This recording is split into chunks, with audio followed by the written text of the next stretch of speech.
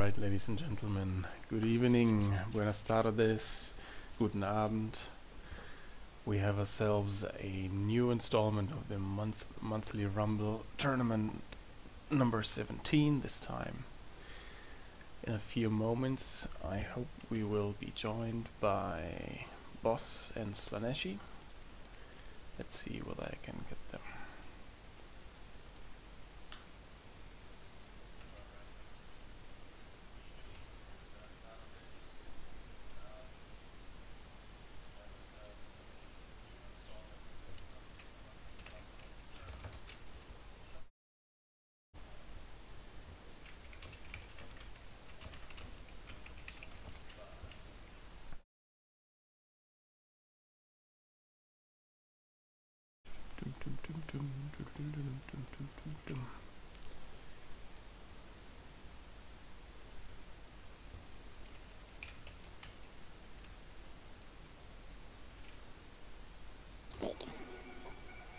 Hi.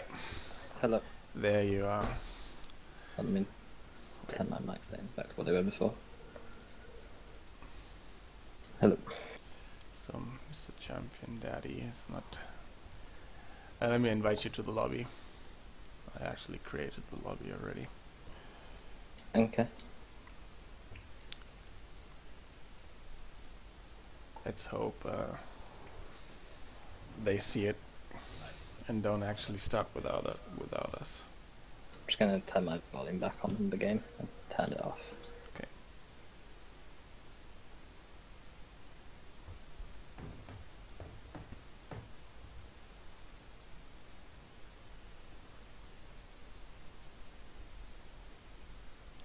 So Slaneshi coming or? I'm not sure. I've sent him. Wait, he's in the TeamSpeak chat actually, but he's in the welcome lobby. Okay. Oh, I didn't even send him the password. I sent it to him. Okay. Good So it should thinking.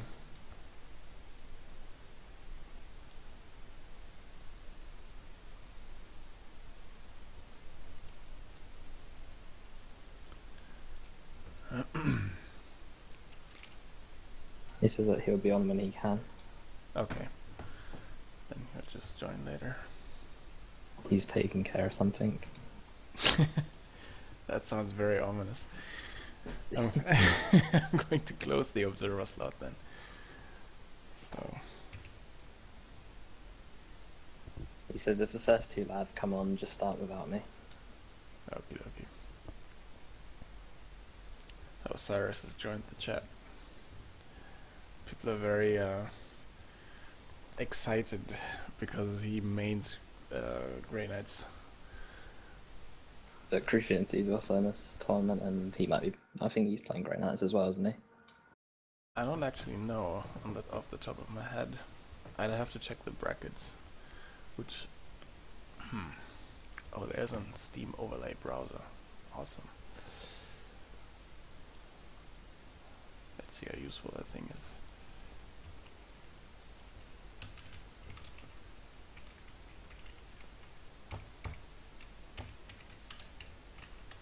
Not very useful.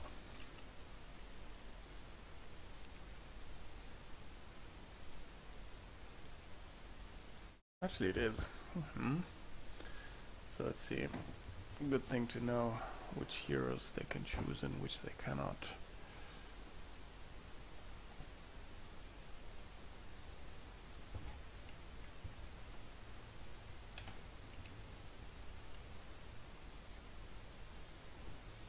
Oh yeah, he also chose the brother captain.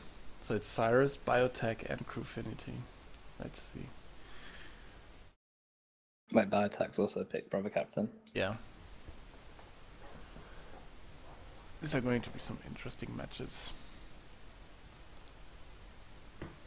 Biotech was saying in the forums he thinks he's going to get knocked out early.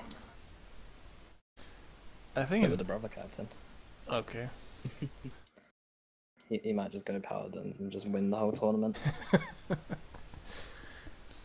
And then he won't get a chance to cast Afflictor later.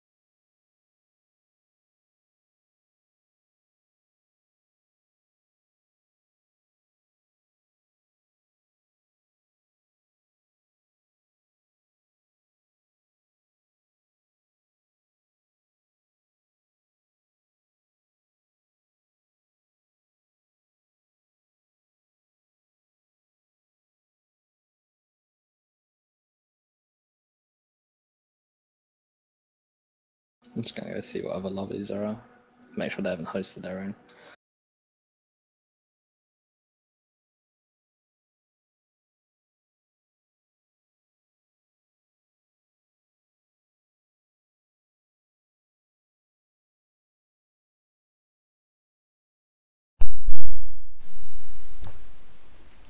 So, did you check whether they had their own lobby? No, there Okay. isn't many other games on the go right now.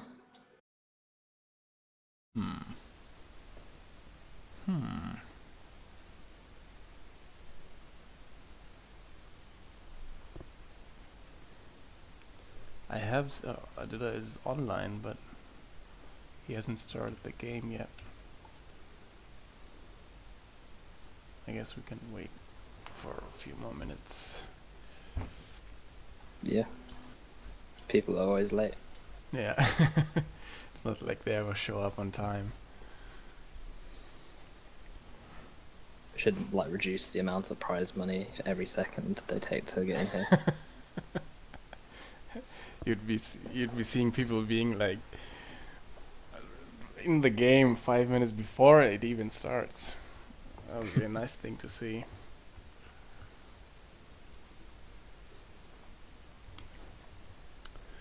So Cyrus and Quebec are actually beginning their match. They're asking for a streamer. Is Uncle Milty streaming? I think yes. I think so. I think he's going to jump into their game because I think he originally wanted Dilla and Satafi actually. Okay. And we've just taken that. Well, Yeah, we well. called for it ages ago. Dibs. And he called for it. We called dibs on that one. Pretty much. Oh, they're actually in the game. Okay.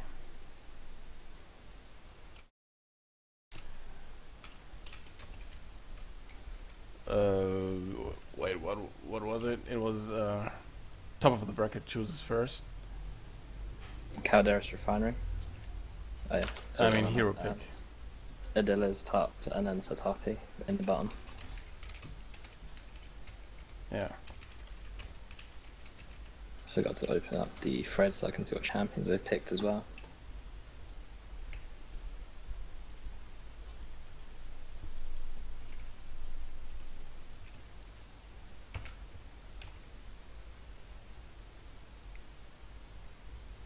So Adila chooses the April 1st. I hope I'm going to see some Warlock. I really want to see Warlock. Because Adila's Warlock is awesome. Yeah, he's picked Warlock, Apothecary, and Mechboy, and Satapi. Satapi's picked Warboss, Force Commander, and Hive Tyrant. Okay, and we're ready to go. First game. Nice. Adila versus Sertopi. Calderas Refinery, April versus... Wait, I didn't get that. Hive Tyrant. Yep. So we haven't seen Adila for quite some time. Let's see whether he's rusty or something. See if we see some Purification Laos in this game. Oh, I hope so. I think they're very good in this matchup. Especially if we see multiple Homogon squads. Yeah. Or even the Purification Rights actually would be very nice with Homogons to... If they jump onto attacks or scouts, you can just heal them to do the mass knockback. Yeah. I think we have... Wait, is that Ultramarines? I think it is. Yep. It is. Ultramarines. The DLC skin looks so nice. Yeah. Okay. Very standard openings. Both players going for the VP and the power though first. I wonder if we'll see some Spore Mines to follow up these Termagants. Wouldn't make sense. So scouts get the power, and they will rush to the contested power on the right hand side, which means Homogons are going to be met by tactical marines. You do have some Spore Mines popping out as well. Spore Mine's such an annoying I think in the first engagement, if you don't have anything to focus them down quick enough, Yeah. they're always going to be able to get into your face and explode. Actually, we was playing a 3v3 earlier today and managed to lose an entire heretic squad to spawn mines in the first engagement. Tried to focus them down with heretics before they could explode, and I was very wrong. That is... so we have our first skirmish. Skirmishes. Over here we have scouts versus Termagants, which scouts I think will lose. Hive Tyrant engages scouts, which are still in green cover, but they retreat as soon as they see the spore mines. And Tactical Marines chopped up some Homogons. They will win the first engagement, I think, before they have adrenal glands.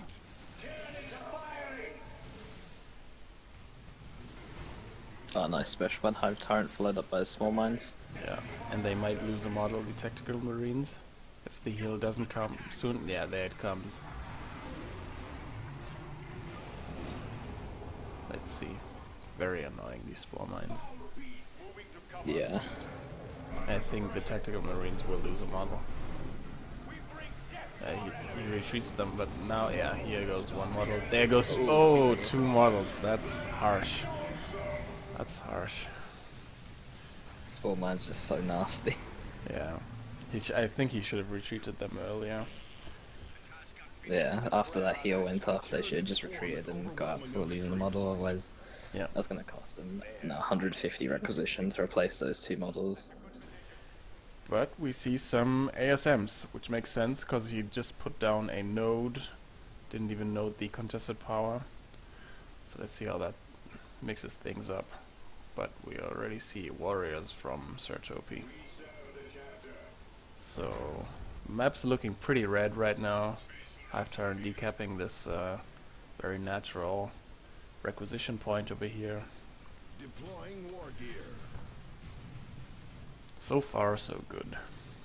Do have some shotguns on one of the scout squads now coming in. For that good old shotgun blast and extra range damage. Oh yeah, these Termagants. Yeah, they realize scouts have upgraded shotguns, and here come the warriors. The warrior brood. Needs to use that shotgun blast on the warrior brood, I think. And there it goes. Oh, these scouts are getting very low. Oh yeah, they lost two models, but they retreat in time. Just But in the time. scout models with shotguns don't cost power to reinforce unlike the scout sniper ones. Yeah. I think these ASMs, they may be in over their head. They might even lose a model, which would be very, very bad. The Homogons switched to them. What did the Homogons do? They didn't attack. That's very lucky. Escaping with all models there. Do have attack model lost while fighting the Hive Tyrant off to the left hand side as well, but the Hive Tyrant is forced off in the end.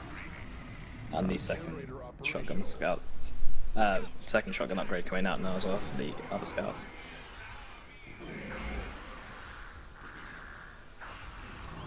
That's a lot of requisition early on to be replacing stuff. Do have a Ravenant Brood as well now for Satapi. We have lost a generator to enemy adding power generator. That replaces the generator instantly. And is already down by 200 VPs. Like, VPs don't matter early on, that much early on, but having a VP lead of 200 victory points is quite substantial. Yeah. That will come into play later on if the game does drag on. Definitely, yeah. So now Sertopi has a full power farm. His natural power farm is fully genned up. He has put down a node on the contested power farm on the left hand side. And he also has the power farm capped on the right hand side. Still the majority of the map going towards him, although it is a 2-to-1 cap. Extra power will help to get him faster teching up. Yeah. And actually, I just heard the vocal cue that the APO is indeed getting the purification vials. Yeah, and here they are. Yeah. See some nice grenades come in now. I hope so. I think he's going to set up the next engagement. So jump in with the ASMs, make it possible for the APO to close in. I think, yeah. Oh, but the Ravenous. Let's see, where's the APO? Where's the APO? It's in the back line, but he's moving up now. Okay, here That comes sounds the like that shotgun. anyway. There might be another one. There goes the throw on the Ravenous. Okay. Curious, I would have gone for the Termagants. The Termagon started to back away before the APO could get in range. Yeah. You do have the, can't remember what it's called, but I know it's similar to the Iron Halo, the warp field. Yeah, that's it. Yeah. Also, the scouts do have a sergeant on them. They did try and throw a grenade, but it did miss everything at the end there. Which is very uncharacteristic for Adilla, because he's usually like very surgical with these grenades. They will hurt. If you get a scout squad with a sergeant on your retreat path, that usually means that you can kiss a few models goodbye. Understood. Still, we have another power bash going down. One generator going down, maybe two generators, but here comes the scout. No, here comes the entire army, and Sertopi pulls back his Termagants.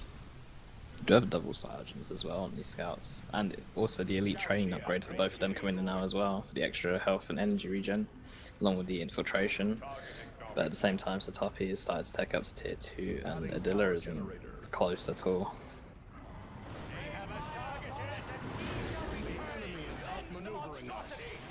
Oh. He stopped capping the, oh, there go the purification vials on the Warrior Brood. He retreats out before they lose a model. ASM jump on the Termagants. So I'm actually spreading the poison a little bit. Which is always good. You want to spread the poison as much as possible. Let's see if he, I think Sertopi hasn't been forced off yet. Yeah, that's the first time he's forced off the field. And maybe now, yeah, there we see these retreat grenades. And maybe now... More damage to his own scouts though. Yeah.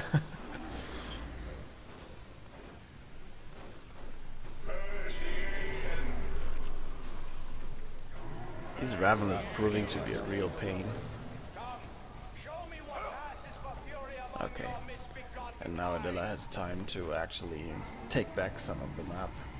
Mitigate the UP bleed. Deploying war gear. You do actually have a brood nest still on the map, which I don't know if Adilla's seen yet or not, but you will see it with these attacks anyway. Yeah, I guess he wanted to secure the power bash, but couldn't. Oh, these scouts are... okay. They're starting to retreat. They were derping out there for a second. These ASMs... they might lose a model on retreat. Okay, they don't. Very lucky. Warrior leaps weren't enough. And there we see the Tyrant Guard. Nice area denial here. Denying that requisition point with the purification vials. I wonder if Adilla's going to be able to counter this Tyrant Guard. He's only just started to take up to tier 2.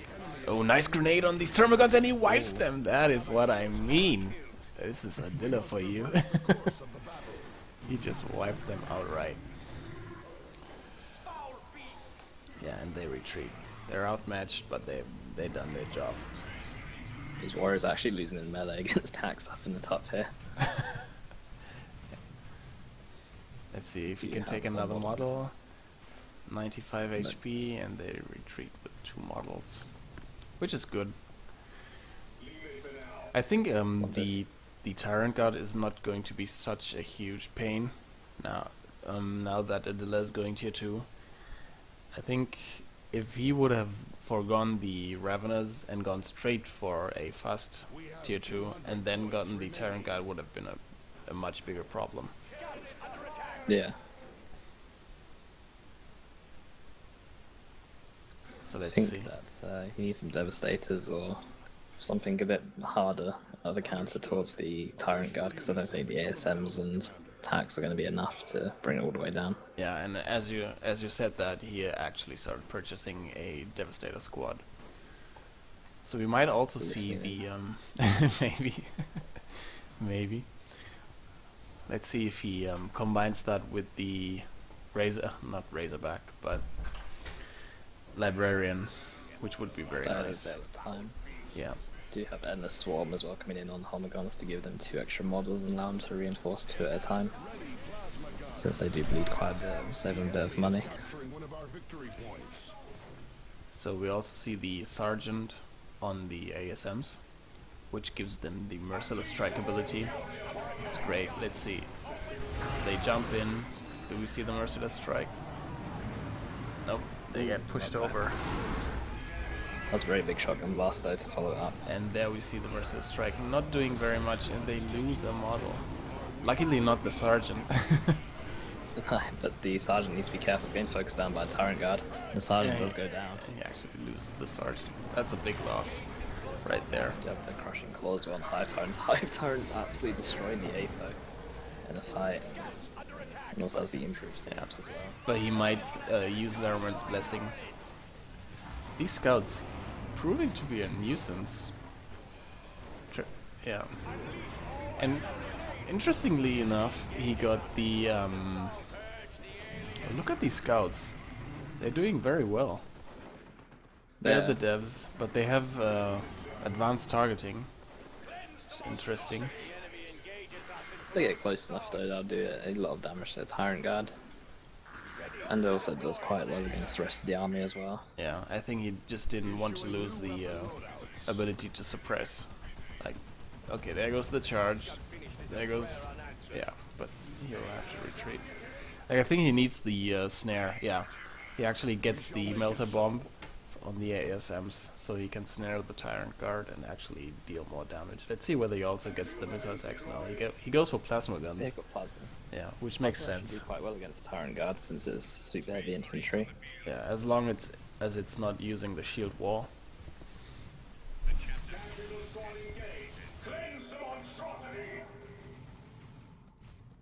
Here comes the Melter Bomb onto the Tyrant Guard, but the Tyrant Guard is too far away for it to do anything really. Yeah. It does force it into a shield wall though. Which is good. Which means that it's on cooldown. Ravenous burrowing behind the text, but ASMs are wise to it. Counter initiate. This Hive Tyrant with the Crushing Claw is doing so much damage, about 108 melee DPS, heavy melee DPS even. Yeah. Oh, here we see the scouts coming in. Warrior Brooder here though, which means detection is here. But look at the damage on that Hive Tyrant. Talk about focus fire.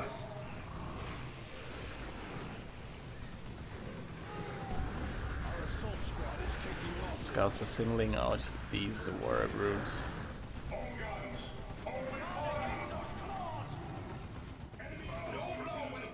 Hive Tyrant charges in to disrupt the Devastators, and this Hive Tyrant... Oh, nice close range grenade! There we go. Sorry. Like, His Angel of Death is a bit late. oh yeah, you should have used it before the Tyrant got actually charged in. Yeah, and we see these point blank grenades, but these scouts might be paying with their lives. Let's see. No. Actually, get away. Everything actually gets away very low health. These attacks as well, getting away at 4 models when on 400 in health. That's pretty decent. Which is outrageous. Good old Space Marine. Good old Space Marines. Kicking Ace is asking whether Grey Knights are allowed in your tournament in this tournament. Yes. They have never been forbidden in any tournament.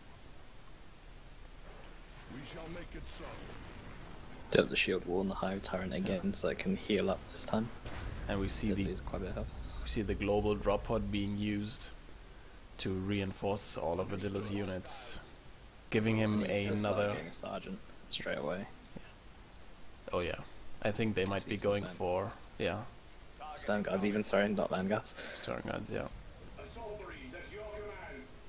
There go the double shotgun scouts, which will be detected by the Warrior Brood.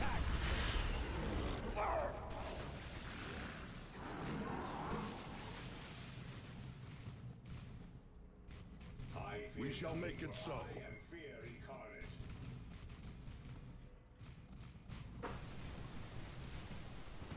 So let's see. Vengeance rounds get used in, a lot of damage to just everything, but then that's a very nice disrupt from the Raveners. A very big special from the Hive Tyrant as well. Hitting multiple units. Where's the April? Oh, it's actually Apex being is focused down. There goes the Melter Bomb on the Tyrant God, but he just goes back into shield wall. Oh, but nice. He actually upgraded to the missile launcher, which does a hell of a lot of damage to the Tyrant God, because once it uses the shield wall, it's actually switching to vehicle armor. Not switching to, but it has vehicle armor. Yeah. But it's still out healing the damage that they're outputting though, even with the Vengeance rounds. Yeah. Which actually ran out now. Do have a grenade coming in at the Brood Nest. Does take down a lot of Termagon models there. Very nice. Takes down 7 Termagon models, and the Scout's going to focus fire down the Brood Nest. See another grenade coming up. Grenade. Very nice. Oh, this Brood He Nest actually is melees the Brood Nest. He doesn't get it there. This is outrageous. Warriors do have their adrenal gland upgrade as well, so they have a heavy melee now. And do extra damage when more units are around them, I think, isn't it? And Sertropy goes tier 3.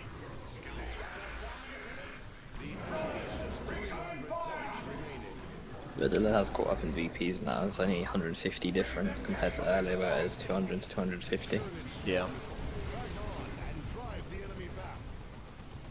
I think this Tyrant Guard could go down. He really There's a lot of wants stuff yeah. over Yeah, he went with the double missile launches, it seems. No, he didn't. No one of them still plasma.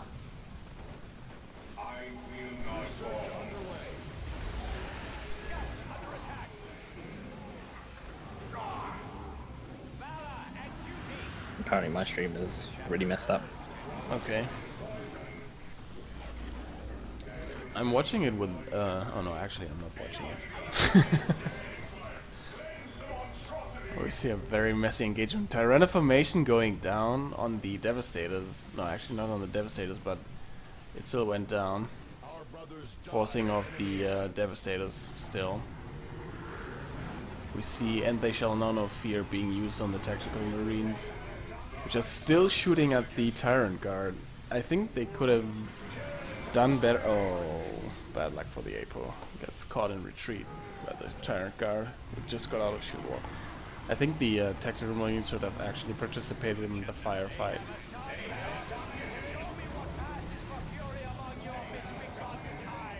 Yeah, now we see the buffs coming down from these capillary towers, helping the Tyranid army to actually push forward. Sergeant on the ASMs is repurchased, but this is not looking good for Adil right now.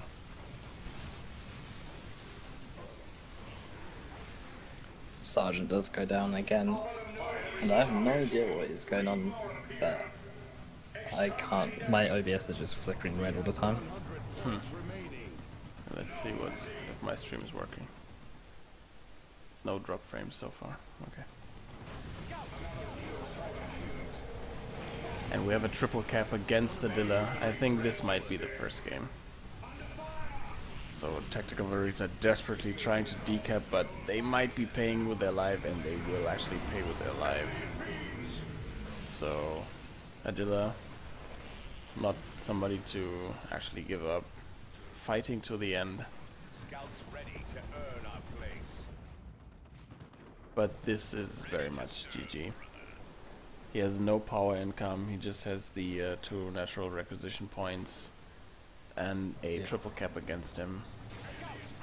The VPs are going to tick away before he's able to decap them. He's not going to be able to get to the mid VP at all, so it's still going to be a 2-to-1 cap even if he does get his natural. Yeah.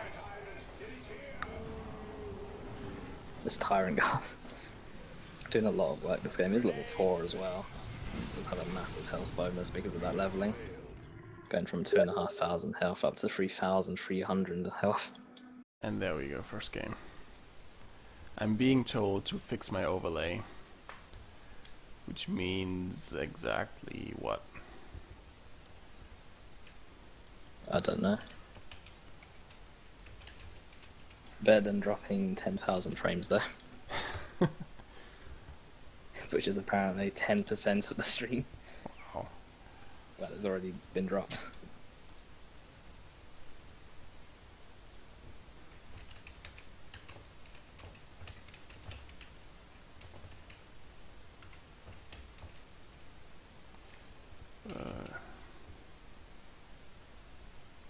Game 2.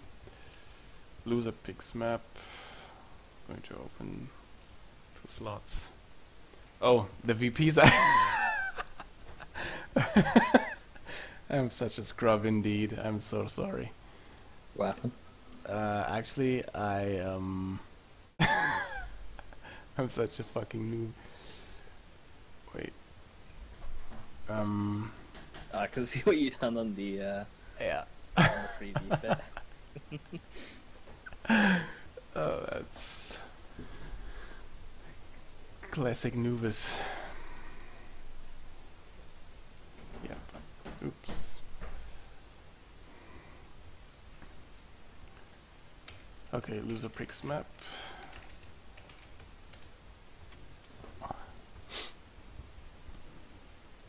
Civil Frontier it is.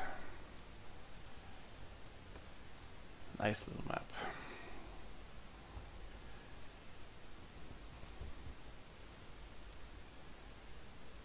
Okay, it should be better now. I hope so. Silver Frontier is quite a nice map. Okay. So, Remember this map back in from the beta?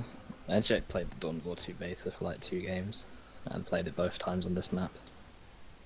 Had no idea about how to retreat a squad or anything. Okay. Loser. Wait, no. Winner Adela picks picked hero first, wasn't it? Yeah. Yeah, so... Let's see what they pick. Although it looks like they kind of decided already between themselves. Yeah, okay. Seems so. Let's just make it... Okay, veto.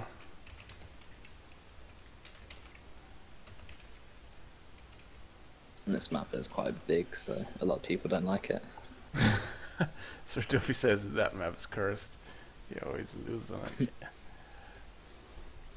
Yeah, it would give Eldar a big advantage.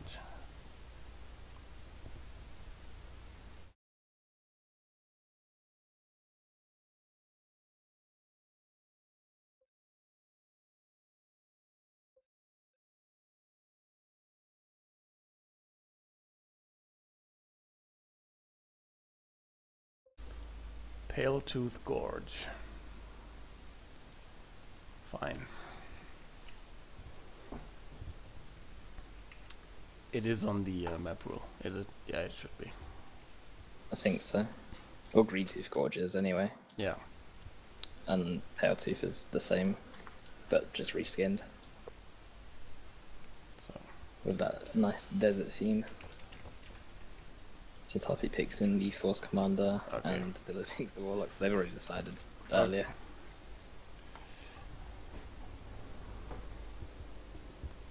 So, Pale Tooth Gorge.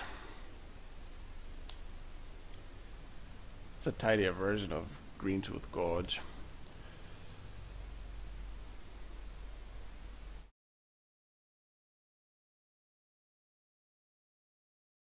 Warlock and the Force Commander both very aggressive heroes, so let's see who can be the most aggressive.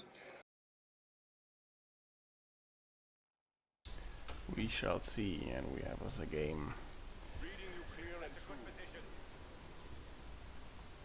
Standard openings again. I think we'll see the 1-1-1 build from Adilla. So Banshees into Rangers into Shuriken platform. It's very annoying to play against. Rangers are so good against power armor. Do a lot of damage per shot. Banshees can protect the Guardian Weapons team if ASM come in to disrupt, and Rangers can also detect scouts if they try to stealth in with some grenades onto the Guardian Weapons team. Most definitely, yeah. Although, do have a bit of a mistake here. The Warlock's not actually capping the power. He's just Oh standing no, next to it. that's a very unfortunate misclick. And the Banshees are not not moving realized. also. He might... Yeah, he dropped. Ah. Oh, very unfortunate. Very unfortunate. So... So we'll have to rehost this. Yep. Yeah, well, but I... Steamed. I can't... Yeah, I think so. He has been steamed, yeah. So how do I tell Sartopi? I don't know. I just left. I'd have to message him on Steam, maybe. I just messaged him.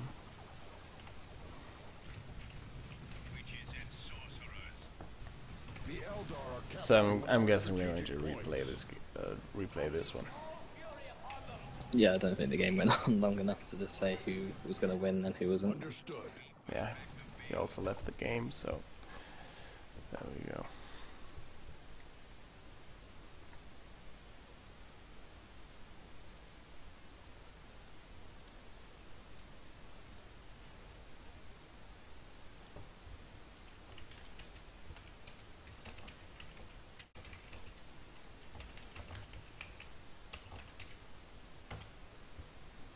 So I think we can go with the same thingies, with the same map, same Yeah. hero. I think that should We'll work just fine. restart the game. No, we'll just have to Now wait for. rejoin the chat. Okay.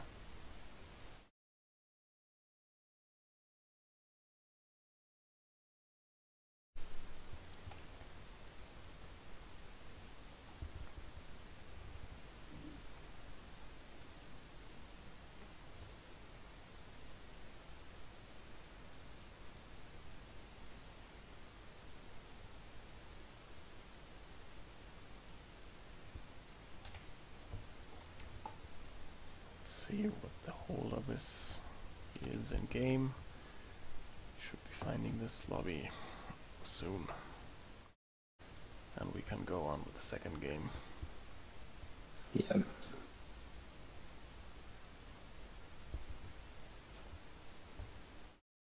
I think some of the first rounds have already finished by the sounds of it in chat. Yeah, I think Noisy already advanced. I think no surprise there. Yeah. Well, Alex did say that he felt the opponent that Noisy was up against, Alex, was quite strong. But it is Noisy though. Yeah.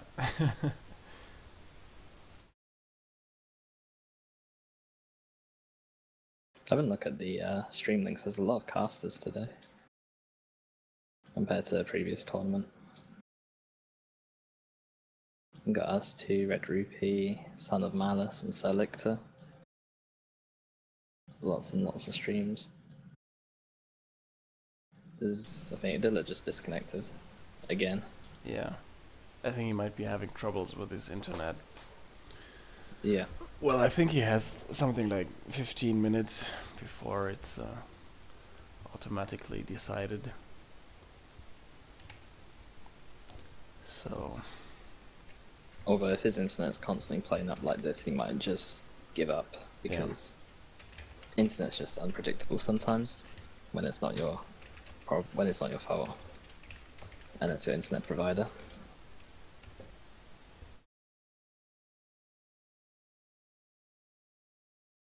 So let's look at the brackets in the meantime. Paperback took his first game versus Zavargil. Sinister Love. Did you actually drop out in advance? Because it just says bye. Yeah, that's what it says for me as well. And it also says Noisy and Asmon bye. What is this? We need actual scores.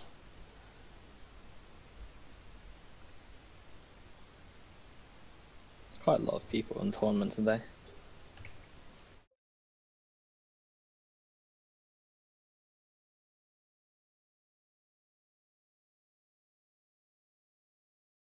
Noisy just left the chat. Yeah, I think he's already on his way to his next matchup versus Asmon.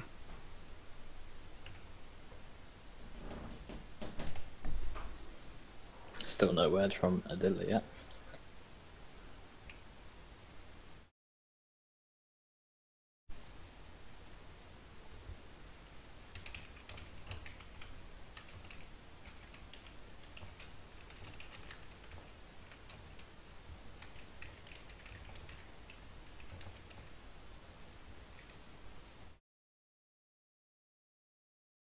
Have you got Adilla on Steam? I'm just looking whether he's actually popping back up in the group chat, which is he's not.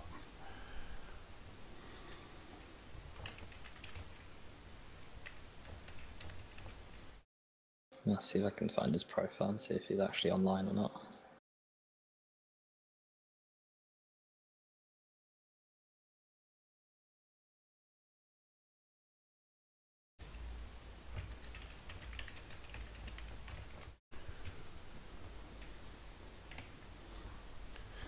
So this is frustrating. Yeah. There isn't really much to talk about this game. Yeah. Unfortunate. That's very unfortunate.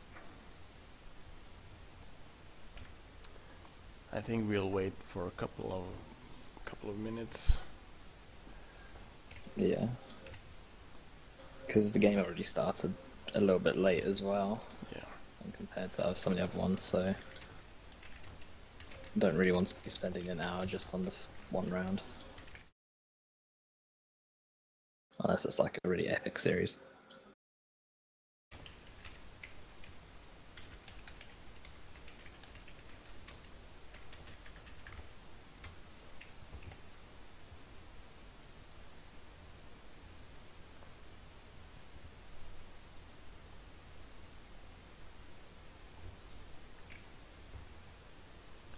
Let's see, maybe. I'm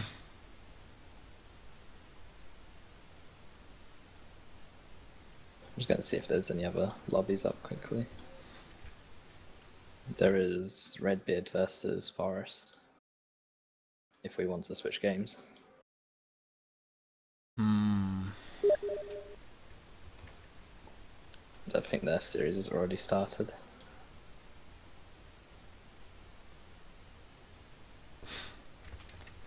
Okay.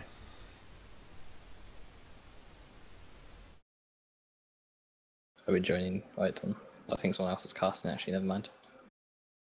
It looked as casting that one. Good for him, good for him.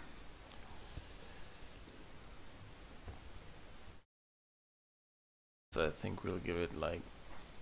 Oh, then Adilla's just entered chat. Oh, he has? Okay.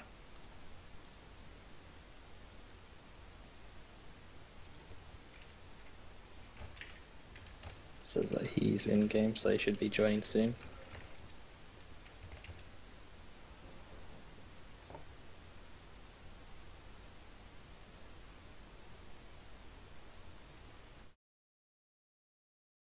So Redbeard and Forrest are actually discussing what they did wrong. That's very nice. Okay, Adilla's back. I did get that.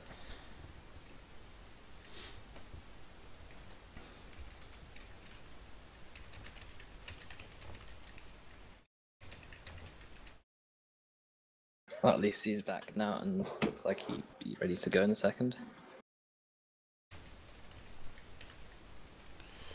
Okay.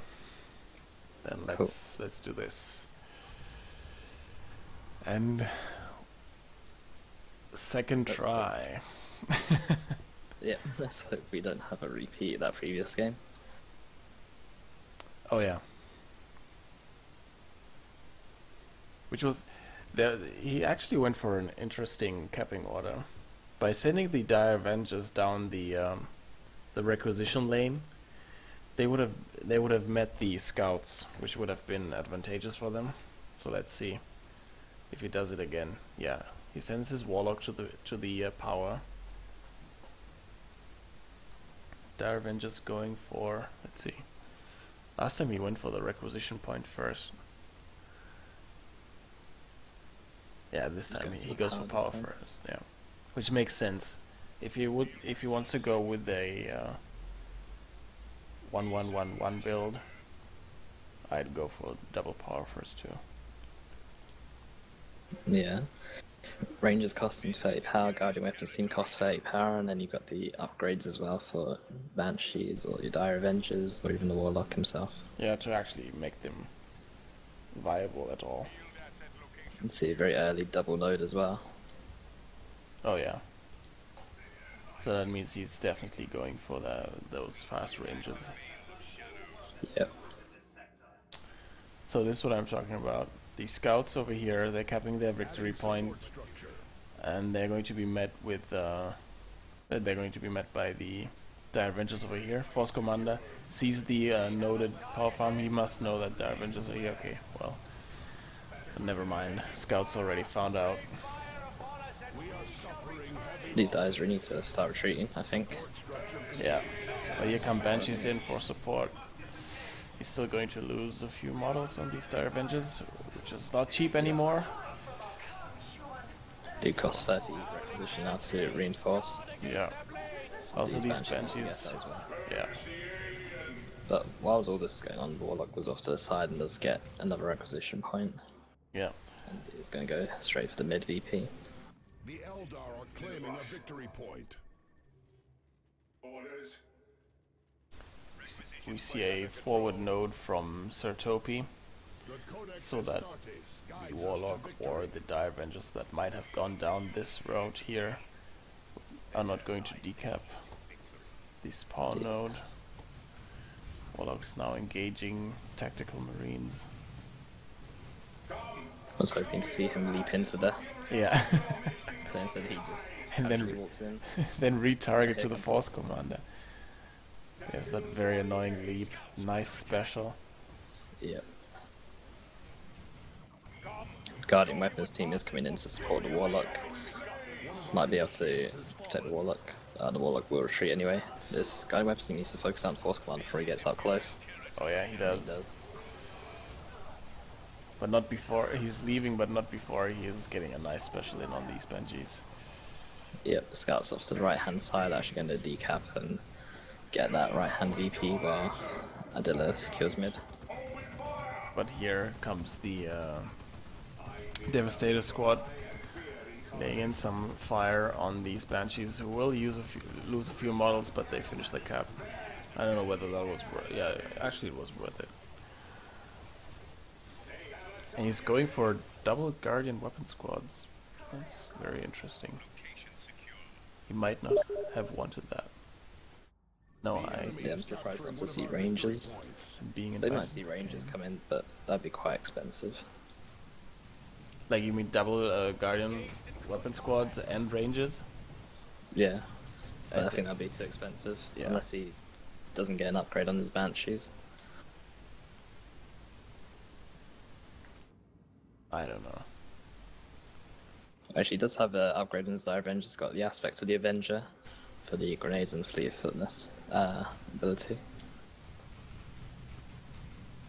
They actually do get the cap on the left-hand VP, but they do lose a model. Which means Adilla has a shot, 3-0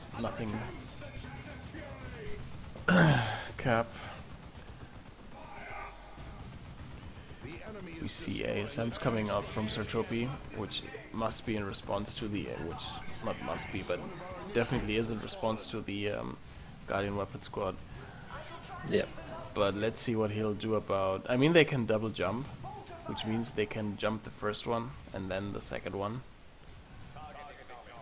This still needs to be careful. If the Warlock actually gets a Merciless Witchblade, you can stop them from double jumping by draining their energy. Yeah. But it does look like he'll go for an upgrade on that. Looks like he might just go into tier 2 and get a Witchblade Curse instead. He's actually getting the channeling runes right now. Which means going for the supported build on these Banshees. What is wrong with these Banshees? They...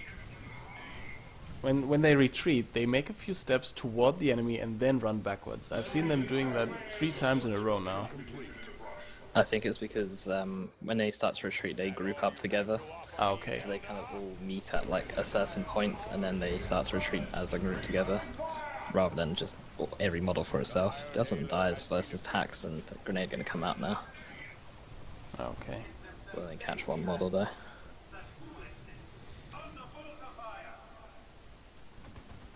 Adding power generator. See if, oh yeah. Dilla's quite ahead in power though. Yeah, he has a full power farm and a noted. Research cancelled. I mean, Dilla's stacking up, and Satopi's only on 25 power. It's going to be an extremely fast tier 2. Yeah, he went quite heavy on the on power. He got ASMs. He got a Devastator Marine Squad. He got the Iron Halo. Let's see. He's going for shotguns. Yeah. But the Distort Field going down the bench just reduced range damage.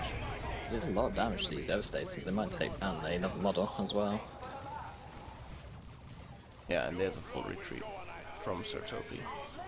Adding power generator. Double shuriken platforms actually proving to be a little bit too much. With how quickly they can set up, it's very annoying to try and disrupt both of them at the same time. Claiming a victory point. I think they set up the quickest out of all heavy weapons teams in the game. Generator operational. Still the map looking very blue. Adil is trying to alleviate that by capping back a few points. Shall see. Tactical Marines are also forced off. Yep. They did have a retreat grenade thrown at them, but it just about missed. Barry is asking whether somebody else is also streaming. Why? Is this stream not good enough for you? Don't know. Yeah, actually it's Red Rupee and the Lictor, and I think Uncle Milty said something about also streaming. Son of Malice is also streaming as well. Oh, I didn't know. Uncle Milty wasn't in the streamer list, but Son of Malice was though. Okay. But he's streaming on sc2.ru or something.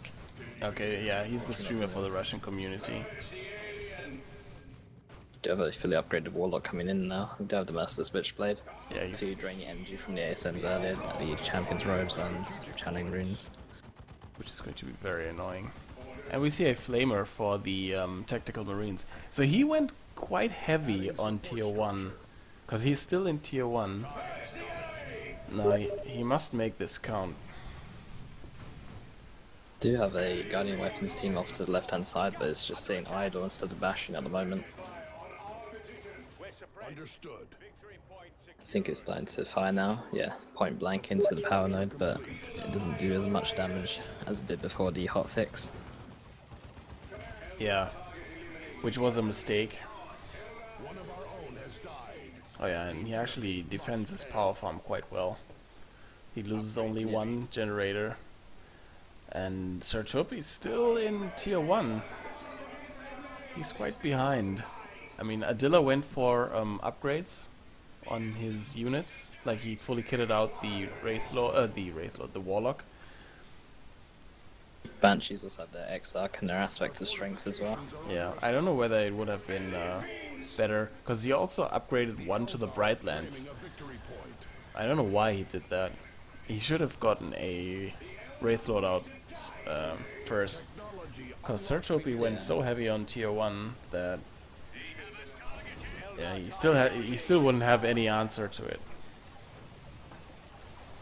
A vehicle would have been game changing right about now. Yeah, because Right, it's too late for him to get a vehicle. yeah, Well, he can, but it's not going to be as effective as it would have been. yeah, great going down on the Force Commander, instantly draining his the rest of his shield. Yeah. You also have the Exarch as well on the Dire Avenger squad, so yeah, everything's just been kitted out, like you said. But I'm really surprised about the Bright Lance upgrade though. It does have an ability which can Boost your Scorch Beam? damage to the unit that focuses down. That's it. Yeah. I think it's called But Scorch Beam or worth something like upgrading that. to that. Scouts under attack. Fight on and drive the enemy back. See Destructor going down on these scouts. And the channeling runes now to heal up the Banshees. These scouts are probably going to go down if they don't get out of that building soon. They're either going to die to that Guardian Weapons team, or they're going to die to these Banshees in retreat. At this point, they are definitely dead. Additional units. Yeah, no, they might go. No, will they get away? They get away. Nice play. These Devastators actually covered the retreat from the for these scouts. He was kind of very close there. Yeah. Got the Falcon now coming out to help reinforce some units out on the field. These Avengers actually forcing off attacks in melee. Yeah. With that X-Arc there. I think a grenade might have gone down. Yeah. They're missing 40 energy, so a grenade might have gone down. Fosquana decapping, and he gets out a Falcon. And we see the Librarian going down for Sartopi, who's actually Do you have floating. advanced targeting? Claiming a victory point. Do you have advanced targeting on Devastators instead of the last cannon as well to counter the Falcon? We do also have a Power Fist as well for the Force Command coming in, which should work out as a nice combination to kill that Falcon since they are quite weak in health. Yeah. And with the Power Fist, he will be taking quite a few models from these squishy Oh, no, he's Elder getting units. too close to that Falcon. That Falcon's gonna get snared. Battle brother has fallen. Do not let his Actually, no, he doesn't have enough energy to snare it. If he had turned that Iron Halo off, he might have done. I think it does cost 80 energy to use Flesh over Steel. Yeah, it's quite energy intensive, and with the Iron Halo as well. support structure. Yeah, he's getting the Armor of Alacrity and the Iron Halo. I mean, he has the Iron Halo, so he has a very power-intensive Force Commander build. Which means he won't be able to use all the abilities from the Force Commander. Come, show me what passes. Nice. Yeah, he just needs to save up some energy at least anyway. Yeah. He's And going he for can double speed up. Falcons. It's very, very curious builds. Was it with you that was playing when we saw someone actually go like triple Falcons in the 2v2? I beg your pardon? Was it I was playing with you and someone actually went triple Falcons in a 2v2? We do have the multiple upgrade as well on the A7. There's a lot of disruption for that Falcon. Yeah. So let's see. Banshees are eager to engage. Because the Power Fist will only knock down one model. Oh, and the Devastator's not opening fire in time to actually save the Force Commander from these Banshees. The Avengers fleeting in. Yeah, They're gonna force melee. they're gonna with that karate X-Arc. kick these. Them into. But here come the flame attacks. That's special. Oh yeah, moving units actually lose one melee skill, so since they both have same melee skill, the Dire Avengers will actually yeah, special them. Force Commander instantly repurchased. Sartopi was floating quite a bit of wreck there, so that's no Yeah. problem. And Adilla proving that his Warlock is truly awesome. These Shuriken Oh no, the platform. Guardian Weapons team mid Yeah. sets up in the wrong direction. Well, he's only fighting scouts, so it doesn't really matter. Ooh, nice rear armor hit on that Falcon. Oh, these ASMs don't have enough energy for the melt of them. Ah, Only 14 but he does and do it that. goes down to some bullshit range. I don't know what. That was Some Banshees do pop out the webway gate, but then do jump back in when they realise they can't fight the A7 Force Commander at the same time. yeah. They're like, oh So no, this other Falcon. I'm taking that. And Adilla could actually go to tier 3, We shall make it so. and he does. Maybe we'll get the energy shield on that second Falcon to give it a bit more tankiness later on. Yeah, he definitely should. Let's see whether it's queued up. I can actually not see it. Falcon's doing a good job at picking up some Devastators. Does actually just walk up and take down 2 models. This Bright Lance does take down the power node to the right hand side. Understood. So the range from the Power Fist is actually deceivingly long, far. I mean, that Falcon was actually well out of range, I would have thought, for a melee hit, but it still went down. I don't know whether that was because of the long animation wind-up, or... Possibly. Falcon's quite a fast vehicle. Devastator squad might go down to the Warlock. Never mind, the Warlock will retreat away. Unfortunately, gets a special, and if he didn't get special, he might have actually killed the Warlock there. Yeah. But still, triple cap against Sir Topi. Yeah, and Adilla is annoying, being annoying with these grenades. Just to deny the decap. Yeah.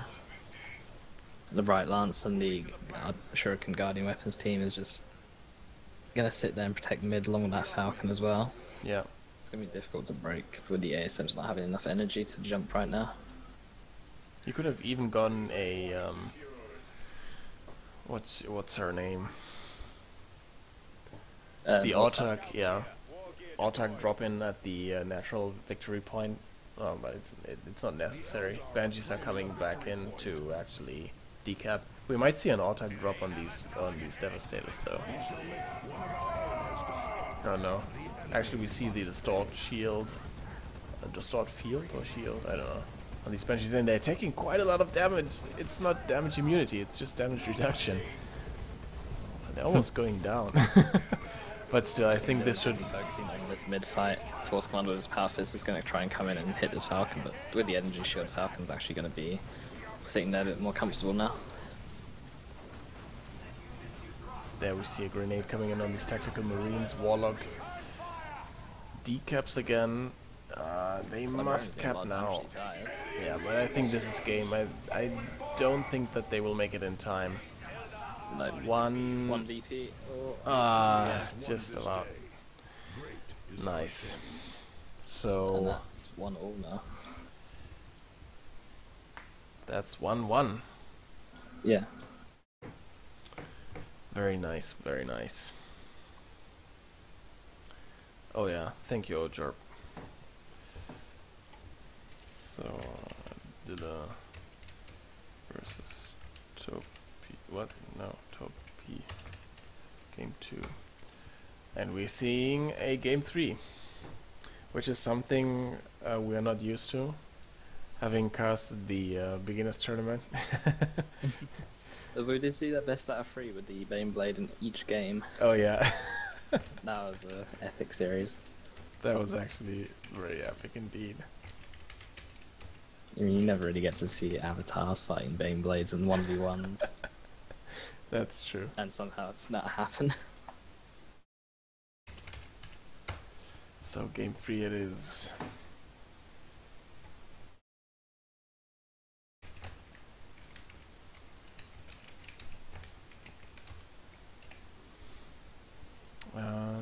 I need to open the slots.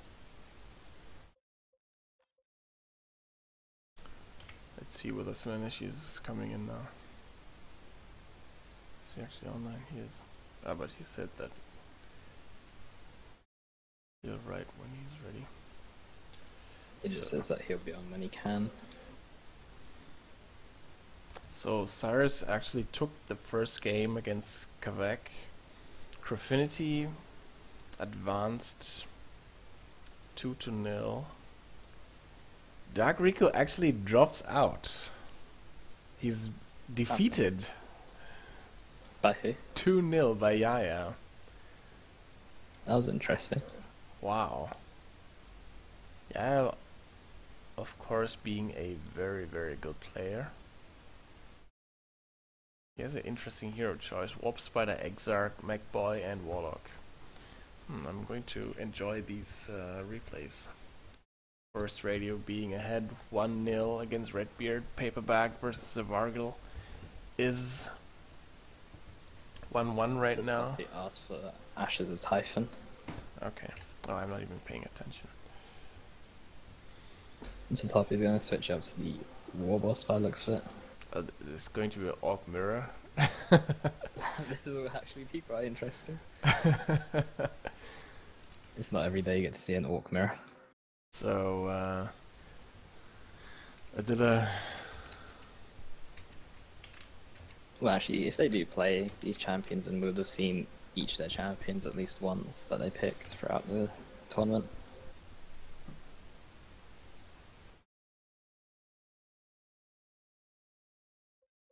Okay.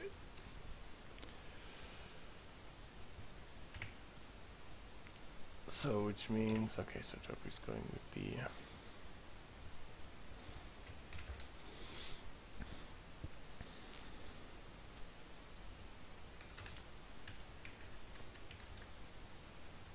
Okay.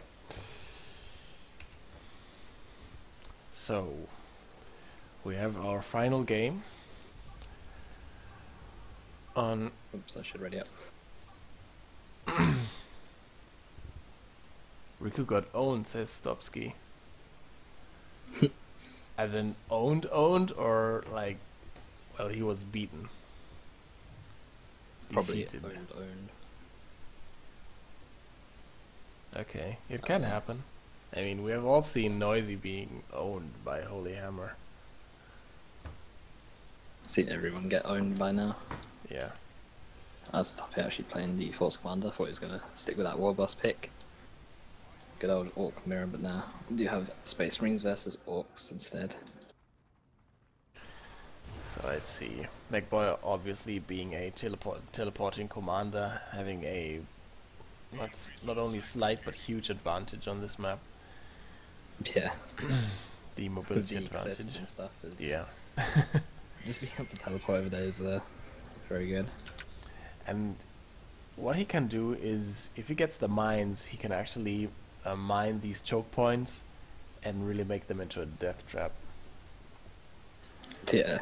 Being able to throw multiple mines at the same time is so useful. That's why I prefer his mines over the Tech Marines mines, where they only get placed down one at a time. Netboy just tosses them out like candy. True.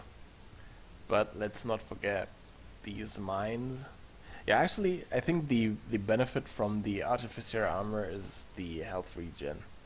He actually gets plus And 200 the extra health health, as well. yeah, and the insane health regen. I think it's 3.5 or something like that.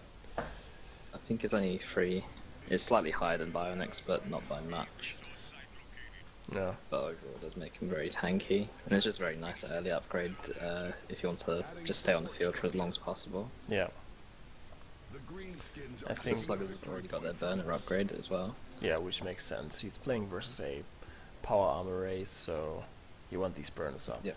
Actually, also because if you win your first engagement, which is likely he will, because Sir Topi is waiting for his second Tactical Marine squad, so he should realize that Scouts and Tactical Marines are on this side right now, so these sluggers have free reign to burn down that node. The Force Commander alone will not be able to stop the rest of the Orc army. So Force Commander watches as these sluggers burn down this node in some unholy fire. MacBoy These being... double shooters will try and have a bit of a poke at the Force Commander Devastators coming out as well instead of that second attack squad.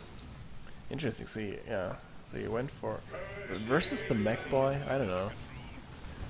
Dev Storm Boys coming out as well. That's a lot of disruption for these devs.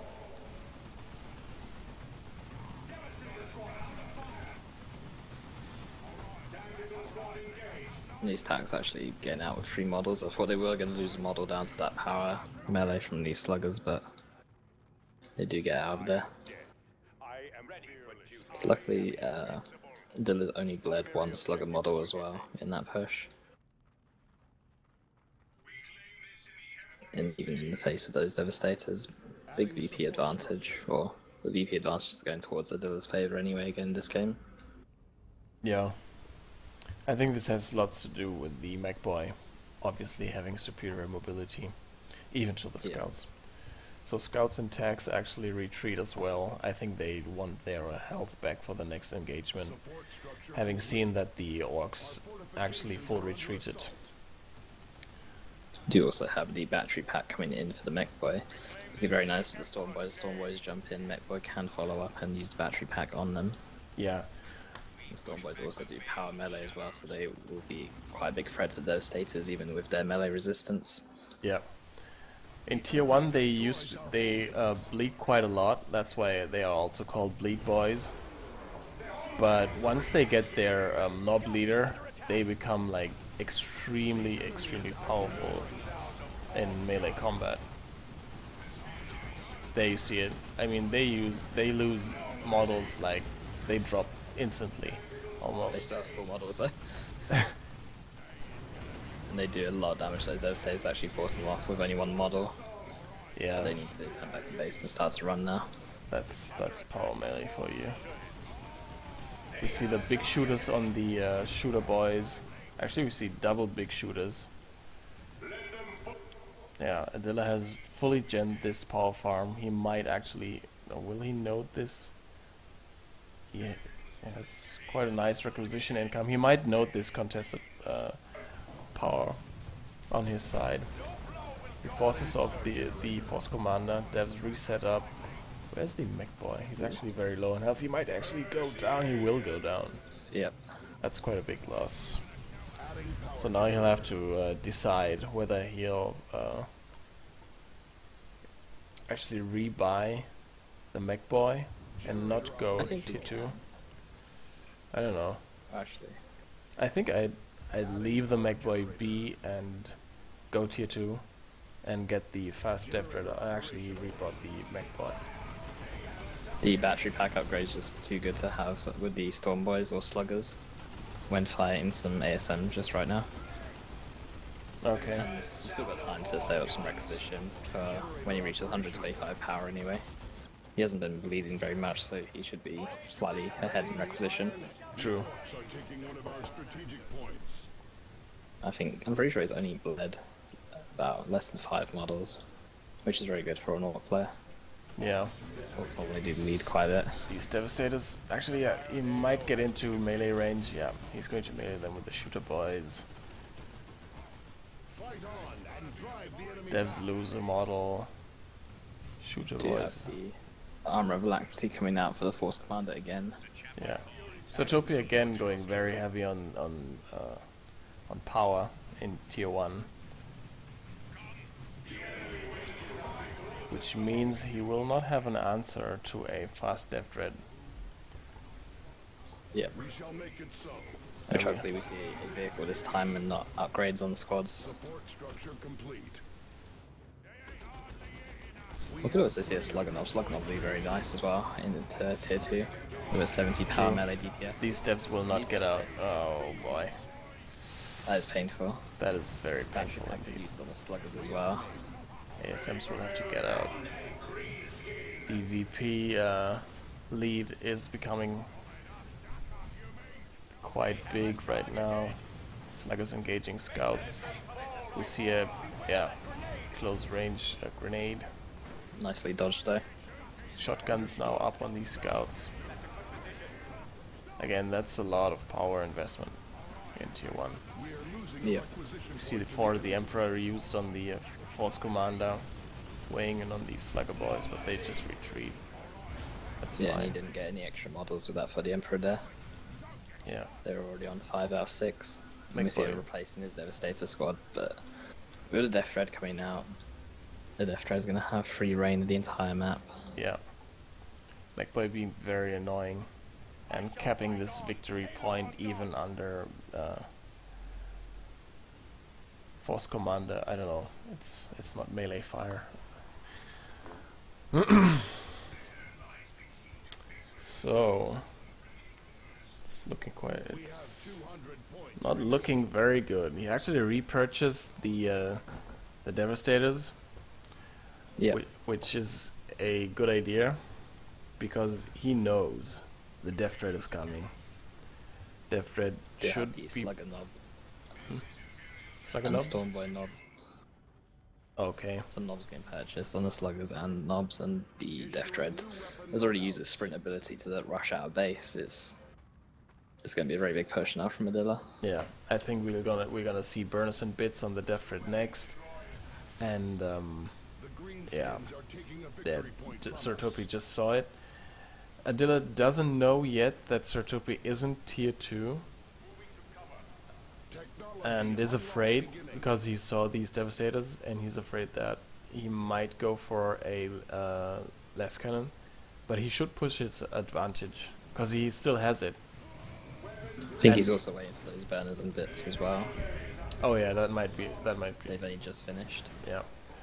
So he is going to push now, and he should see the plus icon on top of the Devastators, which means that they have advanced targeting and cannot upgrade to a less cannon anymore. One of our generators is under attack. So here we see it burning down these gen farms. Yeah, at this range, Vendred's still hurt, but not that much. So we see the McBoy tying up the Devastators, and We have lost a we actually, oh yeah, we see the Dreadnought, the Death Dread using ground target. So he actually burned the node and 2 gens at the same time. I always prefer to just target the gens. If you target it right, you can take down multiple structures at once in the same time that it would take you to take down 1 generator. Yeah. We see, I always just seem to miss that though. yeah, it's not that Slugger easy. is coming back in now. This Force Command needs to be very careful. That Slugger Knob is going to do a lot of damage, and Force Command is going to go down possibly. No, sluggers are not just gets that out there. great in retreat killing. But still, oh Oh, yeah, he's going you're right. Oh, he was using Swampum, that's why, which actually gives a range damage resistance and speed boost. The enemy is capturing one of our victory points. Combine that with War as well. Yeah, that was painful. So he just lost 2 generators. He could have taken them all down. He's getting a Razorback now, which We have 100 I don't like points that choice. remaining. He needs something in the AV part. Maybe he's going. Okay, he's going for the missile launcher. He should be also going for a melter bomb. He hasn't got enough money for one just yet. Or he's just going to ignore the Death Dread. I think the missile launcher should be enough to scare off the Death Dread in combination with the advanced targeting. Generator operational. Yeah, we see for the Emperor being used, and now he saw the missile launcher. Just say this Death Ray is quite tanky with his burners and bits though. I don't think a missile launcher and advanced targeting is going to be enough to take it out. The double cap is going to hurt a lot. Raise I it do back. think that this is a game I don't think Sertopi is going to be able to capture AVP in time. Yeah. Our force commander has Oh yeah, and the McBoy actually. invitation for Very nice by Adilla. The comeback. Comeback's After real. losing the first game.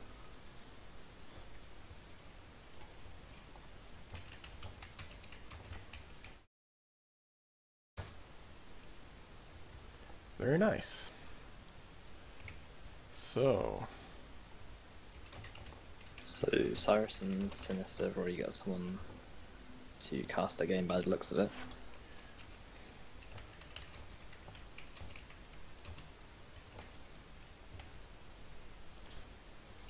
I beg your pardon.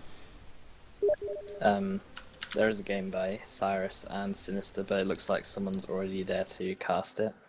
Okay. So, Let's see. Yaya and Zavago might be playing. Where do you see the lobby? No.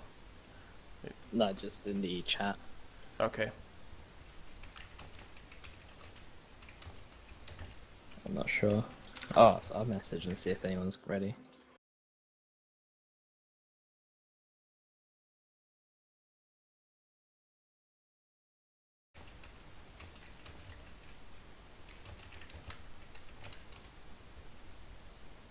Oh wait, Yaya's got a game up.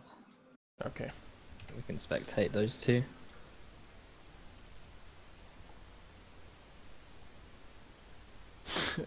Wait.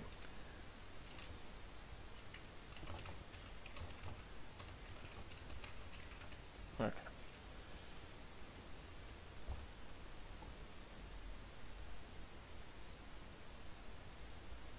Cool stuff. Yep. What heroes have they both picked?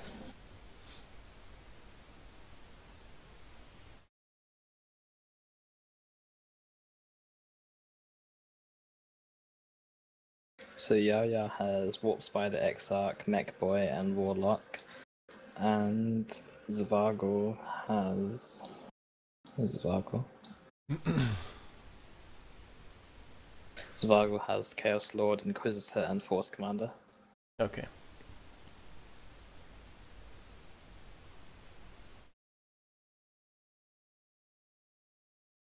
Oh, and Forest Radio and Redbeard are actually going into game 3.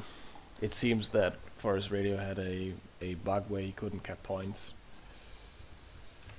GG Just Relic. makes sense to replay the game.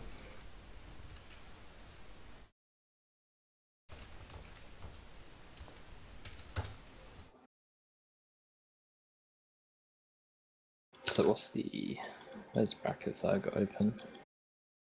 So the first map for these two will be Jarrow's Forge. Okay. This is a round of 16, isn't it? Yep.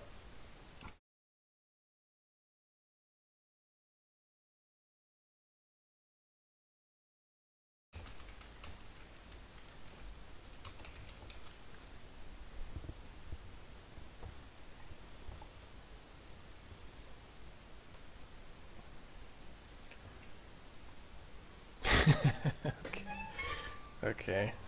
Seems Yaya already knows.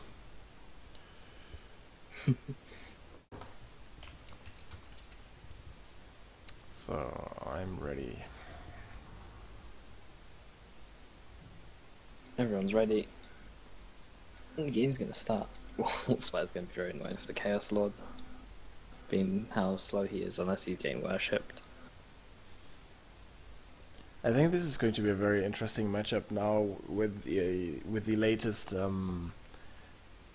patch 2.4.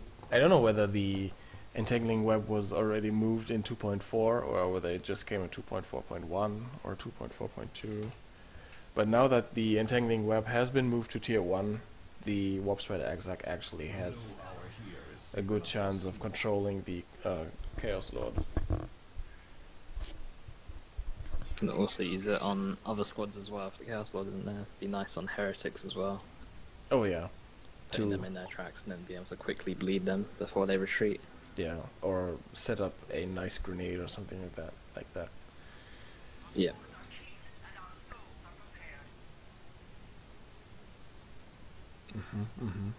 Not sure what that means. Stockton 209. I don't know. Is there a place called Stockton in Netherlands? Because I know that Yaya is from the Netherlands, I believe. Stockton sounds like an American town. Yeah. Like, I don't know. Sounds similar to Compton.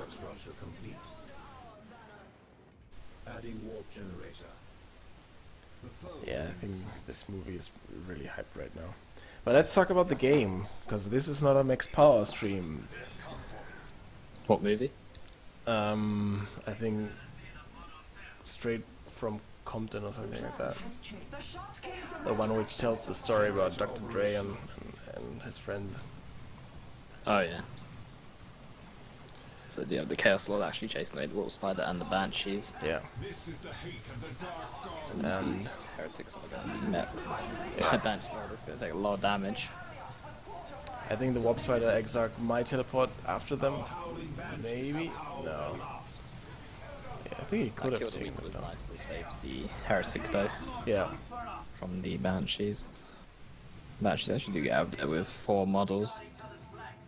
And these dyers might bleed a model to the Stormbolter.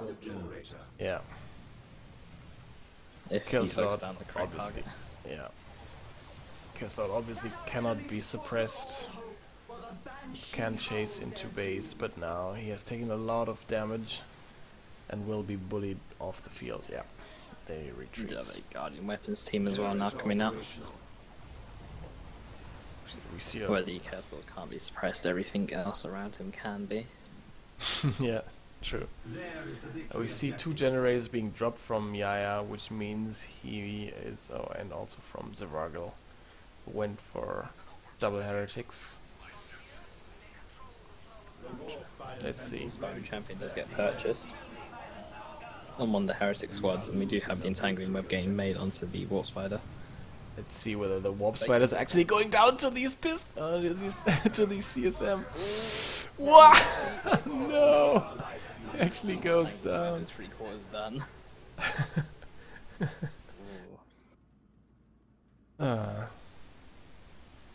That's a painful loss. That is You indeed can't even cancel your upgrade while your commander's dead, as far as I know. yeah. It's also not going to complete. So that's a requisition down the drain, which is being tied up in a dead hero right now. Yep, and 30 power as well, which could have gone to Rangers or another Guardian Weapons team as well. Indeed. And Zervargel actually dropping a 3rd generator, and Yaya sees this because he's checking out this gen farm with the Banshees. And Warp Spider Exarch, I just heard, is repurchased. Yeah, This is delaying his 4th unit so much. the Combi Flame is getting purchased onto the Chaos Lord now, which should be very good for bleeding some Dire Avengers and Banshees as well. Yeah. With its 30 piercing DPS, and also the flame ability is quite nice against Eldar as well. Stops them from going into any buildings as well. Yeah. Do have the aspects of the Avenger upgrade on these Dyers for the Fleet of Foot and the Plasma Grenade ability as well. And we see the crack shot being used on the Guardian Weapons team, but now that the Chaos Lord is flanking around, let's see whether they set up. This is going to be a lot of focus fire. Retreat Grenade? Yes, here it comes, which would actually be, yes, a very, very nice trade. Not trade, but payback. Retaliation. This is actually good. 2 command deaths already. Don't often see that Yeah. in 1v1s. So these Banshees getting into on the weighing in on the CSM actually make them lose a model. Yeah, that was nice indeed. Oh, that's special. That will actually help these Guardian Weapon teams set up. As well. Oh, and they're walking right into the Shuriken team. But obviously having range damage reduction on retreat. And now these Banshees will take down at least 1 generator. I'm being asked on the Twitch chat, how do you deal with the Chaos Lord as Elder? Actually, the superior mobility of the Elder does work very well against that slow Chaos Lord. And the Warp Spider Exarch has the Entangling Web, which will snare the Chaos Lord in his place. So they have quite a lot of tools to deal with him. Surprised the grenade launchers getting made and the squad with the Aspiring Champion. Although they both got Aspiring Champions, but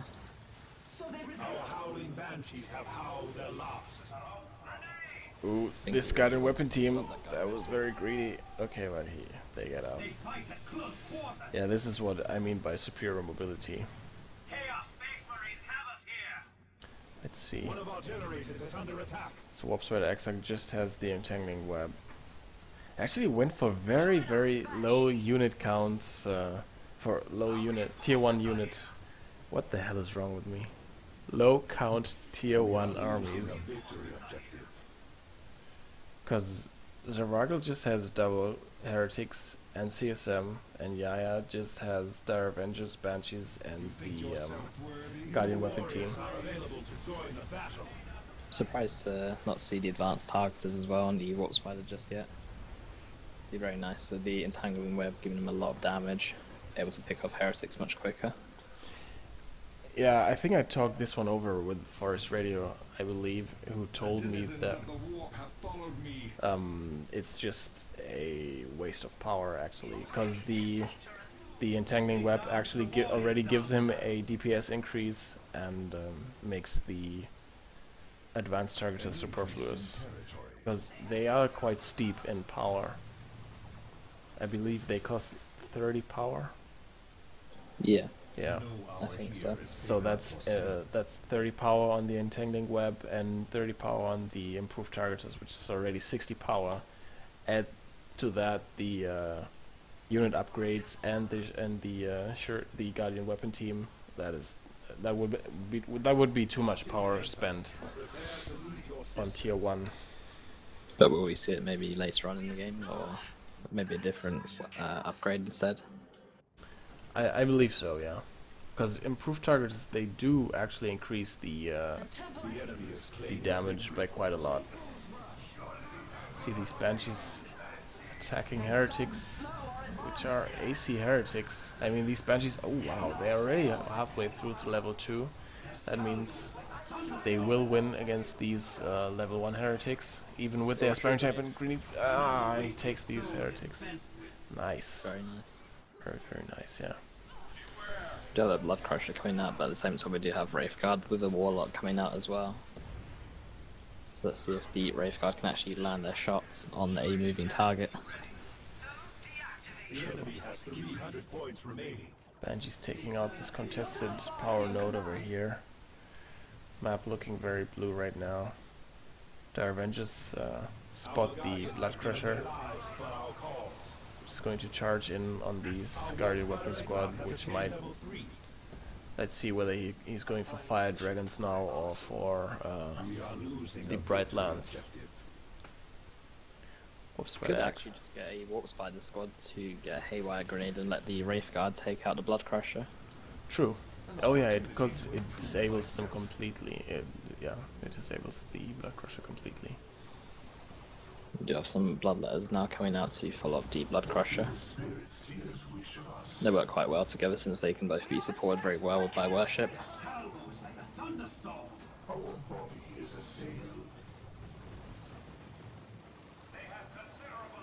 The Fire Dragons are coming out though. Oh, very nice grenade onto these Aspiring Champion Heretics. I think wow, that is big, and we see double Blood Crushers and Bloodletters. Interesting. No, it isn't double Blood Crushers, is it? It is. Or? No, I think it's bugged. Oh, it's bugged. I was Yeah. I was like, how the hell did you get double Blood Crushers out and Bloodletters? Okay, this is big, because now the yeah, okay, we see Fire Dragons. Yeah. And here comes their Exarch as well. Which gives them +4 range. Ah, just look at the damage. Whoever said that Fire Dragons are like way too squishy or something like that. Look, now they have crack shot on them. They're just going to melt that thing. Yeah, that's not lag, my friend. That's not lag. Oh, but if it's lag, that was unfortunate. Yeah, Bloodletters go down, Blood Crush goes down. So Left with just some CSM and a fresh Heretic squad.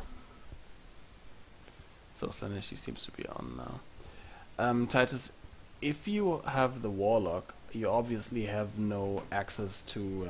wait, let me actually save this game properly, so I'm not making any mistakes here. This was game 1, was it? Yeah. Okay. You could always go double Dire Avengers, which are not to be underestimated. They actually do quite a lot of damage to the Chaos Lord before he can actually close in.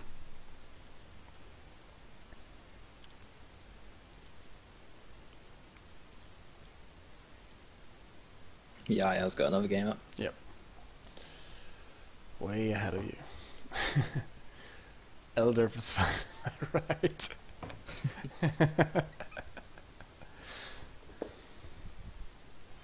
Yeah. But Fire Dragons plus Crackshot equals Nightmare. Yeah. Or Fire Dragons of Guide. Oh yeah. And Doom also at the same time. I actually tried, once I saw the forum thread about the fire dragons, I actually played a game versus the AI, who got a, what is it called? The battle wagon. Yeah. And I was curious how fast double fire dragons could take down a battle wagon. And suffice it to say, it didn't even take 15 seconds for a Banshee squad, the Farseer, and double fire dragons to take down the battle wagon. Wow. I also put Doom on it, but still, that was funny to see. So, okay, let's sit ready. Games are ready, yep. Second game's already starting. Quest Heresy it is. Warp Spider Exarch still versus Chaos Lord. And I think, if I remember correctly, this is a Chaos favored map. Because they... I feel like Warp Spider could do quite well with all the walls going around on the map though. True. But I think the person who controls the middle of the center of this map actually has a huge advantage, because it's not very easy to always go all the way around these walls. I mean, webway gates obviously help a lot still. So interesting capping order. Heretics going for the requisition point first, and Chaos Lord going for the victory point first, leaving the CSM to cap the power node, which I think makes sense, because Chaos is a lot more reliant on requisition first in tier 1 than on power. Yeah. We'll most likely see the same build out of Yaya as well with the early Guardian weapons team. Yeah. Heavy weapons teams are very good at controlling the center on this map because you can cover quite a lot with just a single team. And it gets even more annoying if you get two teams. You can pretty much cover every entrance into mid, except for the ones behind you. See the Warp Spider being his annoying self, just drawing attention here from the Chaos Lord so that he can actually not take part in the first fights, which I'm not following. Okay, Banshee's actually wrecked some heretics. Going to cap this they VP. didn't use a single model and took out 7 by themselves. And they're already halfway to level 2 now. Heretics do give extra XP since the latest patch as well. Yeah, true. Very, very important to get this bonus XP.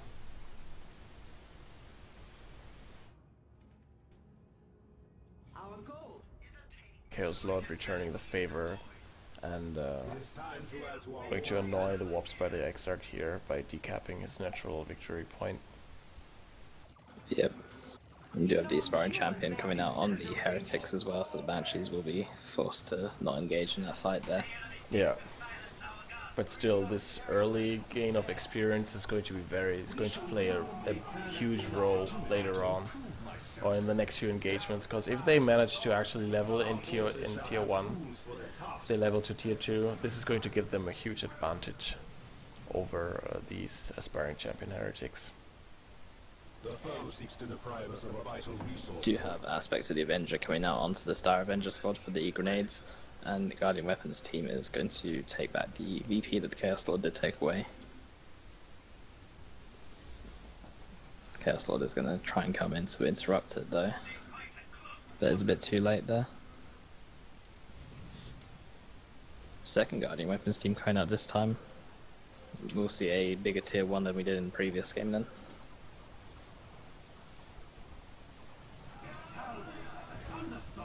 Grenade missing the CSM over here, and nobody has actually tried to capture this requisition point in the center. So let's see, these CSM are taking a huge amount of damage from these Star Avengers quite unnecessarily. Here come Banshees. Yeah. They're taking a lot. They got Doom blasted and shot up on approach by the CSM. Very unfortunate engagement here for Yaya. See dire Avengers. I think they were baiting these heretics into melee combat. Yeah, Shuriken will not be able. But here's the second Shuriken platform, actually suppressing these heretics and forcing them off. Another voice joins our chorus.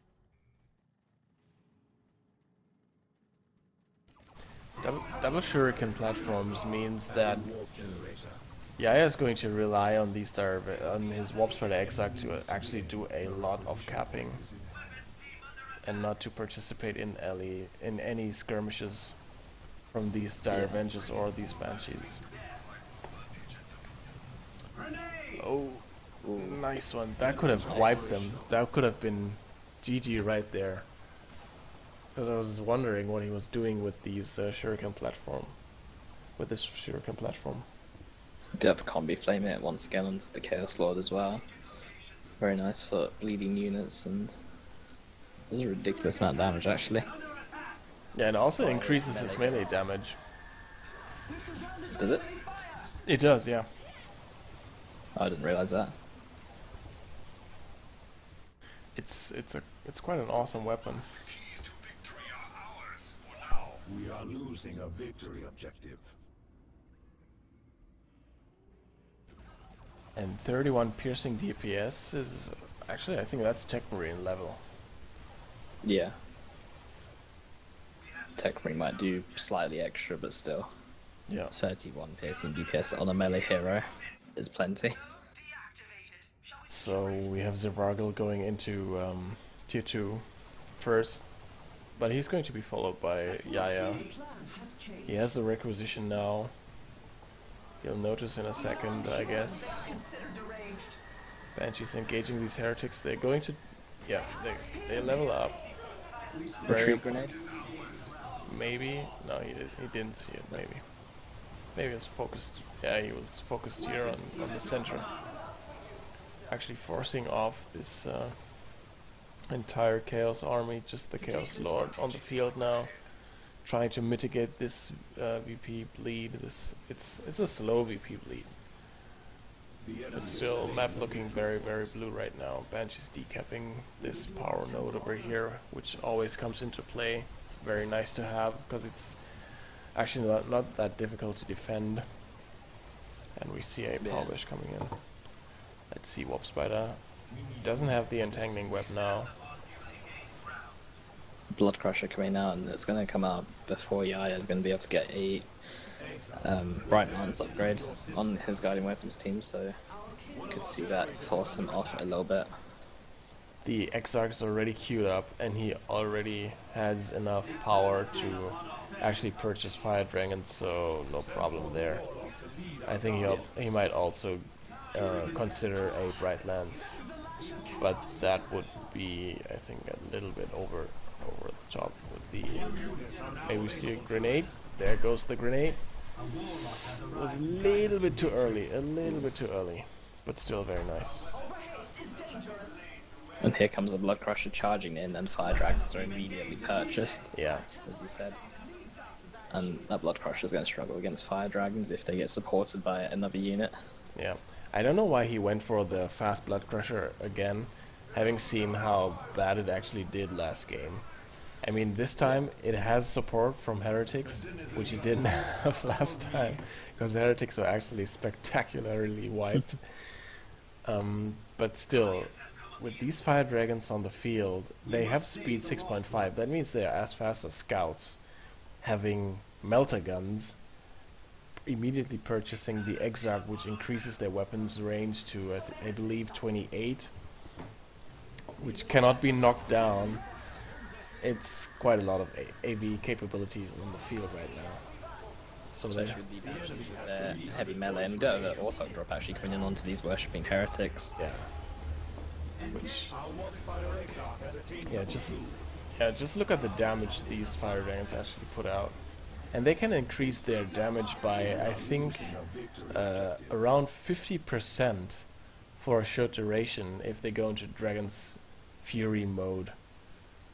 Because their cooldown is reduced. But yeah, see? That is just insane. I think they also have crack shot on them. Yeah. These yellow buff circles means they have an offensive buff on them. And the blue circles, yeah. I don't know why he's surprised about this. I don't know why he's surprised about this.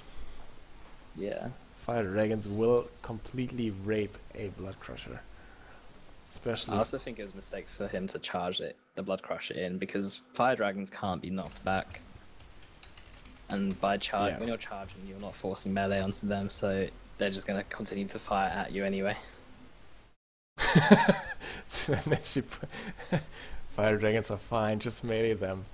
Yeah, as you have mentioned on the forums, that's actually not doing a lot because, yeah. Everything that tries to melee them dies. Exactly. So let's inform Atlas. Then, yeah, I actually took it. 2-2-0.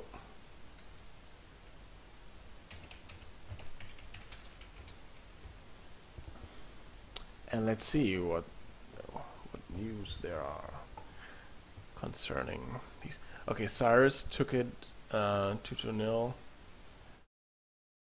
He's now up versus Croffinity, and Noisy's now up versus Alexandro. Let's see, Adilla. So who's up against who, did you say? It is Noisy versus Alexandro, Cyrus versus Croffinity. This is a quarterfinals now. I'm talking quarterfinals. High Spirit is still in his second match with Chaos Emperor, I believe. And user joined your channel. Okay, we are still in issue now. Good evening. Good Hello. evening. Good evening. Let the freeway begin. Yes. Oh my gosh. So, fire dragons, huh? Fire dragons are completely fine. Just charge into them and no way they don't get knocked over by anything. Yeah. Exactly. Like, oh no. I thought they were only resistant to weapons knockback. Nope, wait, that's all types of stunned in the knockback. silence the other night when I was just stunned in the silence and I put a rocket run on 2 squads of them and they just didn't budge. They actually survived 2 full-on hits with the rocket run. Sounds fine to me. Oh, Christ. And the fun thing is, they will also continue to fire on you, even while being rocket runned. Yeah, that's it exactly. Jesus. Well, didn't we see like an orbital like not lift them up as well at one point? Oh yeah, if you put an orbital on yeah. them, they will not be lifted up. Oh, for fuck's sake. Well, it must be like an oversight that Kael'thas put on them. Probably just meant to give them some kind of other knockback immunity, but not being able to get lifted up by nukes is just... I think they do, absolute but they do bullshit. take like longer to get lifted up, I think. I'm not sure. Also, Really Paperback weird. says in the chat, I used to think warp spiders were a joke, and now why would you not ever make fire dragons? It's true. People were so... I think they were still remembering the old fire dragons, like, fuck, they're squishy as fuck and they just die, they bleed you. I'd never get them. They got knocked over too easily. Exactly. Yeah, they bleed models as soon as they got into a fight, and you just have to make them run away. But now they're just a bit bonkers for their cost. If you see what they do to melee walkers like dreadnoughts, it's it's not even funny. Never mind 2 or 3 squads. Yeah. There's a game by Yaya and Forest we could join, but Biotech and Select are already streaming. By the looks of it. Okay, then we could stream Cyrus versus I think Red Rupee's in that game. Oh well, let me join it anyway. I think they started. It doesn't let me join. Then let's join Yaya. Okay. Game is full. Yeah, wait.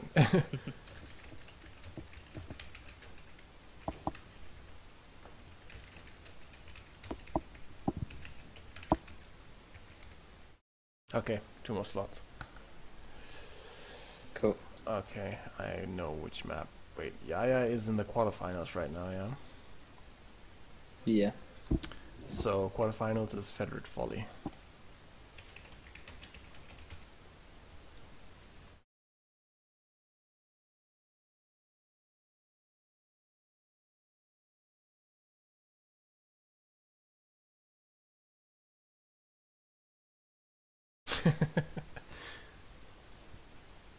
Whoop whoop.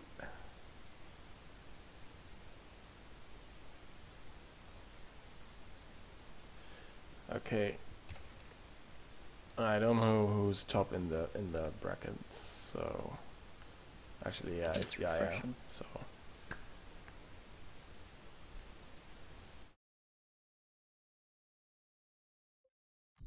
okay.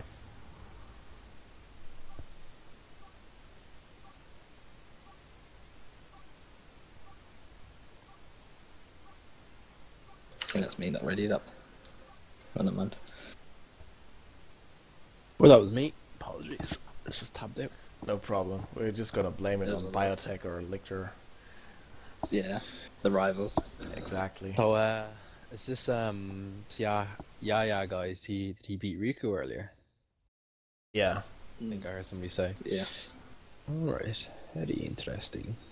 Somebody in my Just chat said that survival. he got owned. That's how he put it. Jesus. But I don't know. But Yaya is pretty good. Like, not to be underestimated. I don't recognize his name. Does he go under a different name or? The only other name I've seen go under is a Yaya without the H. Yeah. Yeah. Oh. I've played against him a few times and it wasn't even funny. Yeah, he's annoying in 3v3s and I think he plays 2v2s as well. Yeah.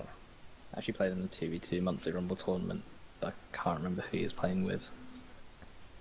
Just focus fire. I just noticed that's Forest. But, here we go. And it's the Lord General. Ouch. Warp Spider is going to own the Lord General on this map. It's like, no. Yeah. Banshees is it's a bit of an interesting choice to go for when you're going in blind. You don't know what the opponent's going in for. Like usually people just go second Dire Avenger just to be safe until you see what you're up against. What's an LG? He might now realize that this was a mistake. It's like, oh no, shit. Lord General. Adding support structure. I think Banshees can work. Oh yeah, like Possibly. I was playing a game last week, and a guy on my team was playing IG, and he actually got base trapped as IG by 2 Banshee squads and a Warlock. Okay. So, if you're good enough, you can make it work. I suppose if Yeah. your opponent is bad enough, you can make it work as well. This is... Okay, But Dire... this is Forest and yeah, we're talking about Exactly. it, so. So, Dire Avenge is actually taking the garrison over here at the contested victory point. And meanwhile, over on the western side of the map, Warp Spider Eggs are just being very annoying against the Lord General, just trying to duke it out there. Not if the also will get special. He does.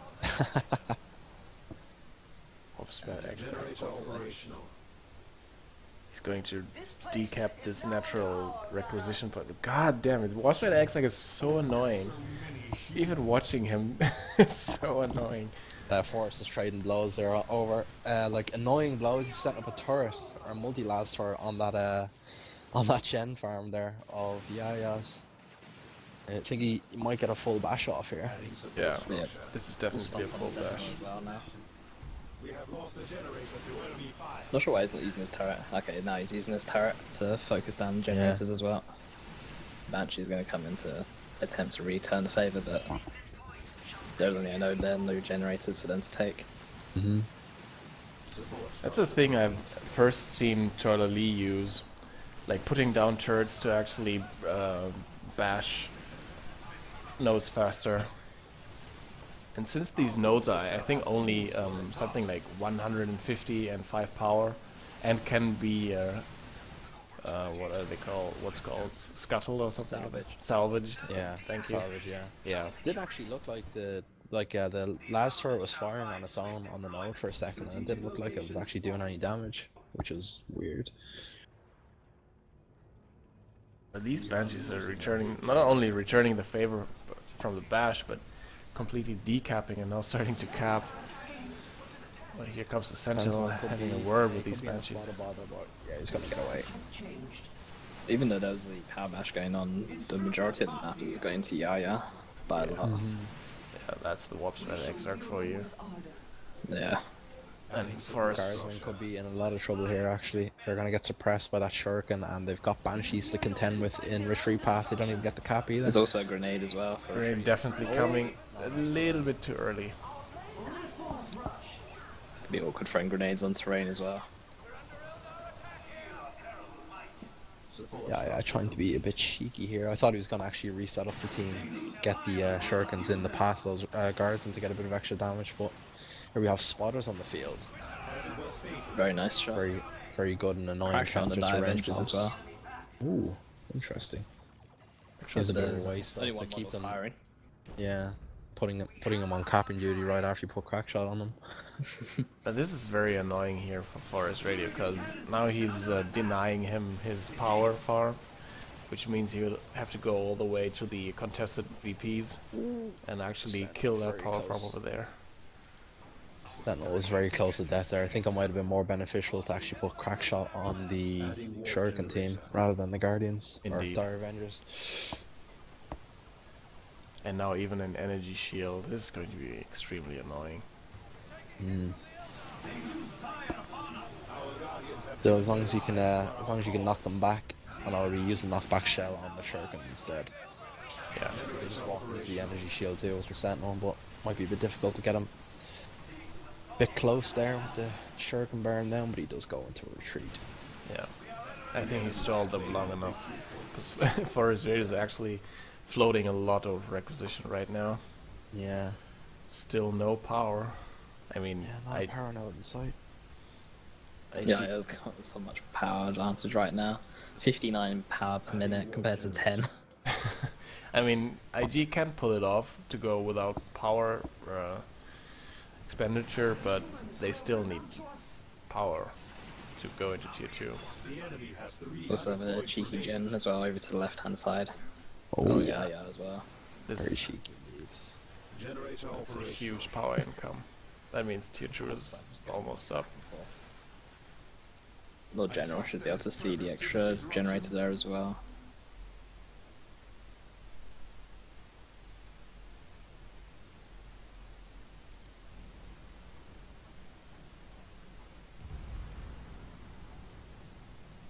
These spotters need to get out before Banshees get into melee against them. Oh yeah, here they fleet in. Stupid leap. Oh, What that knocked out. Yeah, but here comes the Sentinel, helps out with a stomp. Now it's in a bit of trouble. Definitely not looking good for Forest on the resource and tech front anyway.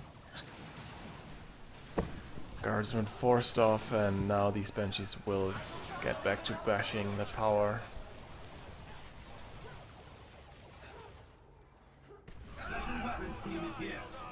NG shield getting placed down again. In such an annoying position as well. Yeah, And he's practically, already used the disruption shell. yeah. Not practically, but basically locking Forest in his base. Shall we secure it? Yeah. And the Lord General is off to fend for himself against the teleporting warp spider. Yeah, both Sentinel's commanders gonna go even down. fairly passive. Oh, poor Sentinel. Crack shot on the guarding weapons team, doing a lot of damage. Wraith Guard on the way, and Force hasn't even started to go tier 2 yet. But he's getting a third guardsman squad. Which I'm not sure about. I think it'll make the Wraith Guard very happy. I mean, he's floating a lot of requisition, and if he's going to note that power, that is going to be so annoying. Let's see whether he's going to note it. I think he Just- should. Yeah, he should, Yeah. just to be extra annoying. These Cadians are tough. Yeah, he's noting it. Yeah. There you go. Yeah, that's I think that's gonna be a GG for Forest. Yeah, Oh, that big suppression and knockback. and There it there he is. calls it. Yeah. Got to go. Got to go. Hoping that's a mistype. Yeah. Yeah, it's looking very strong today. Yeah. He's very cheeky indeed.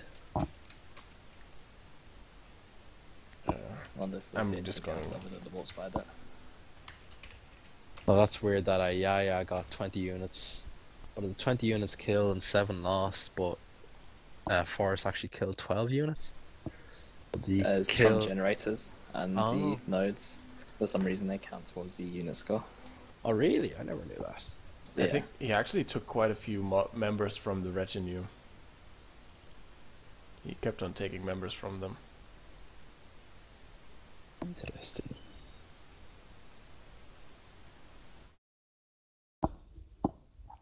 Yeah, I had no idea about that thing with the generators counting as troops. Like, I learn something new about this game every day nearly. Even though I've been playing it for like 2200 hours.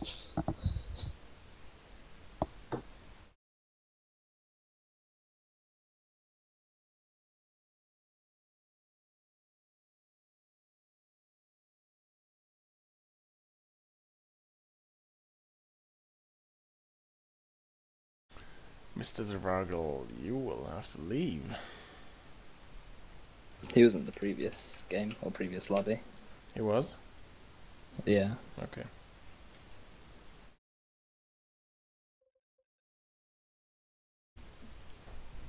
Oh, Another full lobby.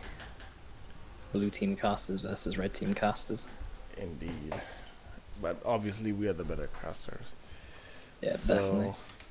Can't be a freeway. first, this map.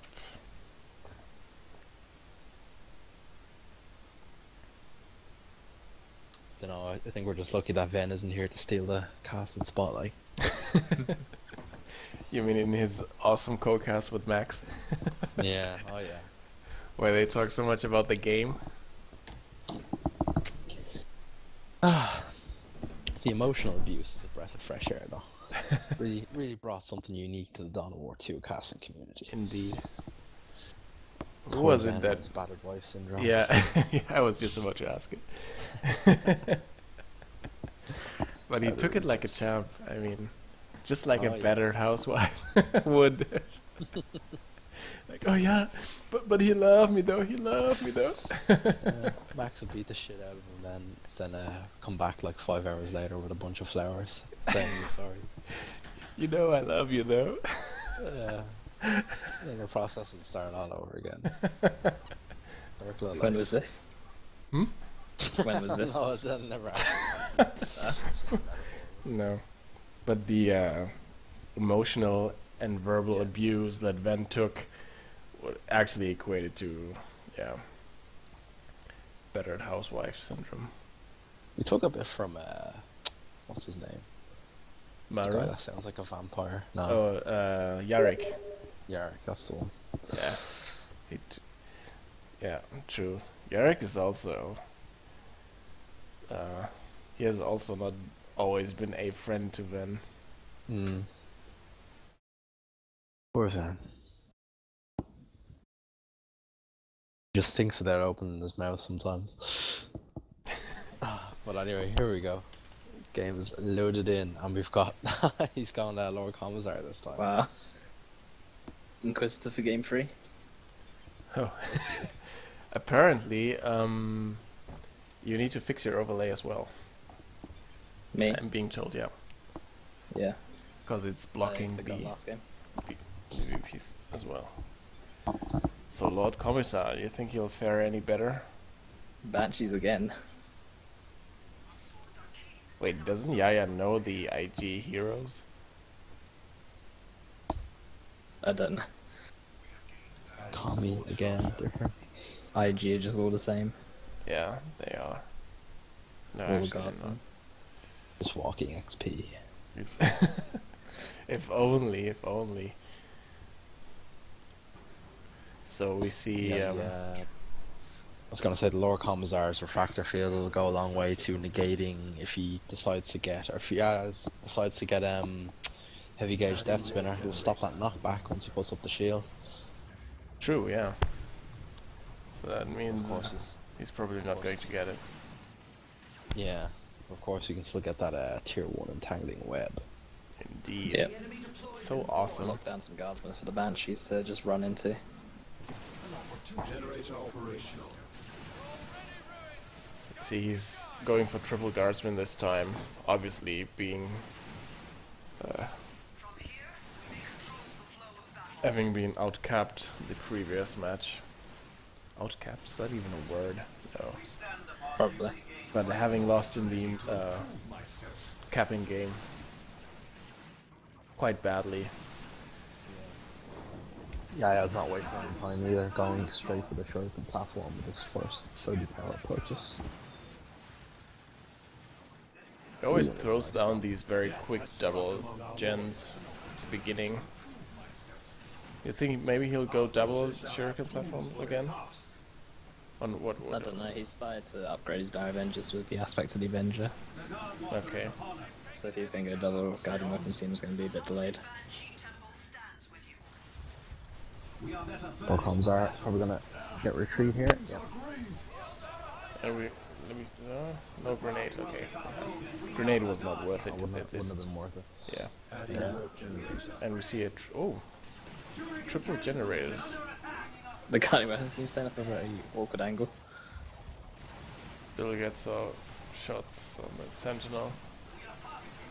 These guys will not be. I'm gonna say it'd be interesting to ask the community about this, what they think about how the Dire Avenger Exarch was moved to tier 1. And I don't know, I never really see many people go for purchasing him in tier 1, since it is a pretty heavy power investment when you want to be spend the power on something like Rangers or Shurikens. I mean, does he add that much more punch to the squad in tier 1? Yeah. Another turret going down for the power bash. Yeah, Banshee's over here, also trying to bash some power, but being met by the Commissar Lord. He's taking a lot of damage. Let's get a model though. But she's going to get that aspect of strength as well. Boris just purchased the power sword for the Royal Commissar as well. He's halfway to level 1 though. Yeah, he killed quite a few models. Yeah, I haven't got any experience yet with his Warp Spider Exarch. And Carapace armor is also getting purchased for the Lord Commissar. This is going to be a full power bash. Force Radio obviously doing much better here with triple guardsman. Yeah. But still, here we'll have to. He'll have to opt for spotters now. Yeah, Force is in a good position here because he knows full well that the Banshees are on the other side of the map, actually capping, which is really ridiculous. So he's just had his natural power capped. He knows he can just hang back and play keep away with those shuriken platforms. He's actually noting the power as well. Oh Christ. I suppose, yeah, saying if you kill my whole power farm, I'll just take yours. Exactly. It's actually a good idea. These guardsmen are so trapped. Because with that power income, yeah, we'll still go to tier 2 before Forest Radio will, I believe. Like, if you can keep that power for quite some time, this might actually work. Forest's power income is only 10 per minute. Yeah, it's 49 still. I think he's definitely wasting his time a fair bit with his Lord Commissar over there, just trying to get that node down. I think he could be doing something more beneficial with him. Yeah. Maybe going for a cap or something. The Warspite is also there to annoy the Lord Commissar as well. Indeed. Yeah, the Lord Commissar should definitely not bother with this power node. Yeah. Especially considering Force's his whole army is down in the mid, just bashing that contested power now, but I think he should really just get them over there and fucking get his own one back. Quebec is demanding to stop the game. What the hell is this? I'm not sure. We've got a few minutes though. Looks like Yaya's in a position even to tech up now as well. Yeah. Force is very behind. Yeah, and he now has to get spotters as well to deal with these double shurikens. Which is going to put him further behind. Not having any power, realizing that the Lord Commissar... Nice placement of that flare there to facilitate the sentinel just walking up to scare that shuriken off. You should realise that the shuriken still has a bit of minimum range even when it's hit by that flare. And seems Stomp is off That cooldown. does- Oh, it doesn't There work. we That go. does pay off though. Yeah. Lord Commissar actually stops hitting this power node and starts capping other stuff. But at some point, Forrest will have to go back to his natural power farm and recap it. Yeah, he really has to do that, otherwise not looking very good at Yeah. all. He's floating mad around a wreck.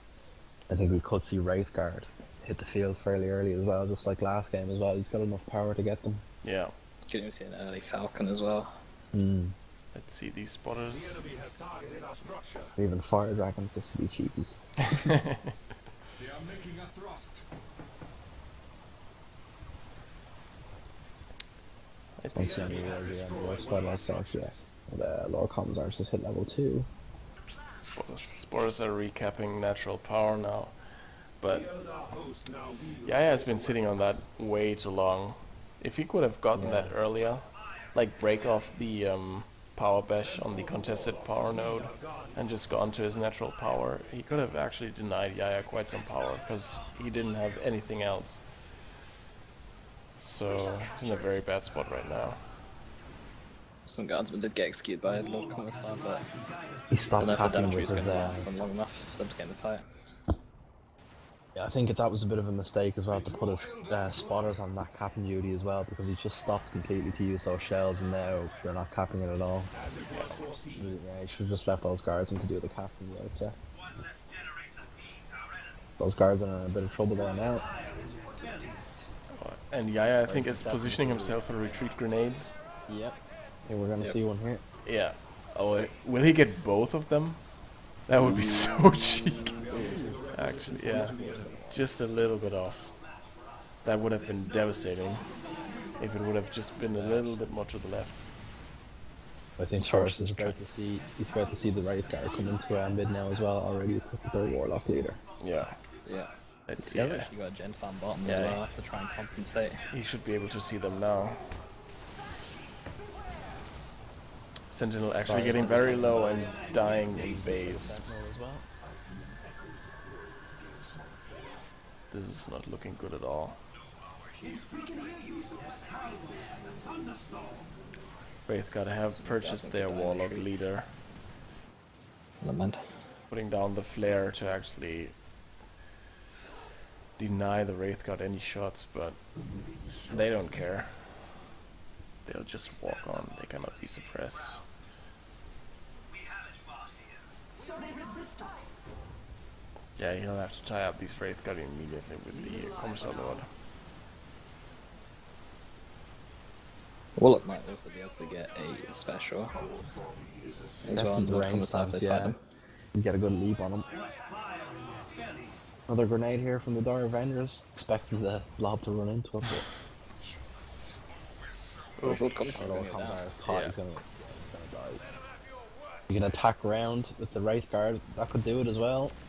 He Almost. tried. 31 HP, 22. I guess escapes barely. I always forget that the Wraithguard can actually fucking fire on the move now as well. Yeah.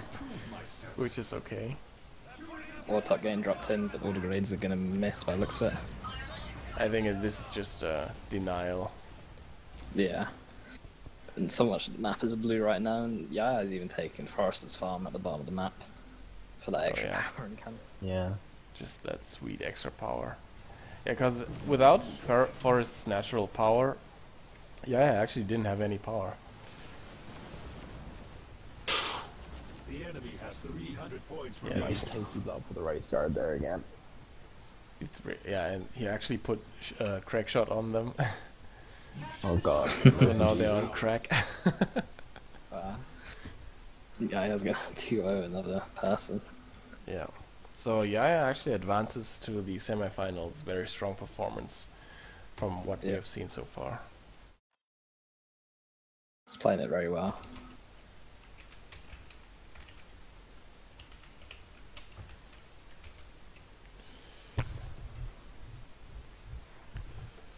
Let's see.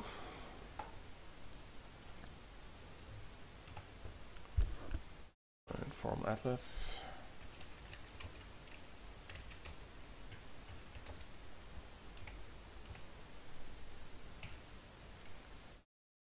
Cyrus is up 1-0 versus Graffinity, and Noisy advances to the semifinals as well, and will be playing versus the winner of Cyrus versus Graffinity. So Cyrus actually has his wish fulfilled. He wanted to get beyond the first round of a tournament, and he's actually in the quarterfinals right now. Seems to be winning. So Ardilla, Have a look at the brackets. Ardilla's going to play versus either Hive Spirit or Chaos Emperor. It seems Is to that be. series still going on? I don't know. There's no update on the brackets. Oh, Outer Reaches wasn't in the map pool, by the way.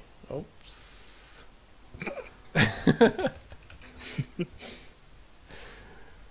Oops. Yeah, I didn't have that open. I thought it was in the map pool. I know Ice Station Obelisk was removed as well recently, or But it was Forest Radio who chose it, didn't he? So, blame him. yeah, he cannot actually come back on this one and say, no, but it wasn't the map pool. Replay. Sinus is asking why Loganoff Glacier isn't in the map pool as well. I thought it was. It actually is.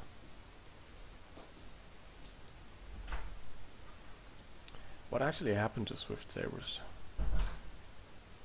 Well, what happened to Swift? Why isn't he... Oh, did he win? Oh, he lost against Chaos Emperor, it seems. See, Chaos Emperor just got a bye or a free win. That's what all the buys in the brackets. I don't get it. I'm really waiting to see Adilla play again. You can see him play against Yaya if he beats Chaos Emperor or Hive Spirit, Yeah, whichever wins. which would be a very nice matchup. Yeah, Because then we'd have... wait, what are the hero choices? Warp Spider, Exarch, MacBoy, and Warlock versus Apo, MacBoy, and Warlock. So... very similar picks. Well, similar races.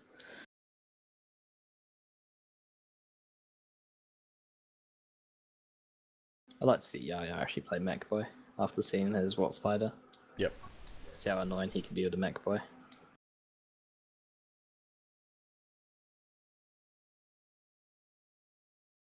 So I guess we just wait for now until Adilla plays his next game then. I guess so, yeah, whoever finishes first.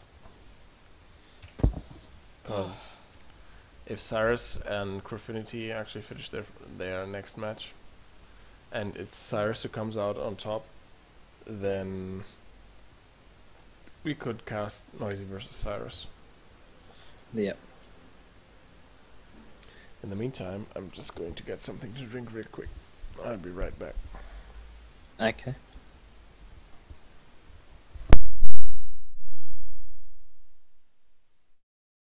Red Rupee stealing all the viewers with his 90. Ruby has 90 viewers. Is it really nice? Yep.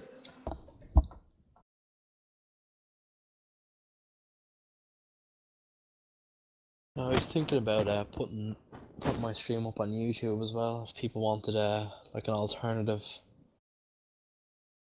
stream experience, because I know a lot of people don't like the Twitch player because it's still on Flash and it takes up a lot of resources.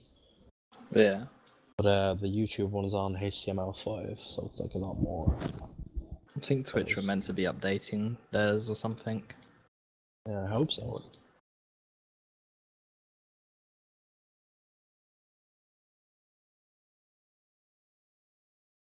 Yeah, apologies if I disappear in the next while, because I've got a cheeky curry on the way. Nothing like some Dawn of War and food.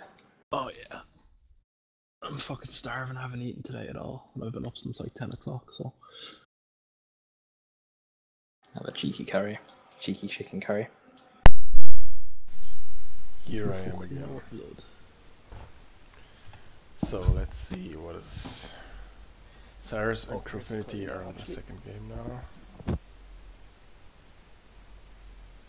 Seriously, Hive Spirit and Emperor still not done. They must be having the most epic match of the tournament.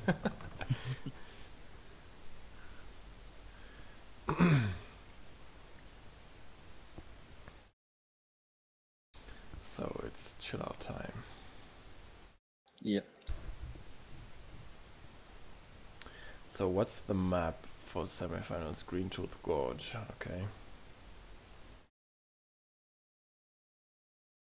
How long has this match been going on? Chaos Emperor versus Hive Spirit, and is anybody casting it? No. Well, not as far as I know. Red Reaper's casting Cyrus versus Crewfinity. And Selector was casting with us. The same game that we were doing. Okay. So we'll have to decide. Do we want to watch Noisy or do we want to watch Yaya? I'm not sure. Whoever comes up first, I suppose. Oh yeah, we'll have Adilla versus either Chaos Emperor or Hive Spirit first. Yeah. Oh, Hive Spirit actually came on top. It has just ended. So I guess we're gonna cast that. Because it seems that Cyrus and Crewfinity are still in the match. Yeah. And that match is already getting covered anyway, so we might as well hop onto the Adilla match. Yep. Wait, what's its name? Hive Spirit? Yeah. Hive Spirit. Hive Spirit it is.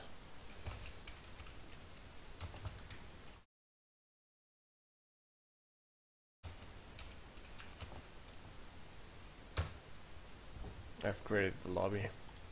Wait, what is it? Green Tooth Gorge, did I say? Yeah. Okay.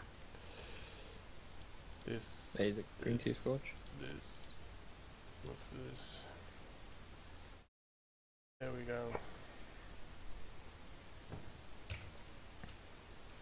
Wait, it's Fetrid Folly because this isn't the semi-finals. The match against the Willows in the quarterfinals still. Oh yeah. So that's Fetrid Folly. You're very right. Fetrid Folly. Cyrus and Crewfinity are 1-1.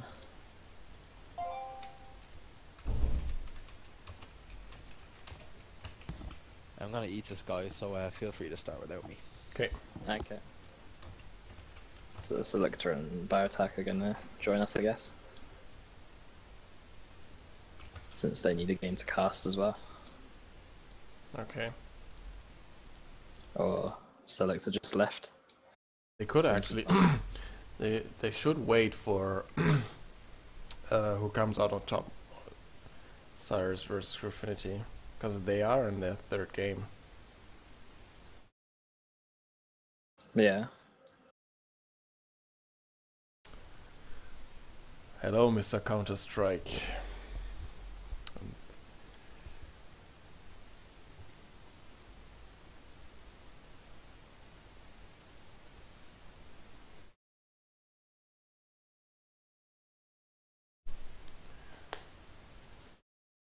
Well, let's see. What?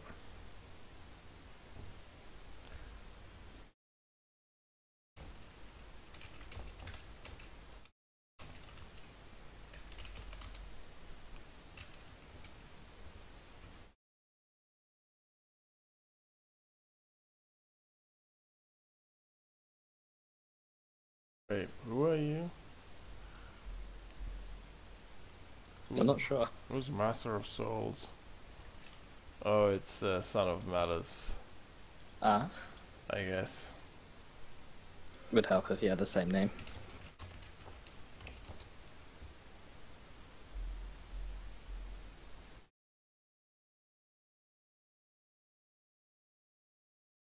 Okay. Okay, Mac and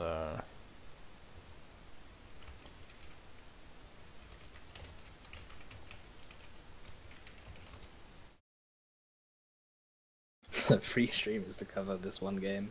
nice.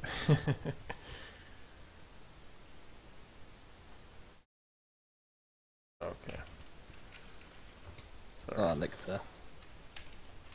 That is going to be annoying with the mech boy. can't teleport out of that skill hook. I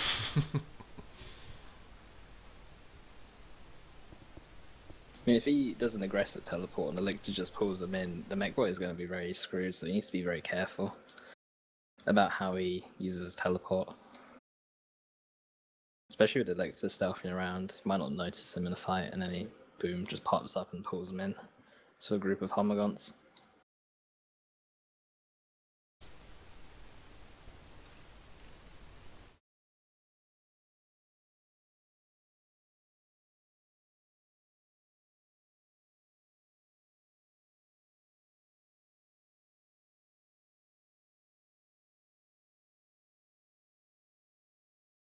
Wait, is the Hive Spirit actually AFK or something? I don't know.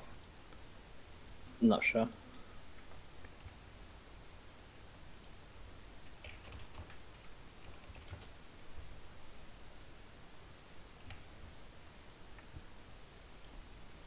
So I'm not going to start the game toggling.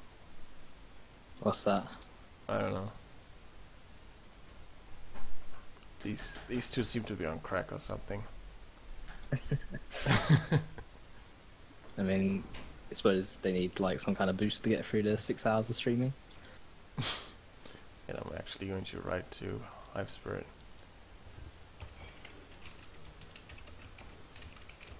Or maybe he's that confident with the Lictor Alpha that he can go AFK for the first 5 minutes and then jump in.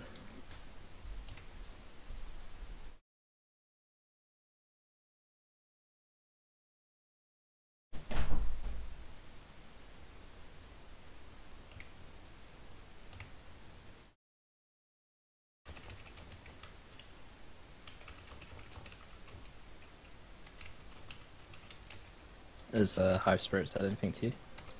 Nope, he's not answering.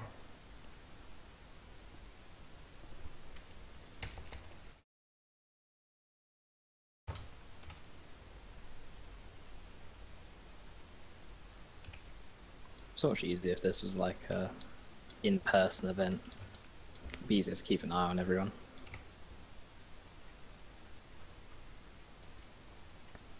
Have you heard of the game Grey Goo, by the way? Nope. What's it It's about? like, it's just like a real-time strategy game, but it's not done too well in sales. I think it's only sold 100,000 copies, and if you look on Steam charts, apparently only 50 to 60 people play it per month or something. But they're doing like a $75,000 tournament. Which is a bit crazy, but it's nice that they're supporting their game, although it's quite small. Okay. I think Relic should do something similar. Nothing like a $75,000 elite mod tournament to get a lot of people interested in playing.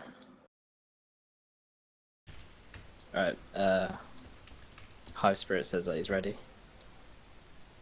Oh my god.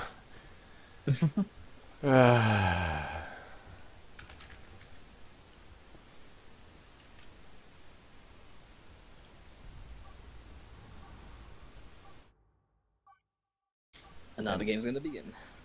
Yeah, finally. Zoom on tour says, go Adilla.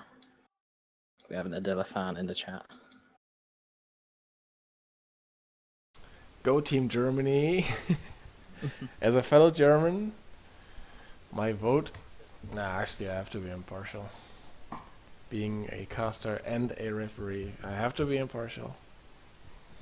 Nah, I'm just being biased as hell. But, go Attila.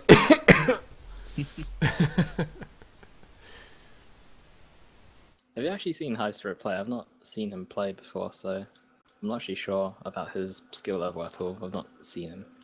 I think I've read that he has been playing and then took a long break and then he came back to playing recently. So he's a bit of an old school player, maybe? Yeah, I guess so. Wow, I was getting ready there to make my first purchase. F1W. Not used to this. Okay. Lictor Alpha. gets on his way, and we see the mech boy. He's gonna use his first teleport to... Yep, teleport to the victory point. Slugger's going straight for that natural power, and these Hormigons actually going straight for the victory point. It's pretty aggressive. Yeah, he's going for the early VP pressure. It's not uncommon. Actually, it's uncommon. Some shooters running into that building. If shooters do get sent down there anyway, but it most likely be sluggers. Yeah, since these sluggers are on capping duty over here, they're gonna be met by these Hormigons. And actually, I don't know who's going to win that fight. I think sluggers will win the fight if they use their WA, but I'm not 100% sure on that. Hormigons have more health though. True. But they have more models, so they will lose a lot of damage as they bleed. True, yeah. But anyway, these Hormigons actually didn't stay around to keep the requisition point and are leaving this entirely to the sluggers now.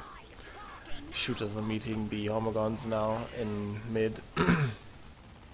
So it's quite a brave fight for Adilla. Ouch, very unlucky that Adilla got specialed there. Both shooter squads actually got specialed by the same Hormigon squad. But no problem, Mech Boy is being very annoying, capping the entire map. Flash hook going down on the Mech Boy, but the Mech Boy should be able to just teleport out there. Yeah, which he will do. But he does lose half his health in the process though. It's no problem. Is that a second squad of Spore Mines coming out? I swear there was already one on the field. Yeah, there was. Seems to have gone down very fast. Shooters do not joke around. Let's see what the first power expenditure is going to be. Sluggers got sent home by what? Maybe are these Hormigons? Must be. So By single gen for Adilla and double gens for Hive Spirit. Sluggers do have their burners as well, and looters are coming out, and I know people, when I was recently played an Orc vs Tyranid match, people were saying that looters are a big mistake, or against the Lictor Alpha anyway. Just because of the flesh hook and the stealth, there's a lot of ways to disrupt looters.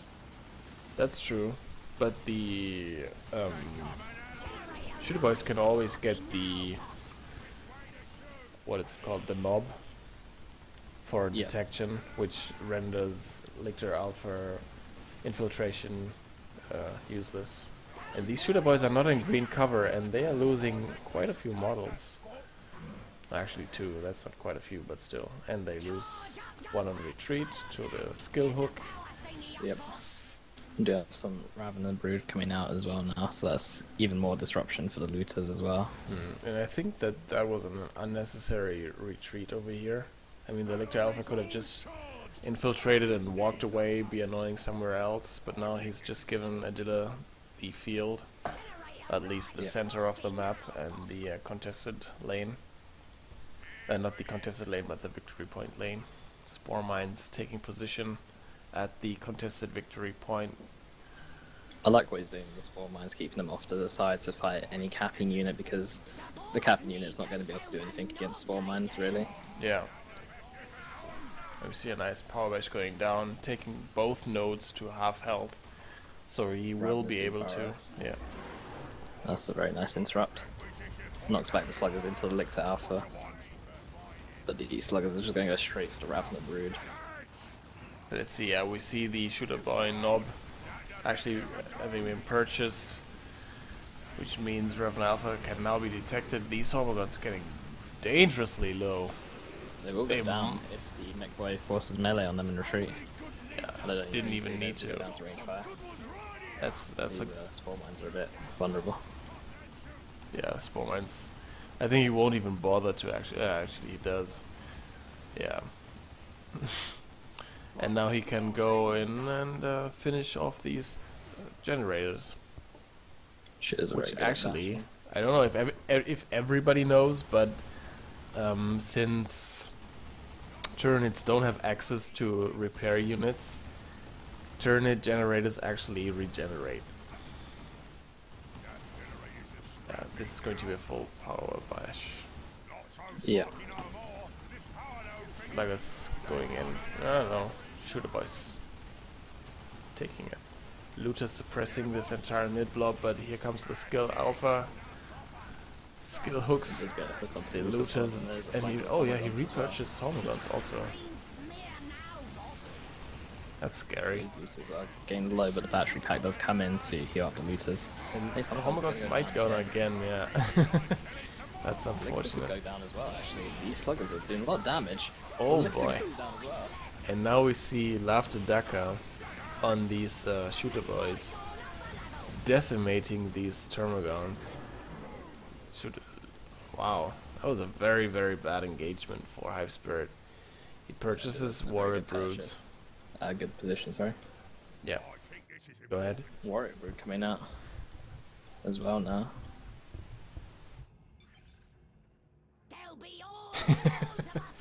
Yeah, that is actually a very bad position that High Spirit is in. Because his requisition income isn't that good. Adilla is in control of the majority of the map. Yeah. The High Spirit only in control of 2 requisition points and a power node. And he's going to take that contested power node. And he is going into tier 2 with a huge amount of requisition. And look at that requisition income also. He has plus 354 requisition income. That is mental. A Death Dread is going to be purchased, I think, as soon as he does finish tier 2. Yeah, The Burners and Blitz is going to shred through a lot of the Tyranid army. indeed. And Just in range stance against Termagants, the Flamers are going to do a lot. And you can bash power with it as well. Although Yeah. the natural power has been loaded by Adilla. Next to the Dead Elixir Alpha, who just got repurchased. yeah, I don't know whether I agree with that. Lictor Alpha isn't that important right now, because he must know that he's behind in the tech race a lot. Yeah. So he's trying to regain his natural power farm. Looters there Looters have could been go down. detected. No. They have way I too think if he much focused health. it down and along the flesh hook, it could have maybe wiped it. Although the flesh hook might have been on cooldown, because I'm pretty sure the cooldown doesn't tick while your champion's dead. No, it doesn't. Quite right. Yeah, so it could Quite have right. cooldown. They have actually a generator in mid as well for Adilla. Yeah, he was floating That's fine. quite a lot of requisitions, so why not spend it on something useful? Further further push that tech advantage. Yeah, and look at the VPs right now. It's 487 to 127. That is a crushing victory point lead. Like, Adilla would have to screw this up majorly to still lose this. So McBoy teleports down, uses love. Is it Laughter Decker? I think it's Laughter Decker. No, Laughter Yeah. Decker is no. That's from the commandos. It's called something else. Isn't it, more just Daka. Daka? It's more Decker, I think. We're looking at Codex. But the Death Dread has got his burners and bits now, so that's gonna be very tanky Yeah. and be very annoying.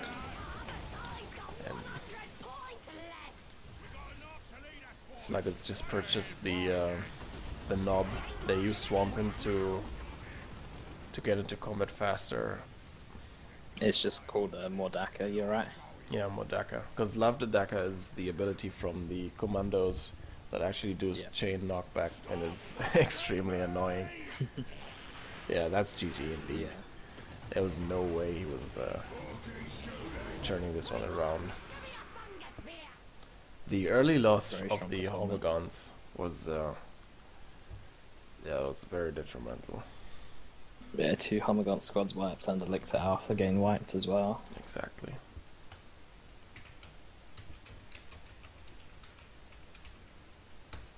So that's game 1. Off to game 2 then. No, I do not want to play Last Stand. I keep clicking that, but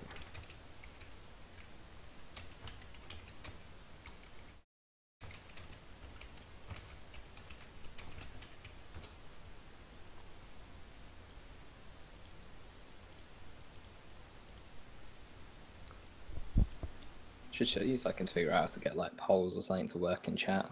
You can have everyone to vote on who they think will win. True, yeah.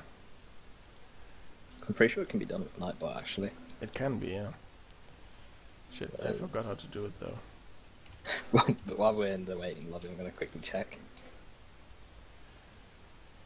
Is there no such thing as history or something like that?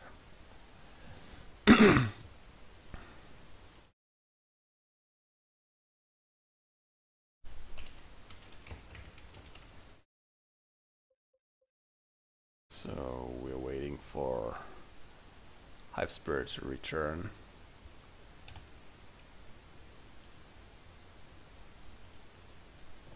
And I need to reopen this stupid web browser. Participants and hero picks.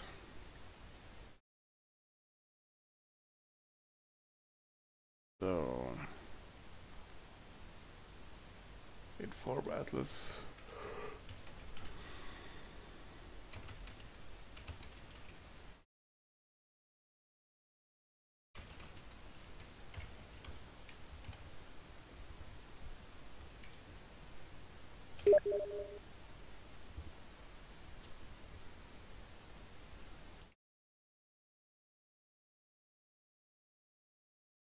So, and let's see about the brackets. Cyrus and Craffinity still seem to be in their third match.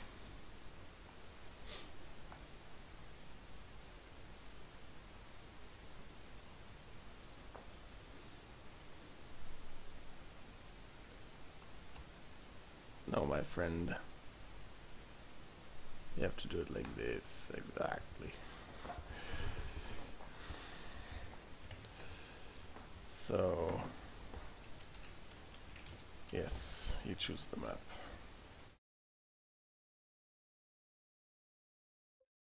Calderas Refinery.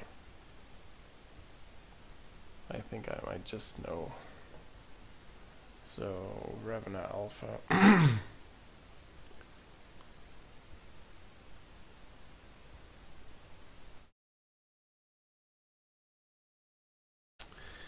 Okay, we got our heroes, we got the map. We are off to the second game. If Adela greens up. There we go. Alright, let me ready up. Oh wait, I think we're missing one streamer.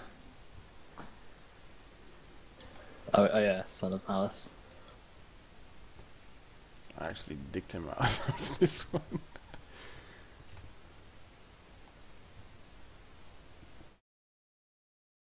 Ah.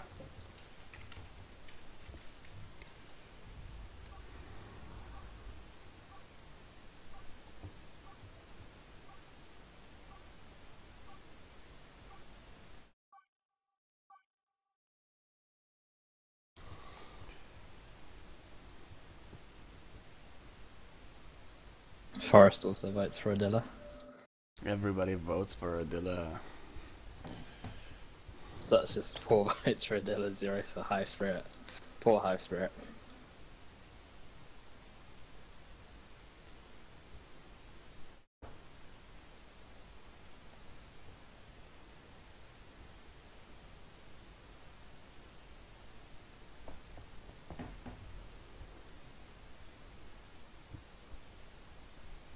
So, let's see. So I might as well just close the hole for now. That's an alpha immediately burrowing to the requisition point. For some reason the vote didn't count Forrest's vote, because I think he didn't put a space between the vote and 1. Forrest has no vote. And no mod powers. And no mod powers. So, This, there you midway, go. okay, he's moving that.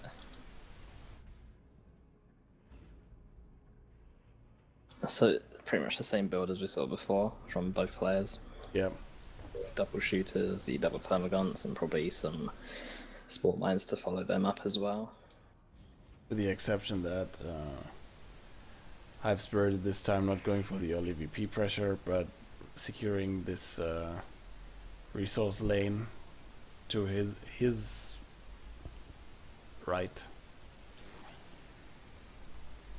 Do have the mech boy meeting up with some Hummerguns. Hummerguns will take some damage, but not bleed any models.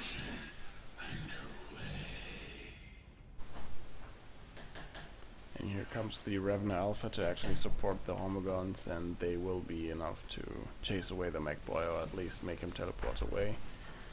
I do not think it's a good idea. Well, maybe it is a good idea. He might, if he stays in for the cap, he should also note it, maybe. I don't know. No, not note it. Yeah. That would be a waste of 125 requisition. But it would buy him some time to go and cap the rest of the map. He's also got some shooters off to the natural power. In fact, he is actually controlling the vast majority of the map right now. And he already has the burners up on the sluggers and is going to check out the natural power farm from Hive Spirit and will actually decap. I think he will finish off this node and then go for the decap. Yep. Turnit forces converging on the center of the map. These Termagons actually making a tunnel at the natural VP for Adilla as well. And looters are getting repurchased, or getting purchased again, this time without the Lictor Alpha to bully them so much. Oh, here comes Spore Mines. These sluggers need to be... Oh! No. Okay. They're getting specials into the Spore Mine. Oh yeah, and Hive Spirit actually didn't notice in time to deal enough damage, and sluggers, yeah, they're already halfway to tier 2, and not to tier 2, but to level 2. And this node is going to get taken down again, which means that is 250 requisition down the drain. Maybe these sluggers are just going to wait here until the node is going to be repurchased. Shooter boys on the other side at the natural requisition of Hive Spirit, killing the tunnel. More Spore Mines. He really loves him. Where they go. Spore Mines. I think they should go in for the shooter boys rather than going for the sluggers, because once the shooter boys are suppressed, they can't do anything, and their melee damage is very weak. Yep. But instead, they are going to sit in between and protect that VP.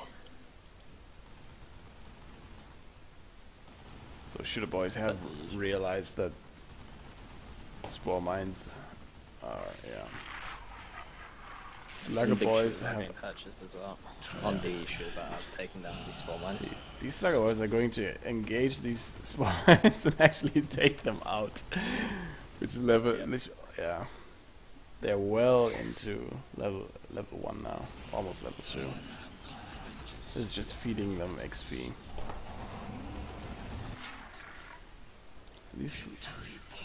Let's see, maybe he's going to get a few more models of these Termagons if he just melees them on retreat. He sees them, takes 2 more models, 3 models, wow. Yeah, that's very unfortunate. Another tunnel about to go down, and some more Spore Mines actually getting built.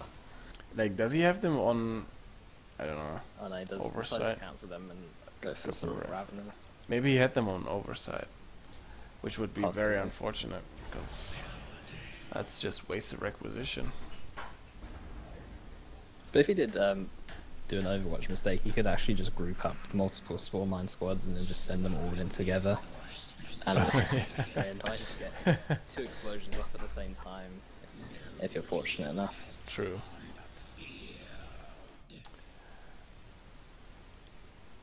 So we see a wall banner going up in the center of the map, which is a nice purchase, I think, at this point of the game. I see a lot of players on this map tussle up around the mid-air sort of area, like you'll see IG build down a bunker, or like Tyranids put down their brood nest down, or whatever they've got anyway to help reinforce or to help boost damage. Chaos have their shrines as well, actually, which can be built in mid. Funny picture, Nolan. Very funny picture. Hive Spirit trying to actually retake his power, but Adilla successfully denying him this cap. He could be really annoying and just parked his looters right outside of the entrance to his base, which he... They do have Ravenous though to disrupt them. Yeah, true. And Adilla is going tier 2 again, and Hive Spirit is far, far away from from teching with a plus 15 power income right now. The Mech Boy kind of sealing the deal here, capping the natural power farm again, purchasing the electric armor, which is going to be hilarious to watch when he teleports in and uses it on these Ravenous or on the Warrior Brood. I don't think he's got enough health just yet to teleport. Oh, he could teleport on these Termagants. But he does teleport away instead. These shooters are going to get overrun by some Hummerguns and just forced off to retreat straight away before they lose any models there. Yeah. And this is very annoying because now he has to commit these warriors to capping. Ravenous will have to go cap or shoot up some power nodes or something. Could see another with these another early Death Dread coming out, and Yeah. Hive Spirit is not close to tier 2, so Yeah, that was just a very yeah. That was like the best choice you can make. Like, press your advantage. You know that you have killed your opponent's power, and you know that he's far, far away from tier 2 to access to any possible AV, so just buy the Death Dread and go screw up your opponent some more. Slugger Nobles game purchased as well. He's going to do a lot of damage in melee, especially if they catch anything in retreat.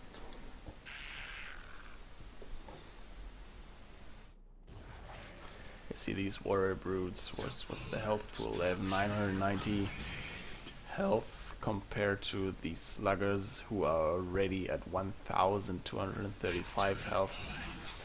Do you actually... Sluggers actually do bleed a model very early on to the Ravener Brood and Termagants. Yeah, just look at these warriors getting owned by the Sluggers, who level up to level 2, which means they're even more unapproachable now for anything. Yeah. And another unhappy face for Hive Spirit. Yeah. And this will be another power bash with the burners. And the I Death did Dreads also out on the field. adding on the salt. Death Dread not even bothering with the burners and bits, and High Spirit calls the GG. Yeah. He knew that he was just so far behind. Yeah. Those early Death Dreads are a nightmare if you're not even close to tier 2. Yeah. I mean, any vehicle is really. They just put the nail into the coffin. Yeah. Versus Hive Spirit. Game 2. So we will now see Adilla versus Yaya. Indeed, I've been waiting for that one.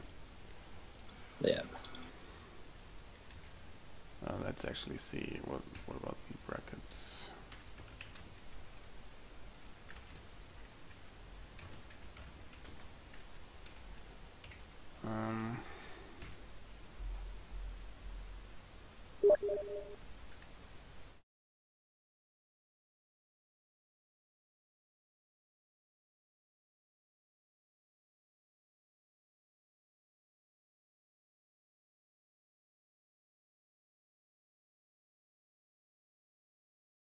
Seems somebody lost to Grey Knights with the Hive Tyrant, and Quebec is calling a rig tournament.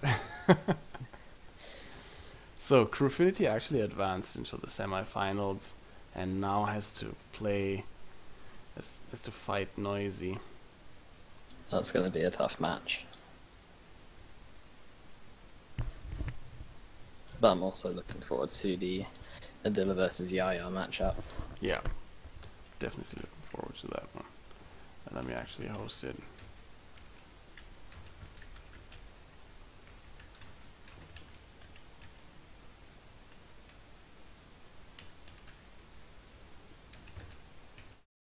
I hope I didn't write that wrong. I bet I did. I didn't. Good on me. So that's the first game of semifinals. That means Green Tooth Gorge. Yeah. And since I'm not a contestant, I should move to Should the probably observer join slot. I said I should probably join your game because I was just sitting doing nothing. So is Neshi actually coming back? He's having a curry. Can I obs this one?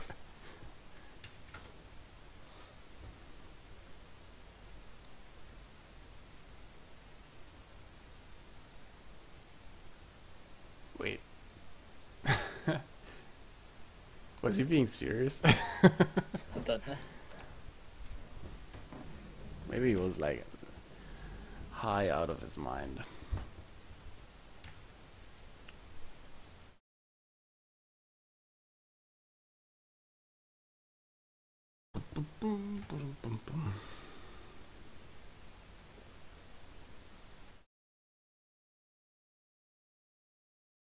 Started up another poll. See if we can get some more votes in this time.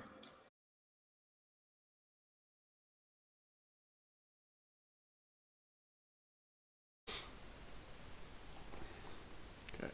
The list is just ready to go then. Okay.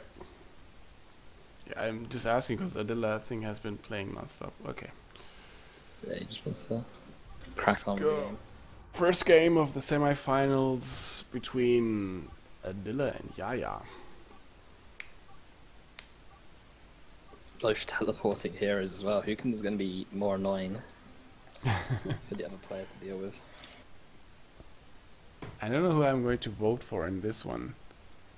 Both are extremely good.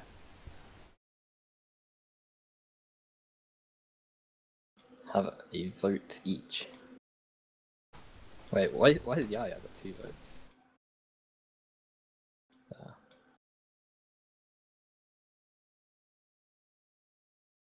I think I'm also going to vote for Yaya as well, actually. He's been very strong throughout the tournament so far. Yeah. So, Banshees again. Yaya loves his Banshees. True. Pretty sure. I think he's built one in every game just automatically. I think, yeah, that's like all he has ever... That's the same build every match so far. Yeah. Banshees into Shuriken and then either War Gear or second Shuriken platform. I don't know, he didn't go double Shurikens every game. So we see Node is probably not going to node this, but double gen this natural power farm. Yeah, there we go. Strategic location spotted. Support structure. Very expansive build order. MacBoy though needs the Dire Avengers, which will take this garrison. MacBoy might take the opposing garrison. And they're gonna have themselves a garrison fight. Then they also have the water spider in a garrison himself. Yeah, this is going to be garrison mania. Yeah, They're that's actually shooting at each other. that's fun. Don't often see garrison fights like that. Our sluggers with their burners are going to burn down the water spider out of the building. Yeah. I'm just observing the MacBoy obviously going to win this fight. But he is going to deny the MacBoy a lot of his capping power right now. Obviously Why are they... these sluggers still glowing red? I don't know if they're glowing red for you. Okay, they've stopped now. Warp Spider might be going down. Oh, he took the right retreat path. Yeah, it's a good thing that Burn the House doesn't work on generators anymore. Because I've seen some old replays recently, and it was straight up overpowered.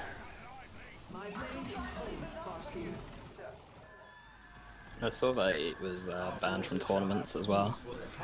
Its usage on generators was banned. Yeah. Because it was possible to actually do it. Oh, and these benches actually finishing off Shooter Boys. Early loss here.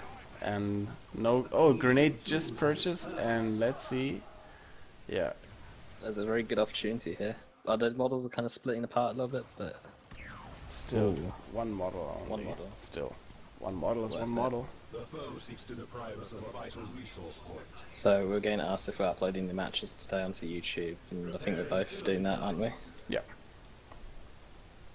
There's a link to my YouTube down below, and Adeptus YouTube is YouTube/C/Adeptus Novus.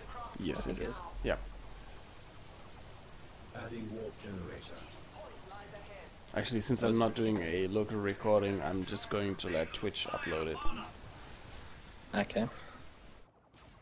I was gonna do like a recording at a higher quality, but I don't think that it worked out too well yesterday when trying to test it out. Generator operation. Don't have enough computer power to do recordings at different bitrate compared to the actual stream. Yeah, that requires a lot of. You actually need a dedicated system to do it. I'd love a dedicated system to do that.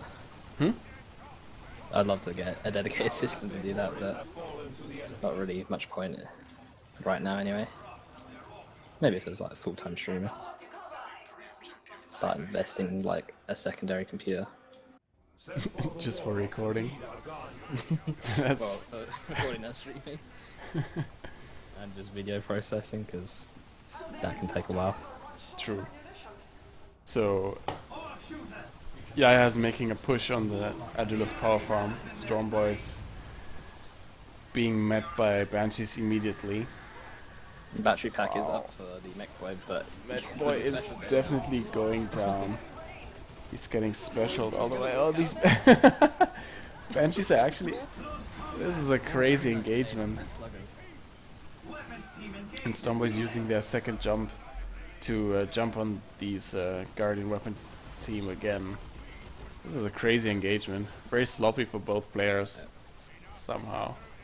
But still, Yaya got out on top of it, and he will continue bashing this power now. DoW Avengers did land a very nice grenade onto the sluggers, which Adela didn't notice on the ground, but they took the sluggers right out of the fight as they were coming in. That's a heavy death gauge spinner though, doing something like against the mech boy, but the mech boy just walks out there with a HP.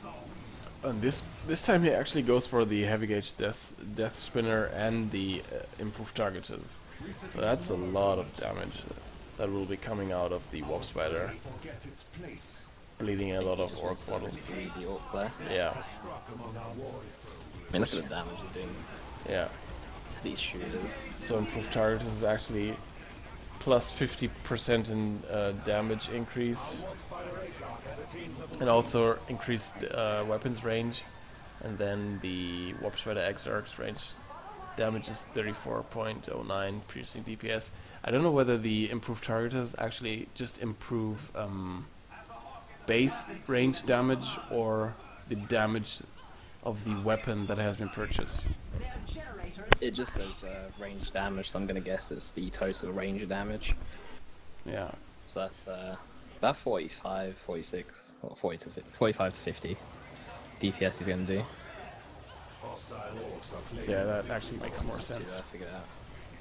That's a hell of a lot of damage. Yeah, that's... I mean, that's pretty much a shooter squad with big shooters. The enemy has 300 That can teleport. And doesn't bleed. Yeah, and Yaya is being very annoying here because he's completely covering this approach here. He has double shurikens. Yeah, One protecting the other. and Yaya is Never doing. actually damage, I missed that. Yeah, actually I'm gonna doing the guess that same. The Death Gauge spinner played a part in that though. Oh, I didn't catch that. Yeah, definitely. Yeah, But we do have the Death Dread. yeah, which will be necessary because Yaya actually captured Adilla's natural power farm. Grenade going down somewhere. So their Avengers actually purchased their Exarch. These Slugger Boys will be forced off. Support structure complete. Yeah, with a very comfortable lead here. And he's quite comfortable just staying around the natural power farm and waiting for Adilla to come back out of base. Now these Banshees, they already have the aspect of strength. Yeah, but he has to full retreat. Exarch though. Yeah. Even then, with the Exarch, I still wouldn't want to fight a Death Dread in melee. Yeah. And as much as the Exarch does do heavy melee DPS, she isn't the tankiest of sergeants. And we see Fire Dragons again. Yeah. We have lost the structure to the It's a nice choice against the Death Dread. Yeah. Especially when supported with 2 Guardian Weapons teams, nothing's going to get up close to them. So they're just going to be able to move around freely and do what they want. If this Death Dread doesn't get the burners of bits, the Fire Dragons will have a much nicer time taking it down, since it does lack 300 extra health. Indeed.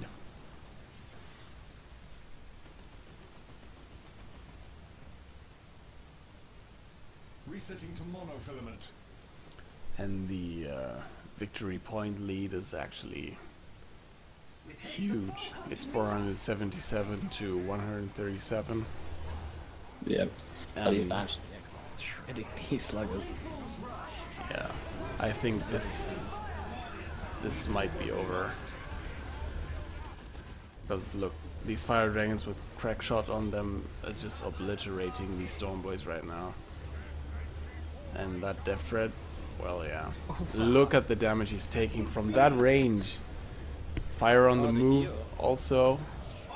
They have, when they activate Dragon's Fury, since their weapons are fire on the move, they have 100% fire on the move. It's just, yeah, they do outrageous stuff to small walkers, or walkers in general. Yeah, and Mechboy will have to teleport out soon. He uses teleport to get in there though. He Yeah, could go down. he will go down, that might be GG. Here comes some stick bombers. Actually, not a bad idea. But still. Look, oh, I didn't know what to drop. That's And there goes the... ouch, these stick bombers almost wiped. Yeah, Fire Dragons pushing into base alone. It's like, screw this, I'm going in, that's GG.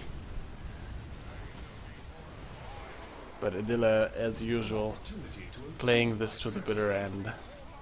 Playing this one to the conclusion. I've been there, so tournaments and people are desperate to win.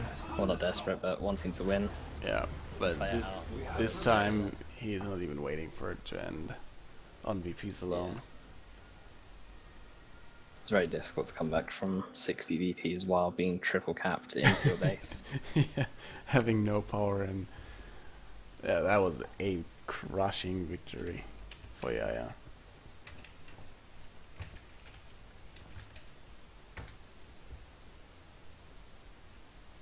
If you could make the next lobby, because I really need something to eat. Okay. I'm starving, and I think I'm going hypoglycemic or something.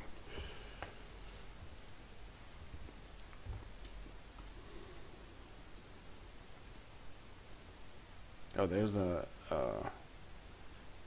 free for all, which says "don't join," which is interesting. Because usually, if you want to play with people, you want people to join. So I'll be right back. Okay. You know the rules. Adela chooses map first, then Yaya hero first.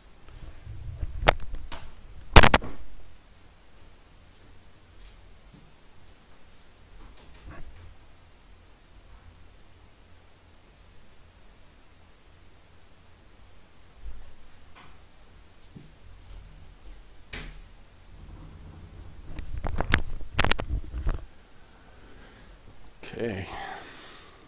Is that correct? Adela picks map and then Yaya picks champion? Yeah. Loser picks Cool. map. So look, it says that he's not seen Fire Drags till this match. I'm quite surprised at that. Fire Drag's been quite popular of recent. Yeah. So Yaya's going to go for the Warp Spider Exarch and Silver Frontier when I get this chat out of the way. Okie dokie. Dylan's actually going to pick the Warlock against the Warp Spider Exarch. And both players ready, so I'm just going to start. Yep. I So don't it's know one of whether these that makes asking sense. who's winning. What does make sense? Oh, the Warlock pick. Yeah. I mean, the Apo, I don't know. And then he just lost with the MacBoy, and then his other choice was Warlock. I think the Warlock... No, I think... Wait, which way is it? I think his strongest hero would be Warlock on MacBoy. I think they're pretty much tied. Yeah. But the Warlock should be able to do better in fights early game anyway compared to the Warp Spider. But if Yeah. the Warp Spider gets the heavy Death Gauge spinner again and advanced targeters, and that's going to be very painful for Dire Avengers and the Warlock himself. Unless he gets the Champion's Robe to counter the knockback. So here we go, second match. We need only a destination. And both going for Banshees. Yeah. Out of all units. Going I for wonder if we'll Banshees. see that double Banshees in this game. Or something a bit more crazy like that. You mean for the... Oh, here, Warp Spider Exarch actually meets Warlock. Beware! It's going to be such a... I'm surprised the Warlock's actually trying to fight the Warp Spider in range. And Which was so interesting. Adding support structure. Attila getting his power income first. Going for power first, while Yaya is going for There is the victory objective. for the requisition next. Warlock and Warp Spider is just being very annoying. I think Attila just wants the Warp Spider not capping stuff. yeah. I'm surprised how much range damage the Warp Spider's actually taken from the Warlock. Well, the Warlock has taken a lot more, but still. Don't really notice the Warlock's range damage that much in games.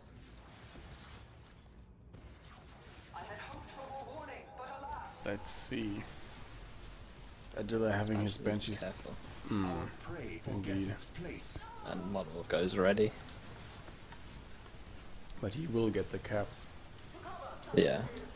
Though would there be no other models around, the Warp Spider's getting full XP, and he's already taken up a quarter of his level in XP from just one Banshee model.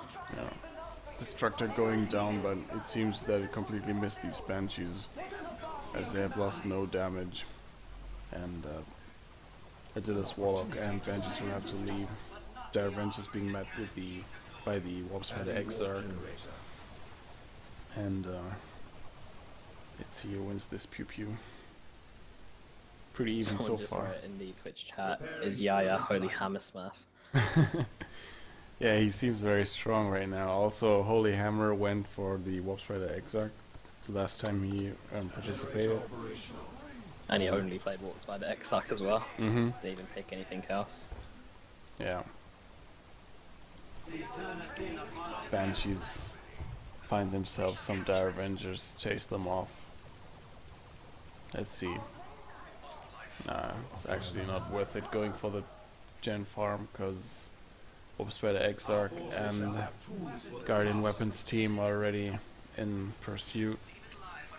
And Already well, have the heavy Death Gauge spinner as well on the Warlock. yeah, And on the Warp Spider even. That's going to be painful. Rangers coming out actually though for Attila.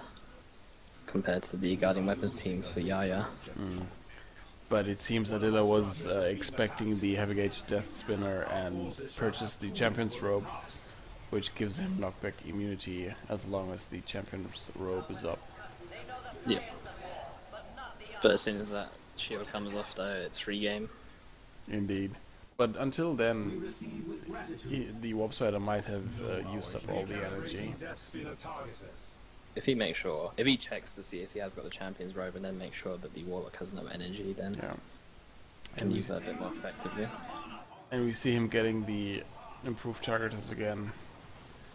Going to heavily lay in on the completely infantry-based army as it is right now, inflicting a lot of damage. Also, another thing to think about, the heavy death gauge spinner will actually be quite nice against rangers because they don't have many models and they'll guarantee a unit kill if one's getting constantly knocked back. Yeah. Shield going up here for the shuriken platform.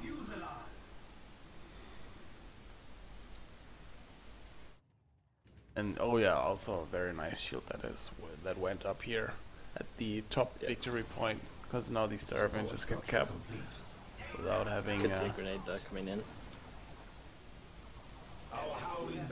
Yeah, the grenade comes in. There's the grenade, forcing these Star Avengers to actually leave the protection of the shield, and now can leave, but the shuriken platform are just outside the firing range. Let's see what these rangers are going to do.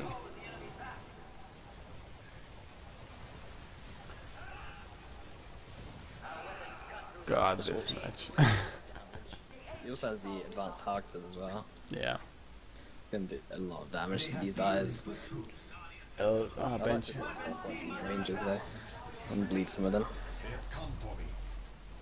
Banshee's attacking this Warp Spider Exarch. Special. That's another special. This Warp Spider Exarch actually might be going. No, he's going to teleport away and get out just with 26 HP. That was close. Yeah, that's why I hate the Warp Spider Exarch. Wow, but 2 special in succession. That was very nice. And That was pretty brutal. yeah. These rangers peeling off health from these Guardian Weapon team. So Yaya already going tier 2. We might see a quick vehicle here maybe. We are not alone here. I'm not sure. He's been purchasing Wraithguard quite a bit and Fire Dragons. We could see Wraithguard get purchased, although I don't know if it's going to do too well against Banshees on the field. Fire has hemmed us in. Could see a Witchblade of Kernus come in for the Warlock to fight Banshees in melee. At full speed. Ability is very strong, although it does consume 80 energy, so it might not be worth it with the Warp Spider on the field. Also kind of renders the Champion's Robe use this, because you won't have enough energy for it. Do you see the heavy death gauge spinner to stop the shuriken from actually being able to set up and fire? Yeah. Probably like with some Banshee retreat, but Adilla's Banshees come in to stop them from killing the Guardian Weapons team in retreat. They turn us in upon Our Warp Spider Exarch has attained level 2. Wow, that leap. That leap. But it cost that model its life. Warp Spider Exarch could have meleeed them to take off another model. Grenade going down on this garrison, but largely, yeah, missing everything. These Star Avengers being confused what to do.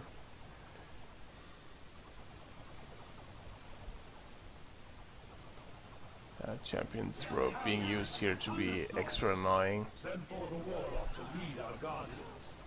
But he chased it a little bit too far.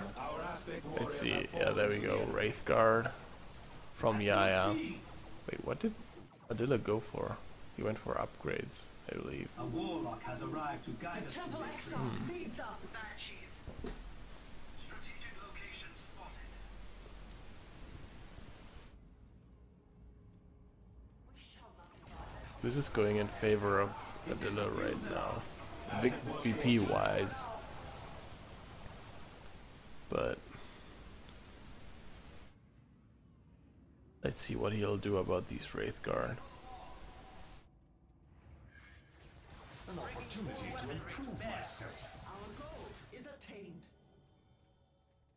Triple cap coming up for Yaya.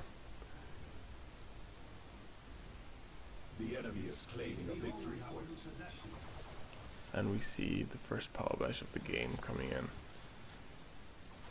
There was already one a little bit earlier with Yaya's Banshees.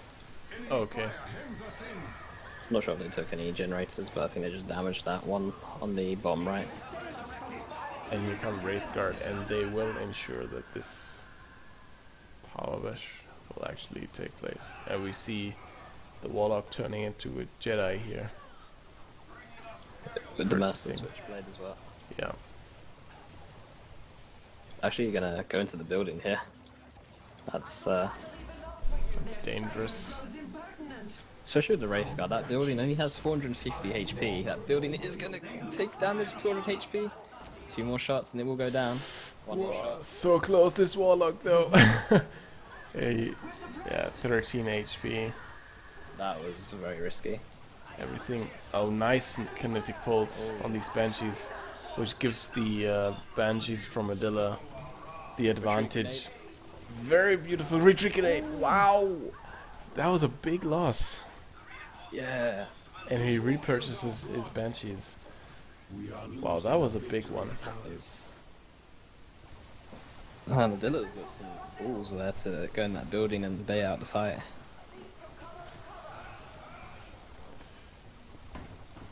Very nice victory here. But Yeah, still, definitely. Yaya has the economy to support the repurchase. We could actually even go tier 3 if you want to.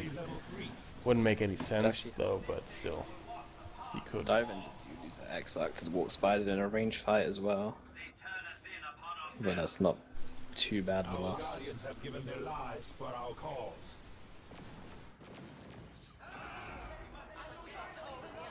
Warlock, of course, knocking back with his ranged attacks once he has purchased the Merciless Witchblade, being very annoying here to these Dire Avengers. Why is he not knocking them back? See, these Wraithguard are scary, scary, scary. They have crack shot on them. Especially when supported with the Warlock for that extra speed and Yeah. stops them from getting special in, well, they don't get special in melee anyway, do they?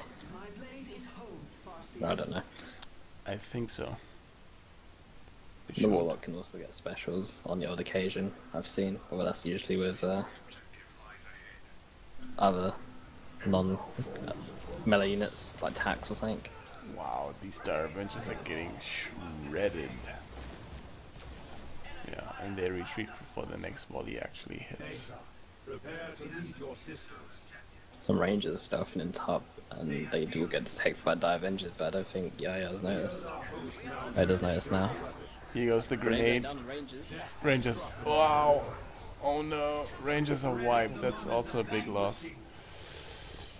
These Rangers were doing quite well. Field as well, actually, on this Guardian Weapons team to stop the Wraithguard from doing much damage to them. Yeah. It's an important one. And both players actually. Yeah, Yaya already being tier 3 and Adilla going tier 3. But this is looking more and more of an uphill battle for him. Because this triple cap is really draining his VPs rapidly. And Yaya is just in control of the majority of the map. His economy is much better. Yeah. I say much better. He's only on an extra 30 rec or so per Indeed. minute. But those recs are maturing, so his economy will go up a bit more. The And- Star Avengers up top will be in trouble from a retreat grenade. I think we're going to see a very cheeky grenade here. Oh, what? It didn't take Yeah, any but- damage.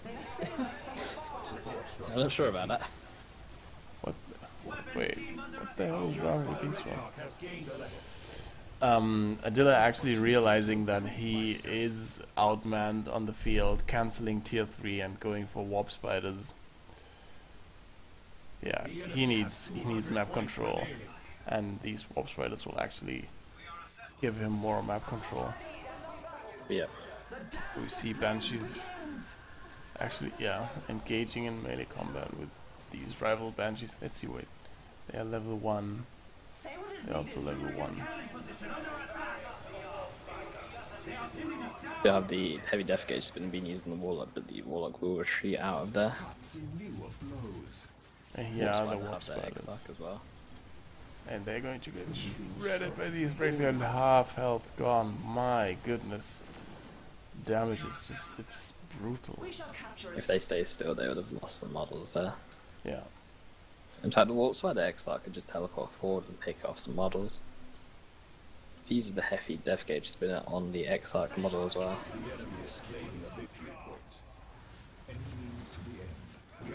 The Warp's by the Exarch for the squad actually died. That is very unfortunate. As Warp Spiders are not very cheap to reinforce. No, definitely. And also drop coming in onto this Guardian Weapons team might go down and retreat to the grenades. Almost going down, but she might still jump after them, which she will do and finish them off. She doesn't! 4 HP!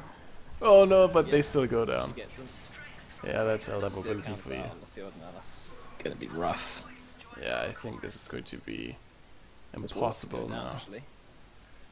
Let's see. Warlock goes down, that should be GG, yeah. Yeah. Very, very, very solid performance here from Yaya. Definitely. Like, he's making this look easy, but this is Adilla we're talking about, so... It is time to add to our war panoply. Surrendering objects is needed this tree.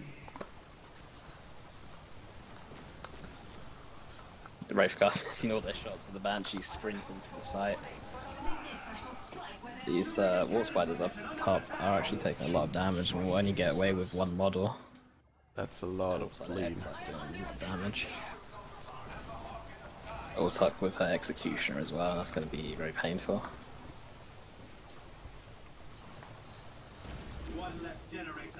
Yeah, and Adilla is going to try to fight this out till the end though. yeah, this is his last match, so why not try everything? Yep. But yeah, I mean, if we look at the map, it's very, very blue. These Banshees are just postponing the inevitable. Yaya has enough units that he could actually just move into a fight and kind of win. The Seer Council are just extremely strong. Yeah. Against everything that Adilla has.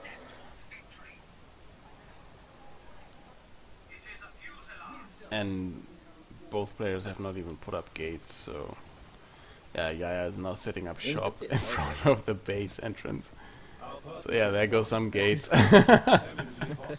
Yaya's just blocking everything right now. This is the Holy Hammer tactic, actually. Mass gates when the game ends. Yeah, just block everything with gates.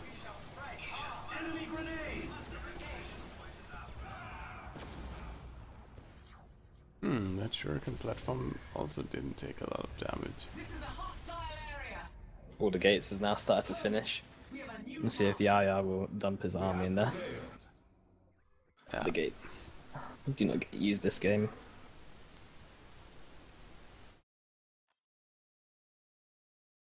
Yeah, very solid performance here.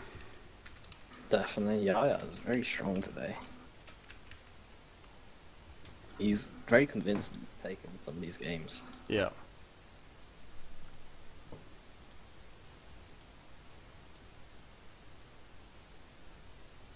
I'll be right back. Getting something to drink.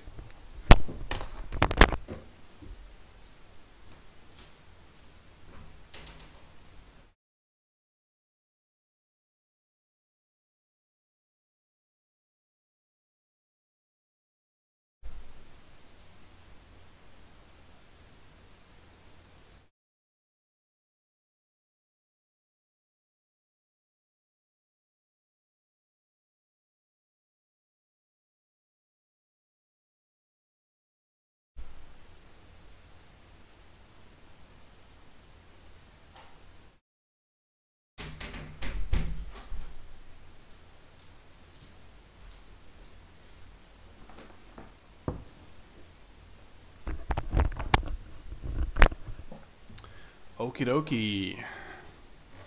The finals. The finals. That was an extremely strong performance.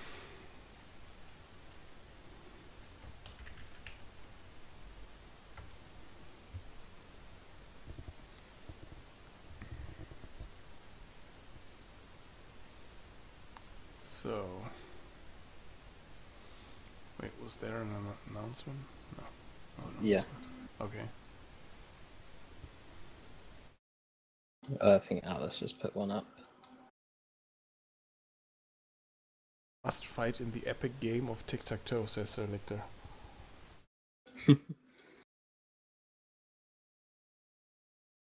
Is Yaya Holy Hammer? Yeah. Everyone seems to think that he is.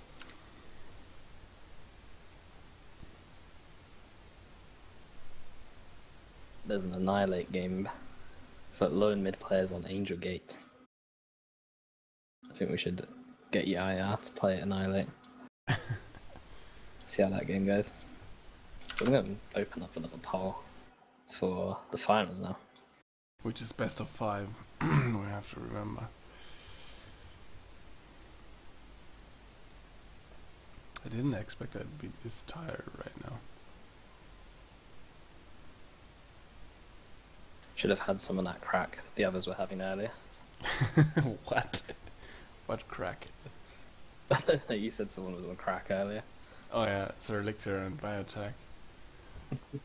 Writing crazy stuff. Need to ask them for a sample. So, who's getting up again? I will.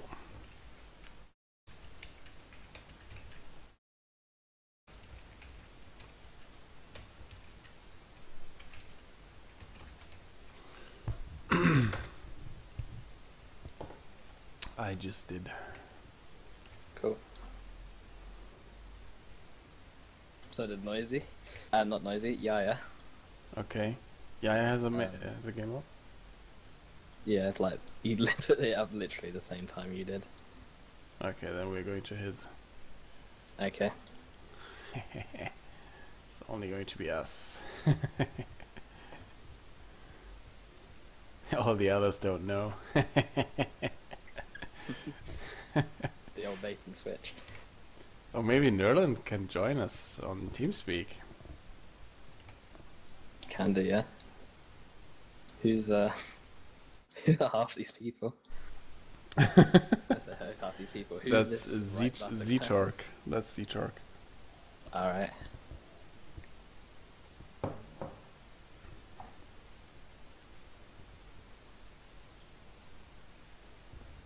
What's the first map actually?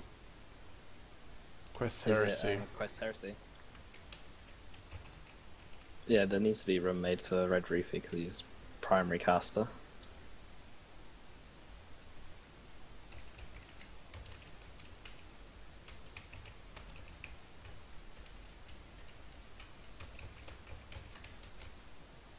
Stop writing in Russian. Nobody understands Russian.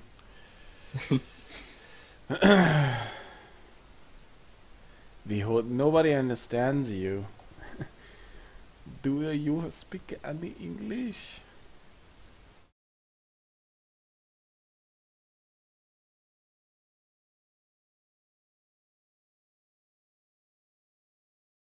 Yes, we know that you are a caster.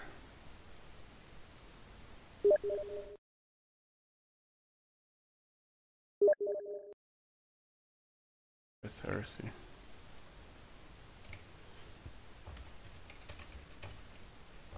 So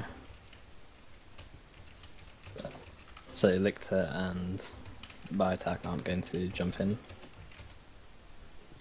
Well, they can't jump in because there's not enough room.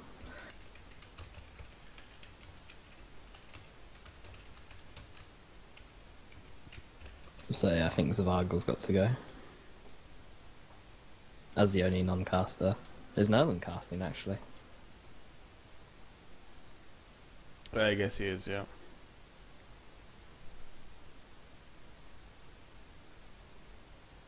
$150 viewers across all 3 channels on Twitch right now. Nice. There goes Red Rupee. Let's be nice. Yes, sir. And who's top of the bracket? Noisy. Noisy. don't think Yaya's gonna change his mind about what champion he's gonna play. Shogun Barbarian says, isn't Yaya that guy Max got super pissed at? Pardon? Shogun Barbarian says, isn't Yaya that guy Max got super pissed about? I don't know. There would be literally like no reason because Yaya is so much better than Max. So Dark Riku says, you need to be a bit more specific, it's Max.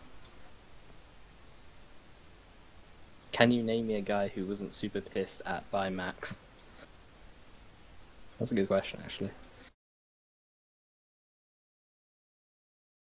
yes, this is the map.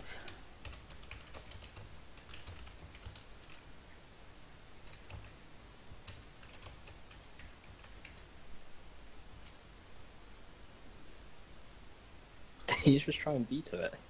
No, but he said he was saying that he hated it. I'm just telling him that it can't be vetoed.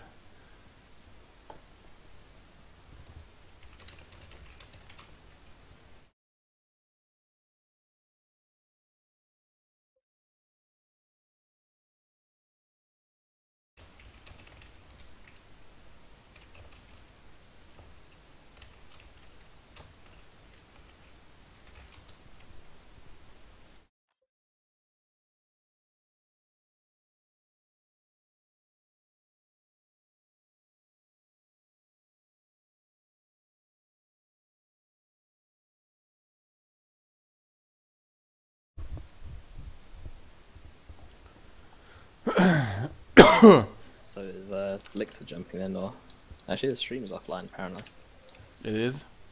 So is Laneshi jumping in? I'm not sure, I think he's still enjoying that curry or destroying it.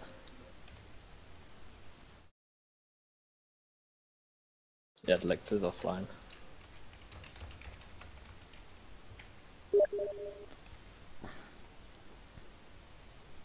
Oh wait, there's an entire chat here that I missed in the group.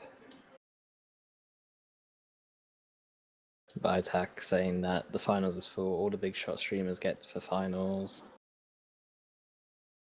Uncle Milty says, now it's your turn to relax and watch the stream.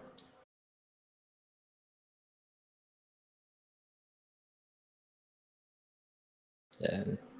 Wait, Celestia just locked on.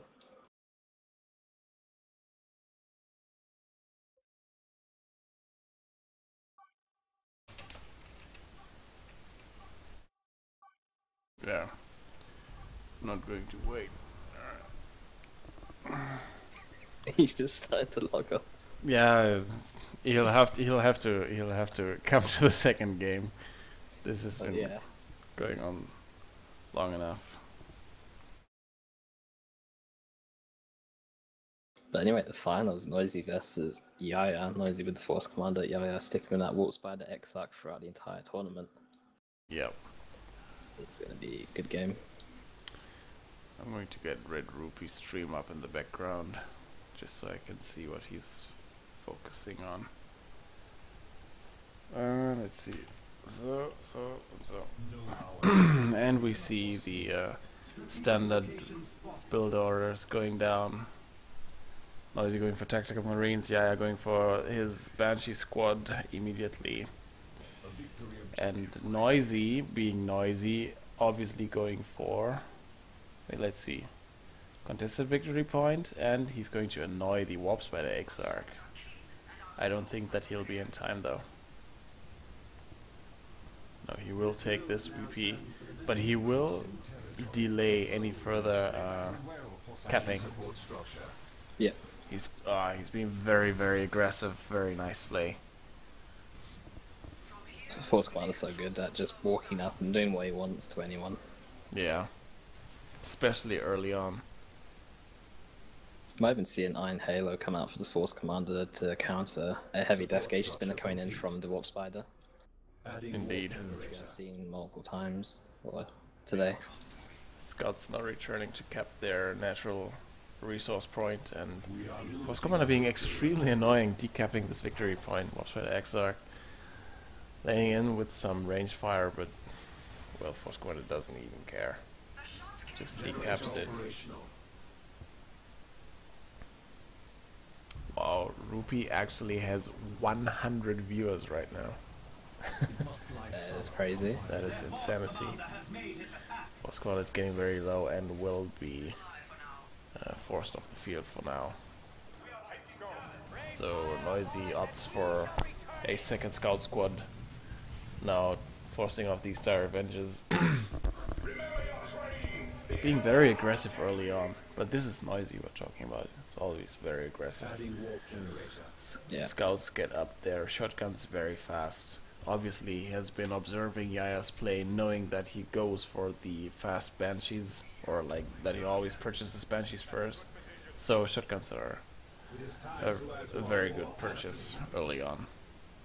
They have good synergy with the Force Commander as well, because you can knock them back with the Scouts, and then Force Commander can use his Battle Cry and then get the knockback as they get up as well. Shotgun, yeah.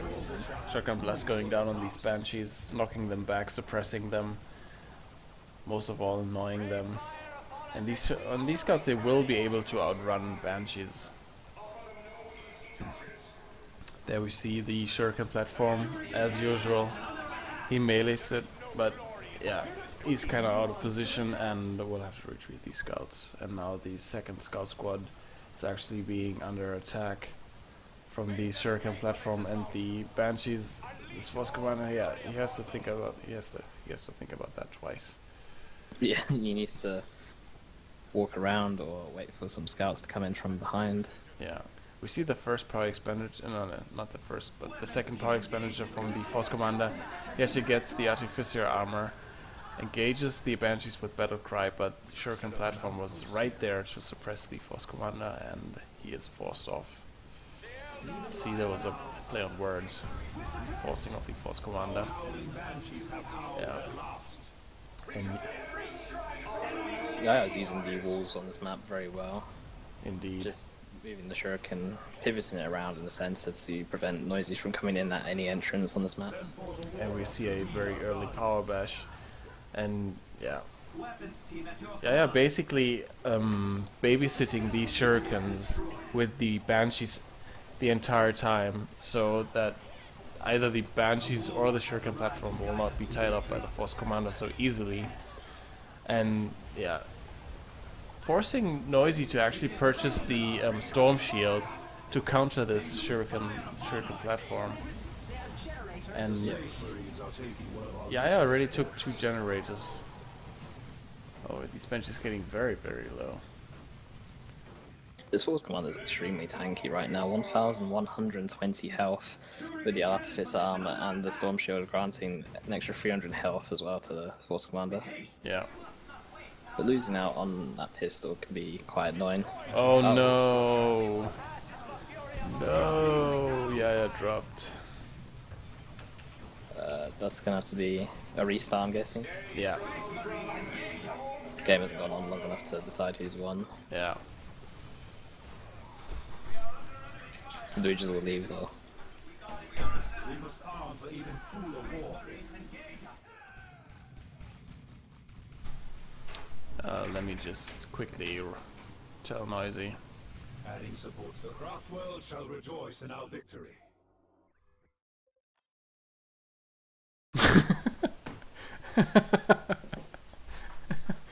Ace of Swords is actually calling DDoS. I mean, that $20, big prize pool. Indeed. Who would want to DDoS that one? Okay, so the Neshi is around this time. So this means somebody won't be able to join this time again. Because Noise is still missing. Yeah.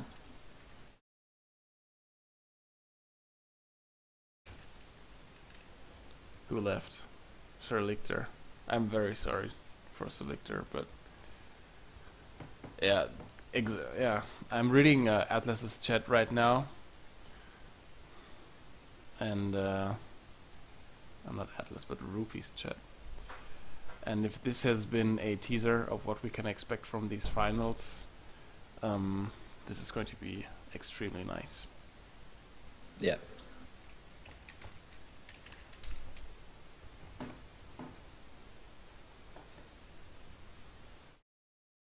Obviously.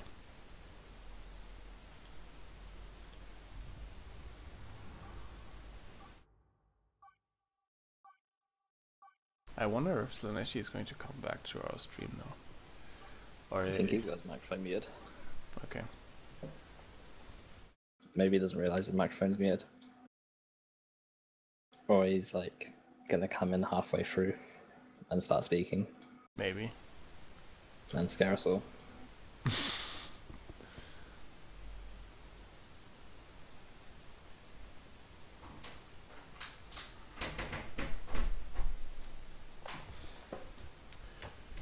So, and second try.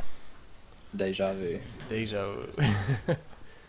But now these, Oh, actually, they're on opposite sides. yeah. But again, Noisy will go for, yeah, I think he'll go for the Warp Spread Exarch again. If it happens again, we might have to give this game to Noisy, because that would be extremely annoying and unfair. So Scout's going for the contested victory point first. And this time, yeah, it's kind of wise to it that the Force Commander is going to harass this victory point. And he goes straight for the contested power farm on the western side of the map. Scouts finishing their cap of the victory point and are now tending to some screaming ladies. Warp Spider. The Force Command. See, just as predicted, he just sneaking. Our howling banshees have howled their last. Special guest voice actor. Yeah, Generator operational. Dire This Avengers. Force one's taken a lot more damage this time though from the Dire Avengers actually being here as well. Yeah, kiting the Force Commander extremely well, but ending up to retreat also. I have a confession to make. I actually DDoS that last game, so just so I could get in and observe this one. So it was like 5 seconds too late to get into the last one. I just realised I got put onto the wrong team, so now my overlay looks weird. Oops. Red team and blue team got swapped around now. Oh no. But the first match, let's say the first try was actually it was pretty epic. Because Yaya was really putting on their hurt there, taking out 2 generators and forcing Riku, but Noisy to actually get the Storm Shield. Nice one. Good to see another Storm Shield in this game. I think so too. Ooh, very nice cheeky teleport there. Just goading those tactical marines in long enough to have the setup team Yeah. set up behind their bum bums. Yeah, these scouts are guarding this natural requisition point here, denying it to the Banshees. Yep, they will just walk forward and take it because scouts can't really do much unless they have their shotgun against the Banshees. And we also see a elite training. they get the elite training. Yeah, they're going for the elite training on the scouts, so he's probably looking just to get a few cheeky grenade spikes on that setup team. Yeah. Since Yaha doesn't have, or Yaya even, I keep calling him Yaha, but since he doesn't have any detector. He does actually. He has the Dire Avenger Exarch. Oh yeah, I forgot the Exarch could detect. That is quite Only in short a- range though. Yeah, it is. Yeah. It's like I think it's like a sentinel sort Yeah. of. It is exactly like the Insight, Sentinel. Yeah. yeah. I think he got the elite training for the extra regen to keep the scouts on the field longer. Oh, actually no. That's actually crap. But he'd have to keep the Dire Avengers next to the setup team at all times, just like that, Yeah. so you could see them coming in there. Yeah. Which is going to severely limit their mobility now that these scouts have the elite training. Scouts still Scouts lose a won't be lot able of to. damage. They won't be able to stand up to Dire Avengers. Yeah, Won't but be one. look at that sick health regeneration. Adding support Just structures. look at Yeah. it. It is sick. Like they're almost back to full health. Yeah. That's granted by the elite training, is it? Yeah. Yeah. It's the energy regen and health regen is sick. See, the more you know. More now, yeah, because I never Oh, no, played the death Space Marines. sentence. Oh, that grenade! That grenade! But health regen, just look at it! Look at it! Did lose a lot of that. Oh, they did. Oh yeah, that's unfortunate. Cheeky, And now cheeky look at his Wolfsman. energy. Look at how fucking fast it's going up. Yeah. Damn. The backups the full energy already. And we see triple gens from Noisy We may control the flow of battle. and some devs. 392, 475. Our reinforcements are here. The Space Marines offer ill Have advanced targeters before a heavy death gauge spinner or entangling web as well, which is interesting. Because if he's dealing with double scouts, it'd be nice to just cheekily pick off those models with the Their generator is smashed. much buffed range damage, and like it increases the weapon range by 7 too. Crack shot. You mean? Or Oh no, I mean the advanced targeters and the warp spider exarch can actually increases his weapon range. Oh, as yeah. well as his damage. true. That missed a retreat grenade there. Banshee's catching these tactical marines out of place, and they will have to retreat. Now these devastators, they will be covering the center area of this map, actually limiting the Banshee's mobility. And he picks up the grenade, makes the weapons team de-set up. Got the artificer armor as well on the Force Commander again. Yeah. Yeah, halfway almost into tier 2. Very cheeky. Warp spider's in a bad place though. Oh, nice grenade. One model down. Banshee's coming in on the flank, but Banshees That's can too get much to grenaded as well. Could be a retreat grenade for He Banshees. could have, yeah. I think he didn't realize in time. Assail us from afar. Let's see what he can make with that. He forced off Victory objective. almost the entire army. Actually, he did force off the entire army. So let's see. Guardians have come afield. the Blood Angels elite scheme as well. Yeah. If you zoom in on the Force Commander, you realize he has that really derpy, stupid helmet on. The eyes that are too close together. Looks so dumb. Oh, yeah. Spider harassing some scouts, trying to prevent them from capping this VP. But here come double scouts. And they shotgun blast him out of cover, and cheeky grenade, actually almost killing him there. Very nice. Nice little combination. Yeah. Ha! Rupee missed it. Ooh, He right. actually did not. Interesting choice. See, better watch That's why our I keep stream. watching our I stream. don't miss that stuff. Their Avengers being met by the Force Commander. It's just harassing them. These scouts go all the way around with their infiltration. Now laying in on. Getting a bit Let's close to see. base. These Banshees are No guarding. detection. Yeah. These Banshees are guarding this weapon squad very well. I think he could get a nice combo off if he shotgunned the scout, or he shotgunned the Banshees, then threw a grenade on the setup team. Yeah, but they were already out of energy. Oh, but Yeah. wow, that. Yeah, if only these scouts They could know he's- karate them to death.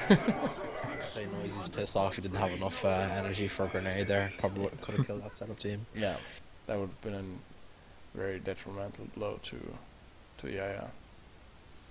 But Noise has got a Razorback on the way, and it might prove a bit of a pain in the ass for the Wraith Guard to deal with. As Yeah, long as he keeps it on them. Noisy is known Yeah. for his vehicle micro, not only for his vehicle micro, but he will not let those Wraith Guard get into range.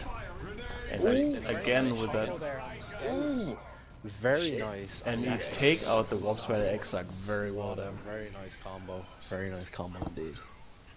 Cheeky. I'm just gonna go straight for this power. You anticipated where the Warp Spider was gonna fall fully. That's what you like to see. This is finals level play. He definitely don't underestimate those damn scouts. Yeah. And we have the Thunder Hammer. Ouch, and we have the crack shot on the Wraith Guard, actually increasing their range. That's right, Warlock just comes over and stuns him. Oh, these Devastators getting low. Ooh, crack shot. That's a crack shot for you. Oh, here come these Banshees. This Razorback needs to go. Yeah, these Banshees need to not even touch it once. Oh yeah, with the Thunder Hammer, and here comes the teleporter. Oh, it's going to be awesome. Should definitely switch the Dire Avengers to range and just knock over the Force Commander with that lead. Oh, this Wraithback going down. Ooh, no. Miss Michael there. For the Wolf Spider. Yeah, that's good. Yeah, I'd rather lose a commander than a Razorback. That's true. The Wraith Guard actually repurchased their grenade. We see for the Emperor on the Force Commander. Doing quite a lot of damage to these Wraith Guard, taking, wait, how many models? One model. Somebody had to remind me what for the Emperor does. Is it just a damage buff? It's a damage buff, yeah. Drop pod in the right hand VP. We see more tactical Marines actually being... We see Steel Rain, is this the beginning of Steel Rain? A lot of fire going on. Grenade here, but no, it wouldn't be enough. No. It's on cooldown. They used a grenade earlier. Yeah. And these Dire Avengers coming in to... No, actually don't have enough energy. No. They're just going to melee. Oh, but they're going to pay with some models. But these badges are in retreat path. Yeah. Who said Banshees are bad at retreat killing? They actually are. I mean, they're not bad, but... They're not as crazy. Yeah, they're not as crazy. Honestly, I didn't mind them being so crazy on retreat killing. They were a bit ridiculous. They could run the entire length of a map, just changing something, and then just poke you up the ass that execution to get the final blow. That's true.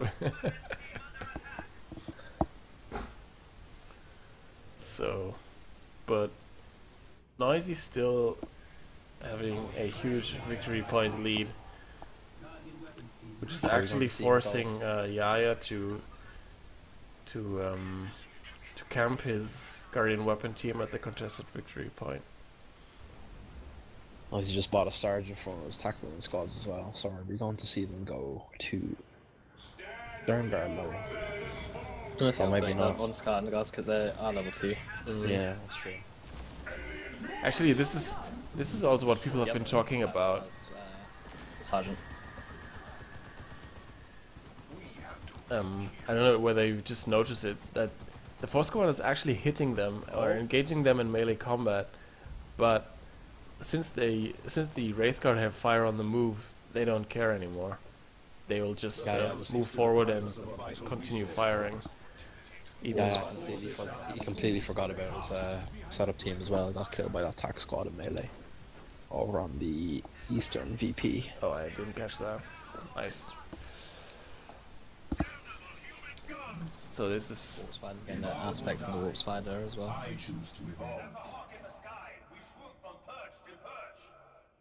Very cheeky indeed.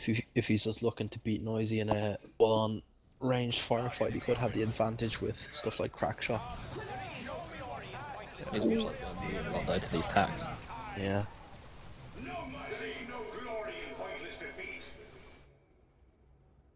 Kills from Banshees.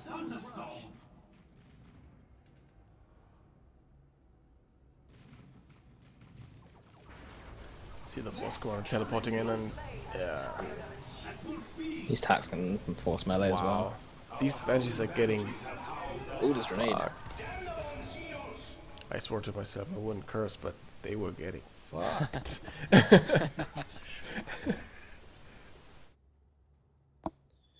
Riku said she's were faster than any max speed retreater. So what is... I know units have like a top max retreat speed. They get like faster the longer they're running back to base. True. So after like 10 seconds or something, they gain like 2 speed. But my numbers are probably like completely off, but something like that.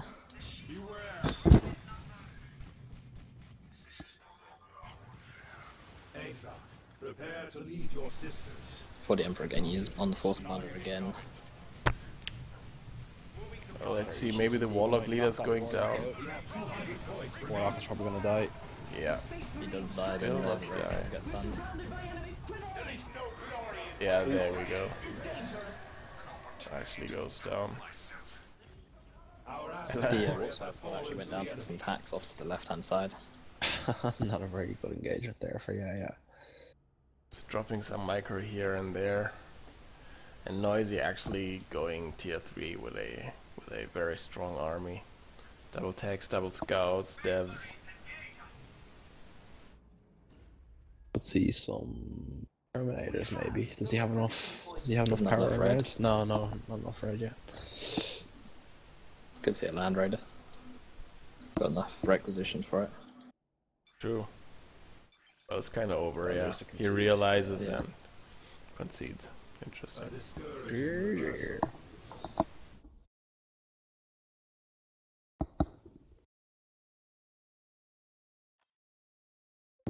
Then it's not like a 3-second loadout time because it's 1v1.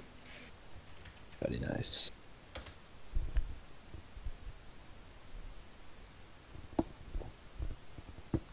Very nice game so far.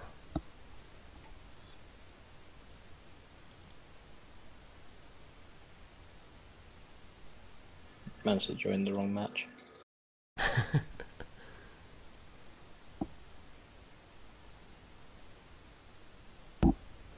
Make sure you're on the right team this time for your overlay to match the game HUD. Yep, I made sure to join early so I can get the high slot.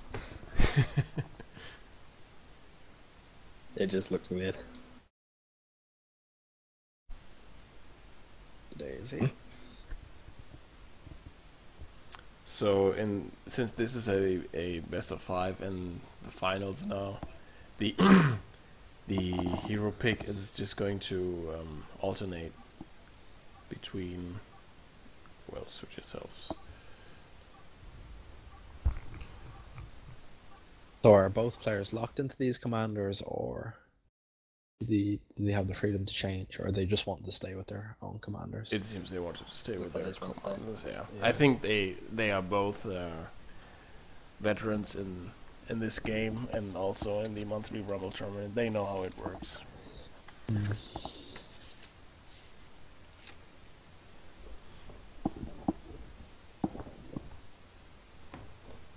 There we go, game 2, ladies and gentlemen. Yeah. Game 2, Slashy 1v1, Calderas Refinery, red team. We got Yaha. Oh, I call him Yaha again. I can't do it. Oh, Red Ruby's now on 115 views. It's insanity. I'll have to try and get the next one on YouTube. See if we can garner a little following from a few new viewers who maybe watch Indrid or something. Interesting. Next tournament. Yeah. Noisy uses his scouts to harass the warp spider. Very, very aggressive. Yaya's probably really wary of what the scouts are capable of after those 2 scout squads just completely owned his warp spider. Yeah. I let you. Scouts are getting flanked up. Nice comeback from Noisy. Support structure complete. So, Adding warp generator. Force commander's in a bit of an unfavourable position here. In a bit of a pickle. Yeah, I thought he would have just teleported out to get a bit more range fire down range. Teleports right as the special finishes. Yeah. Very cheeky indeed. yeah, and Yeah, he will it have was to not worth retreat. Wasn't worth it for him to chase around a commander that can teleport everywhere. Yeah. Spider's going to engage in melee. Wait, no, they actually just do melee damage.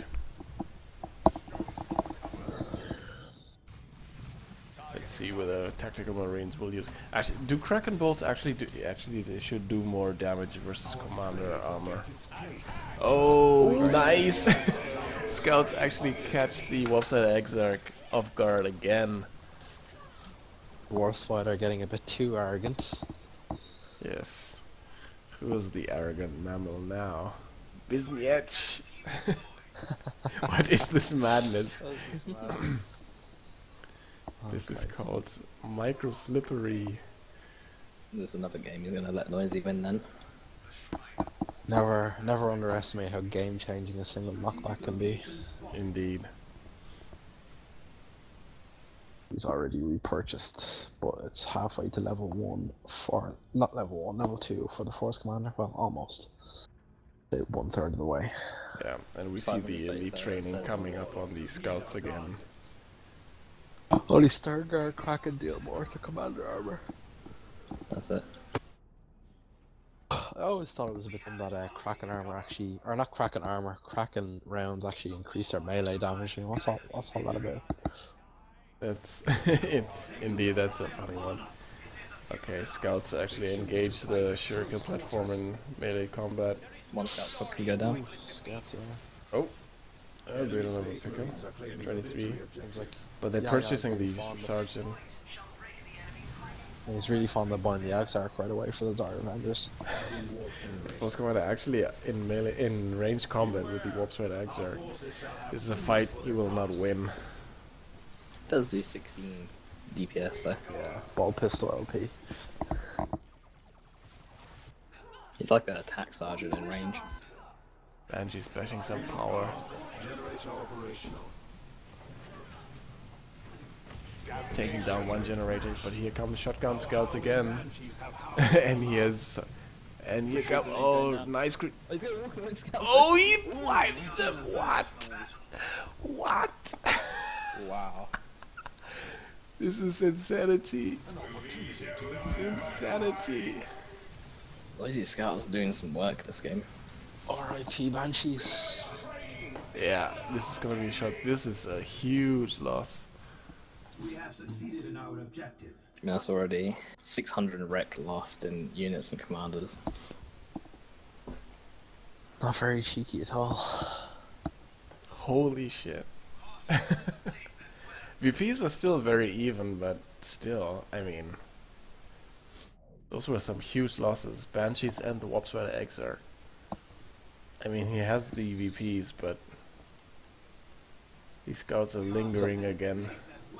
He's often to go for another Dire Avenger squad, but what he doesn't know is that Devastator's just hit the field as well. So I think he's definitely gonna have a few more problems now, aside from losing all that wreck, because Yeah, Noisy's unit roster right now is just a lot more versatile in general.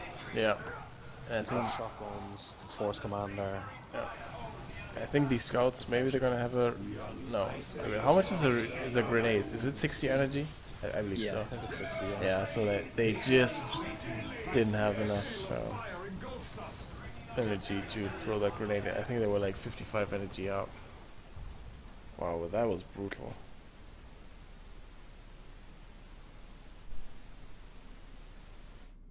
It'll be interesting to see if yeah actually makes another tier 1 purchase, or if he just forgoes it all, goes for a quick tier 2. Might just go for a quick tier 2 while he's There got goes the grenade. advantage. Ooh, very nice. Yeah, but he retreated. Here comes the Nice plasma grenade. grenade though. Ooh, nice. Close, it almost landed on top of those other 2 models until they moved back. Yeah, that worked with this.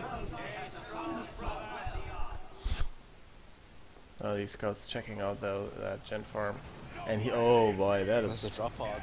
a drop pod. Actually, he. Yeah, it's a good purchase. I mean, he's seriously outmanning Yaya right now. Yeah. And all that combined range fire. Yeah. He's being very oppressive right now. It'd be interesting to see what Yaya's next purchase is going to be in tier 2. Maybe since he's dealing with all those attacks, maybe he might opt to go for a Wraith Guard again. Yeah. But they will just be met by the teleporting Force Commander again. Yeah. True as well. So if he does decide to go for the Wraith Guard, he's going to have to use his time wisely, and a time that Noisy has to wait until he actually gets into tier 2. Dire Avengers are being focused down here, right? They're losing models left and right. Yeah, they will have to go. Actually, they're not losing models left and right. Just lost one model. But it looked like it. Damn it, it just looked like it. Attacks as well. Foscavada flanking around here, engaging this shuriken platform in melee combat. We see for the Emperor on Tactical Marines again. Oh, that that shotgun blast again. He just wasn't in range for the grenade toss. This was not getting a bit deep in base. Fuck it. Push all the way. Oh. Just a second too late. Just a second too late. The auto drop. But this is the signal to Noisy that Yaya is actually already tier 2. But he knows that he spent about 50 power now on an auto, so he doesn't need to worry about a vehicle coming out. True. And he just lost his power, so...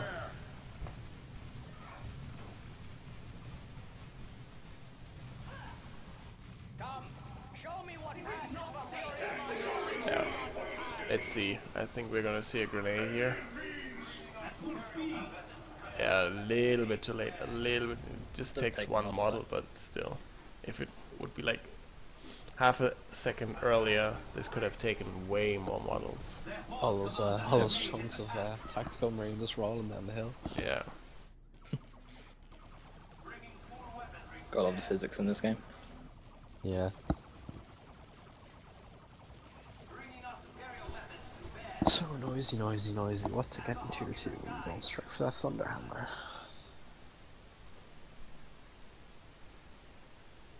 I think he's always going for the Razorback. We are losing our power node Yeah. to the enemy. It's always his tier 2 purchase. The Double first- attacks though and a Razorback are really annoying to deal with. Especially if they're popping in and out. Yeah. Be a pain in the ass or something like that, it's hard to deal with. Yeah. Especially if she wants to jump on them. Retreat Oh, that platform. Platform. Oh, what was Wow, that was close. Looks like he's gonna get away. Did you put for the Emperor on the scouts? I think he put it on the scouts a little bit too late. Because he could have wiped that shuriken platform. But Yaya amazingly staying in the game. And the VPs are actually pretty tied right now. So despite Noising having the superior army, it's not like he's translating that into a crushing victory right now. We got the Power Fist lined up for Force Commander. A bit of an odd choice, I think. Heavy Death Gauge has been coming in for the Warp Spider. Could see some knockback now on the Force Commander.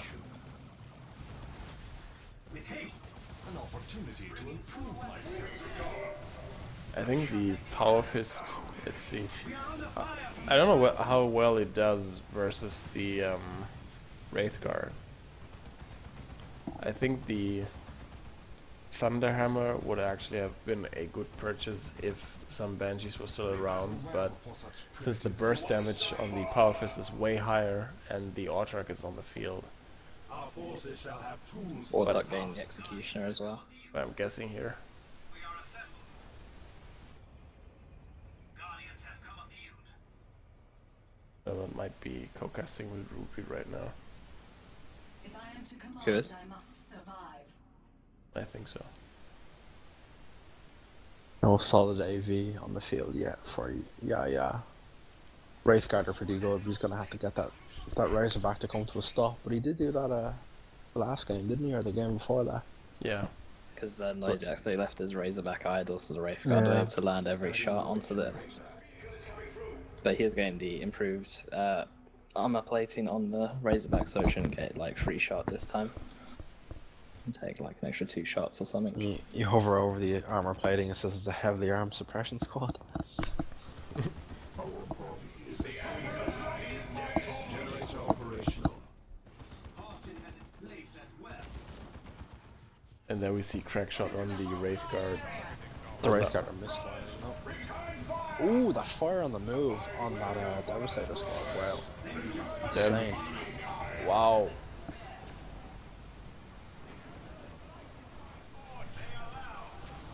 I could see some retreat grenades on these scouts. We could. Very cheeky. Let's see. Ooh, Very ooh. close indeed. How much Wow. health does Scouts get away with? 10 HP.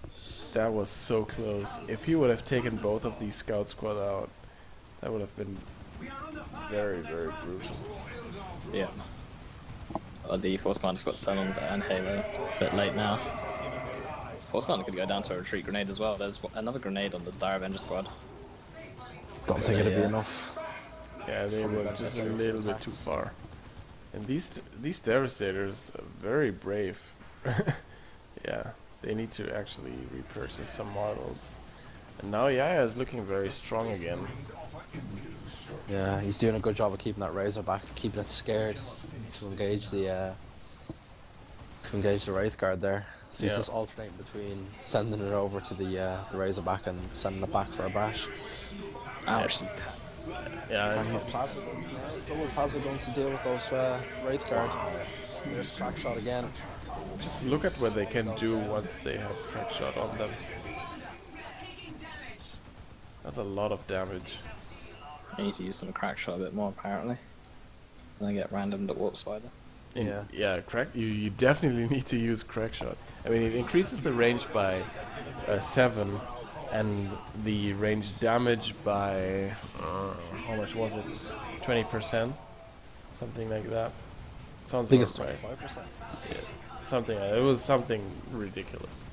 Some Ooh, grenades few getting thrown grenades out. there. Exploding tacks. Very nice. Very, very I'm nice. surprised the Force Commander got a teleport pack because he only recently just purchased the Iron Halo. And I then just decided think he wanted you needed something definitively to take or to deal with that setup team. Otherwise, he was going to get trapped in base. Yeah. I think Yeah, he could have been. sec- I think he could have been a bit more aggressive with the Razorback. Maybe just put a few units into it and drove it behind the setup team, since the Wraith Guard are pretty bad at hitting anything while it's moving. to have Yeah, a second Wraith Guard squad coming out as well. Yeah. Yeah, really loves his Wraith Guard. And he's really good with them too. So we should. I think this Razorback is is in a very bad position right now. So he should see this. Yeah. Luckily, they're fire on. Oh. Got cock blocked by the tactical marines. Oh, the Warlock Warlock dies. goes down. But he'll soon realize that there's double Wraith Lord. Where's the other squad? Actually coming out of base now. Well, the model Force does, Commander getting knocked down. yeah, Force Commander doesn't have the staying power without his Iron Halo. 200 to 340, 1-to-1 cap. These plasma attacks doing a lot of damage to these Wraith Guard. Yeah. They're both upgraded with plasma cannons, or what are they called? Plasma rifles, plasma guns. Yeah. And Kraken. Ooh, here's another call. Auto He must drop. have- yeah. Oh, sorry. The noise is not wise to it. See, yeah, this is the Execution as well. Infantry.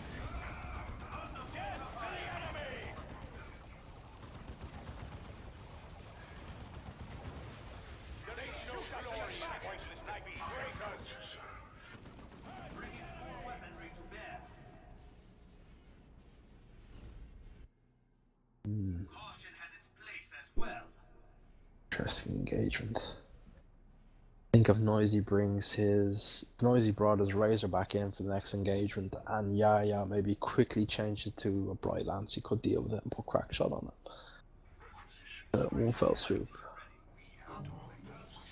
But he's probably weighing up his options and deciding he needs a Shuriken more than he needs a Bright Lance right now. Yeah, he needs to control the Force Commander. We shall rise to the challenge. Crack shot on the Wraith Guard again. We've got Assault Marines coming out for Noisy. Yeah, he really needs something to tie up all that range damage. Let's see another grenade here. Dire Avengers get away with their level up. Really bad engagement, especially with these Assault Marines about to jump in. Yeah, it's It's a just full full retreat now. Yeah. I think he hasn't seen the ASMs now. They already have their sergeant up, giving them a power melee sword. Yeah. Ooh, Wraith Lord. Oh, this is going to be tough for Noisy. Next battle's gonna be a good one. So it's 327 to 166. Yaya has completely turned this around. Even though he has lost Banshees early on and the Warp Spider Exarch. Scouts doing what they can to slow down the repeat bleed. The tides are definitely ever changing with a lot of the map looking blue right now. That last good push from Noisy. Tark probably won't be able to finish that cap. Force Commander can just teleport and finish her off with a Power Fist. Yeah, but he'll have to retreat afterwards. Point secured. Resume fire. And the Autark could have always just jumped away. And then the Force Commander would have wasted a teleport. No weapon upgrade queued for the Wraith Lord just yet. A lot of upkeep for the Eldar army so far. Noisy opting for Thunder and Lightning for the Assault Marine straight away to get that Melta Bomb on the go. Yeah, and he already got the last cannon. So for the Emperor on the last cannon, it's not firing. There goes the first shot. Let's see how good it does. Second shot. Down to a quarter health already. Rayguard is focusing melee onto the Razorback. Assault Marines, surprised they haven't thrown a Melta Bomb yet. They jump out. These techs are getting very low. Techs wiped. 2 models in one swing. Warp Spider's gonna get wiped as well by ASM. Oh no, I don't notice them. There goes some No, Flesh of Steel. There goes Flesh of Steel. Last cannon is going to die. That's what's gonna go down. Chop. Warp Spider got away with like 3 HP. Wow. There's a low health Wraithguard squad that could have also been wiped as well, but they go away as well. Actually having a Shuriken Cannon upgrade onto the Wraith Lord now.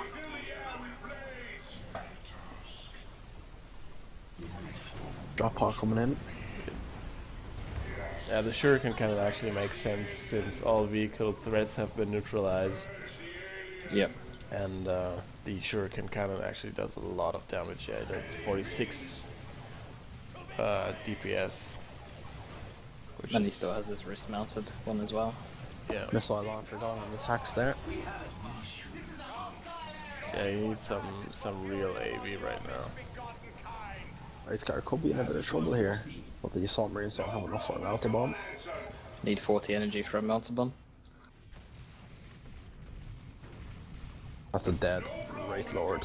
Yeah, he tried to tie up the missile attacks, but Wraith Lord was overextended and yeah, rightfully He dies. should have just waited for the rest of his army to come and support him. Yeah. Indeed. But still, the double cap is going to Yaya. Bought himself some time to push upwards and onwards. Force Commander getting knocked down. No Iron Halo to prevent that knockdown. He's got Battle Cry that'll stop him from being knocked over for 15 seconds, I think. Yep. Why is he keeping himself in the game? VP's not that different. 210 versus 152. This also needs to be very careful, she's gonna go down. Yeah. Siege Fist. for the Emperor. That was level 4 Force Commander. So he does a lot of burst damage. I think it's an extra 16% damage when he's level 4. I think. Can't remember the exact amount. 531st in the chat saying that I should have gotten the Wraith Lord first instead of the second Wraithguard squad. I think I'd agree with that. The Wraithguard's effectiveness is just essentially dropping off now since those Assault Marines are on the field. Yeah. Along with the teleport and Force Commander, they can't really catch a break to fire. Nice grenade onto that Guardian Weapons team. Taking off half of its health, but It's obviously not too concerned with its health right now. Because Noisy's it's also switched back to his Next engagement, plasma attack. I'd say the Force Commanders is going to teleport in on top of that setup team. you see Craig shot up on the Wraith Guard again. There we go, there's the teleport. Ooh. Got the team in a bit of trouble. One. Oh, it's gonna go down. Oh, but Heavygate's desperate. Such an annoying global. Yeah. Yeah, actually realized that the Force Commander was about to take out these shurikens and did what the Warp Spider did at best. Be annoying. See, double ASM from Noisy. Yeah. That's the noisy way to cut. Oh yeah. Oh, but he just had enough energy to get the Assault Marines out there at the last second. Away from that autark drop. These Wraith Guard might go down. Actually, no, they Just hit his survived. entire Avenger with a grenade there. Space Marines move against me. Close combat. Not so arrogant now. My faith is my shield. My fury is my sword.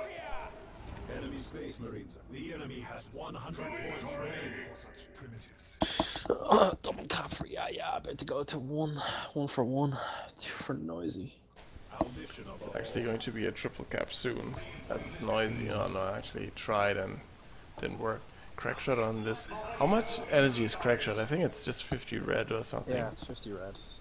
It's pretty. Very underestimated global for its price. And it's also very spammy. I don't think that the cooldown is very high on that one.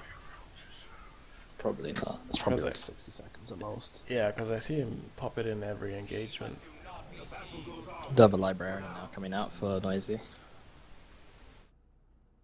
That can be very annoying if you get Steve.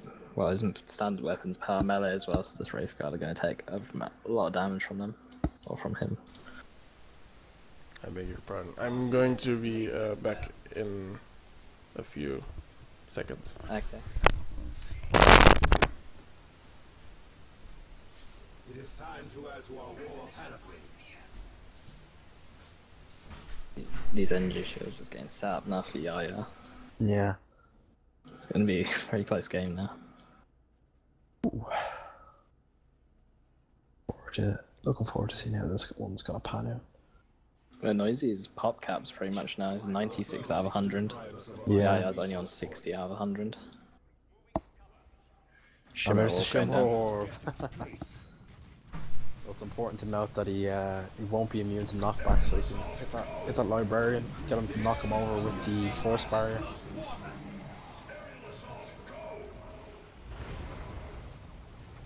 Have some grenades going down. Very nice Ooh. grenade. Very little time getting used onto these ASF now. Yeah, I think there's too much melee for Yaya to handle right now. Just too It's much too- stuff in general as well.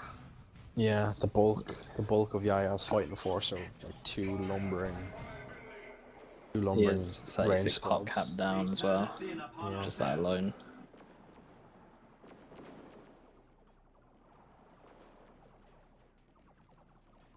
As it was foreseen. Also, Noisy stuff is leveled up a bit higher as well in comparison to Yaya's. Yaya squads are around level 1 and 2, some of Noisy squads are only level 4 and 3. Enemy Space Marines are claiming a victory objective.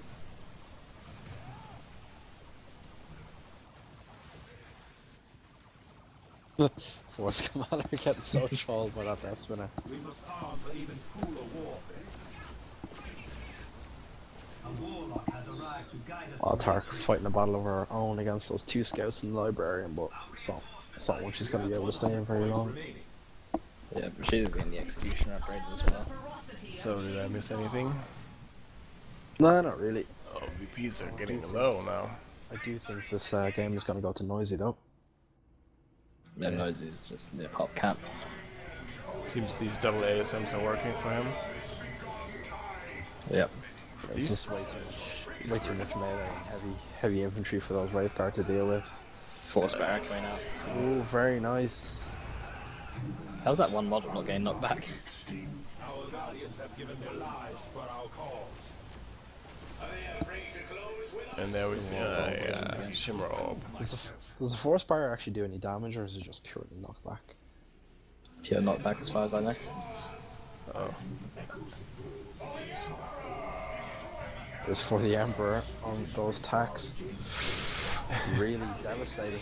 To use them against those Wraith Guard, those plasma domes, they don't stand a chance. If you want, by the way, if you want to see some salt, you just need to switch to Rupee's chat right now.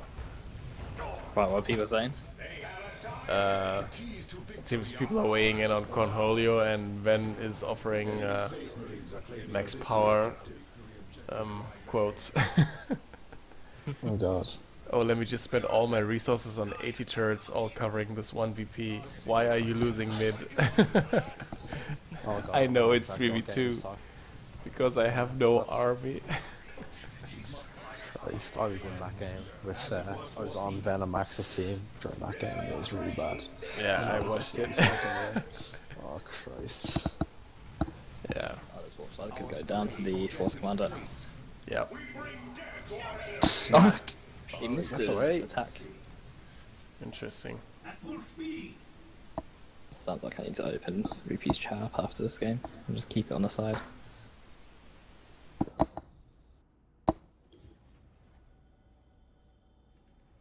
$73, $245, double cap to Noisy.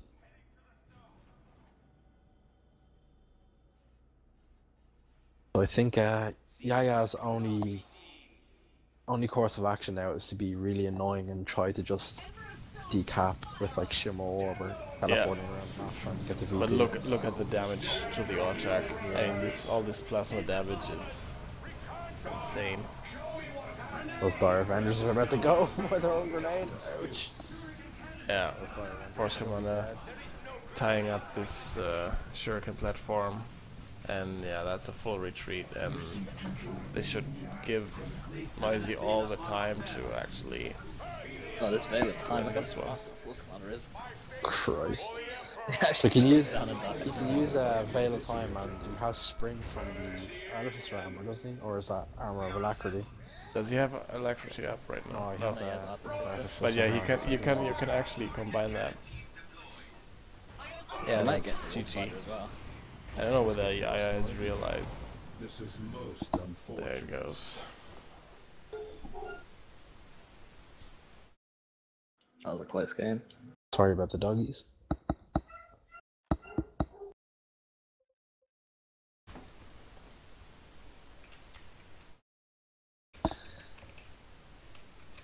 But yeah, interesting game. So next match is match point. No, it's out of 5, isn't it? The it's finals just are game. always out of 5. Actually, wait, yeah, Noisy can win this. Yeah, He wins next game there. because he already won the first one. He won the second. Now if he wins third, that's it.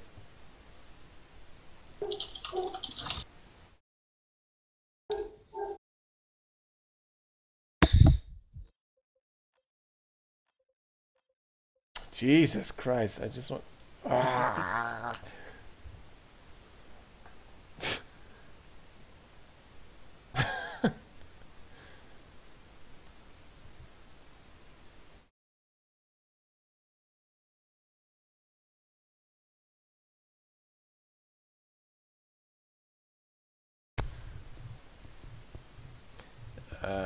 It should be Yaya's choice. No. Yeah. No, it's Noisy who picks Euro first again.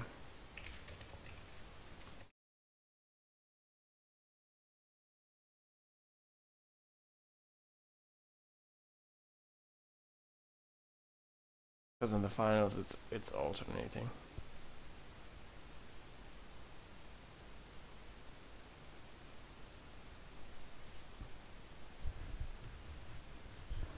We're gonna just see another Force Commander versus Warp Spider matchup again. Yeah, I think so too. Let's see whether Yaya actually mixes things up right now. So he could go for either the Mech Boy or the Warlock. Yeah. It depends on the map that... Yes. Depends on the map that Yaya will choose. Yeah, I'd also have to check because I don't have the list open right now. I think I've got the list open. Yeah, just check whether the next map's on the map pool. Let's not have that same thing happening again. Wow, I'm tired. Like, So cannot Mount keep is my... Ashes of Typhon, Cadaver's Refinery, Fetrid Folly, Yeah. I see. Greentooth Gorge, Imperial Plaza, Judgment of Carrion, Leviathan Hive, Quest Heresy, Silver Frontier, Greentooth Gorge, Fixed Version, and Jarrow's Forge. Okay.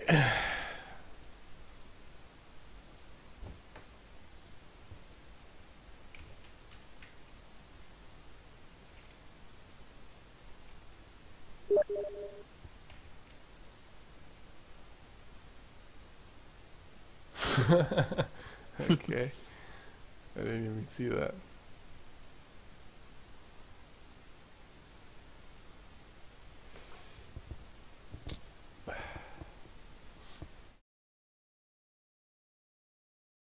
So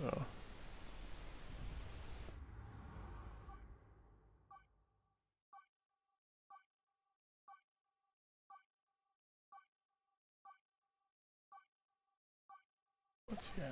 Let's see. I hope this isn't a 3-0 sweep.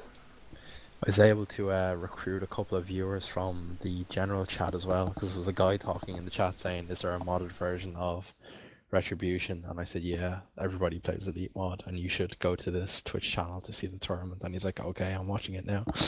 Nice. Very The nice. powers of recruiting.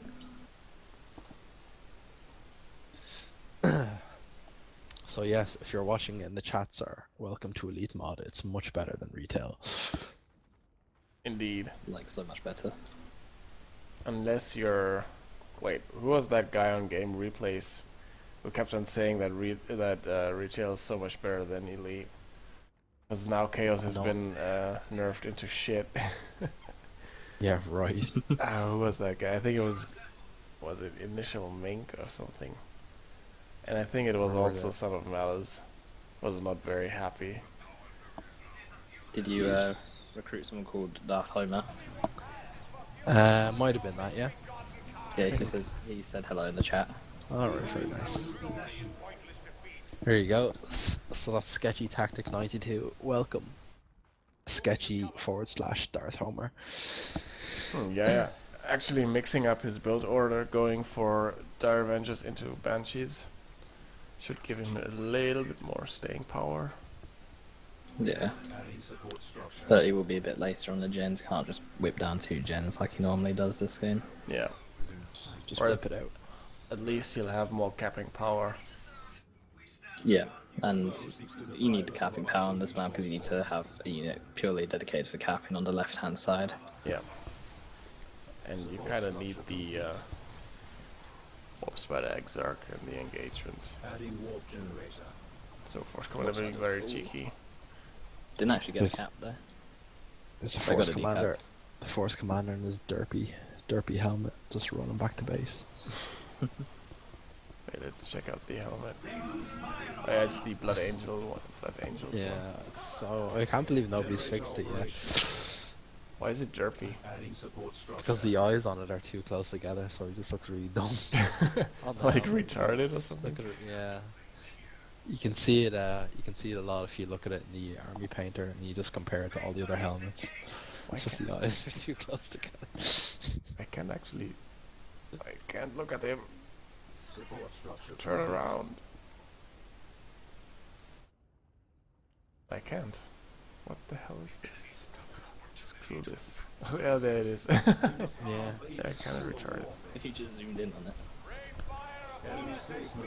This is a very big push now from Yaya. Yeah. Coming down on the right hand side of the double dire Avengers. We see Artificer going up on the Force Commander. Artificer is always nice, giving that extra tankiness, extra health regen and energy as well. Yeah, especially now that Yaya has double dire Avengers, which will be so much more painful for the Force Commander on approach. It also has double aspects of the Avenger as well, for double the grenades, double the fun. Yeah. God, This here's the will also shotgun. take more damage. The War Spotter's worst enemy in the last few games is that shotgun. That's their shotgun. He Yeah. almost went down again. Yeah.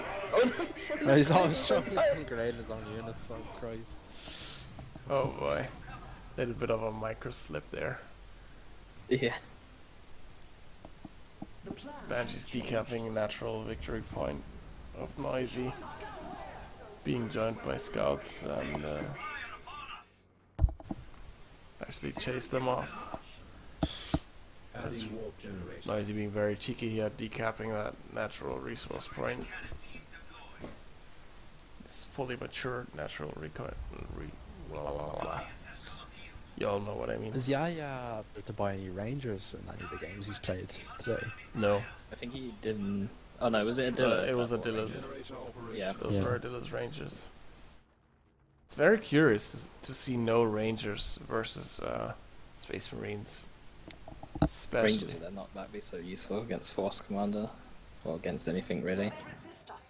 You're saying they're Well, not. what is it? Rangers do respectable damage to commander armor now. A lot Yeah. more than they used to. Yeah. Yeah. And they do have a decent fire rate as well. Yeah. Most of all, you want the Rangers for their abilities. So you have knockback on demand and Yeah. hollow field. Indeed. Do have a sergeant on the second scout squad, might see the elite training as well. Yeah, I think he'll I'll see that definitely go scout for the pair elite again, training. Yeah, they Yeah, go there to it the is. elite training. Yeah, probably gonna be the same deal as last time. As soon as he saw that shuriken cannon, he knows he has to get that bit of stealth going on the go. Yeah. So 385 to 492. Wait, how much is the elite training actually? I think it's 50 energy or something. 50 requisition, 15 power. Yeah, 15 power. 15 power, yeah. What it gives So- though is pretty decent. So I think he always gets double elite training. That's 30 power. Then that's 30 for the devs. Then I don't that's think that it's elite training on the crazy- shotgun that scouts crazy till later health. though. A it's- crazy health and energy regen. Yeah, it's really wicked. So wait, that's 60, 85, and then that's 100 power, and then let's also add the let's not forget the artificer armor, which is I think also 25 power.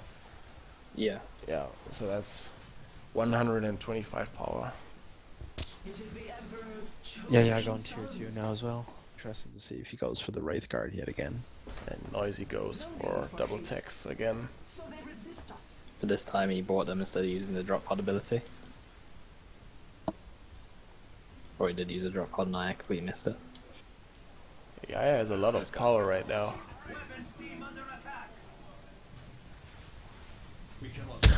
Those scouts just kicking the shit out of that shuriken platform. When they force melee, they probably throw their whole body into this like little kick Yeah. that they do. It does like no damage. This force mod needs to be a bit careful, he's a bit. Yeah, he's gonna go down Fine, if he's not careful. There we go. Just pick over that Goats. one model and get out of there. Yeah, That's but gonna, yeah, this is Noisy, he's you gonna know. stay there. As he knows what he's doing. Yeah.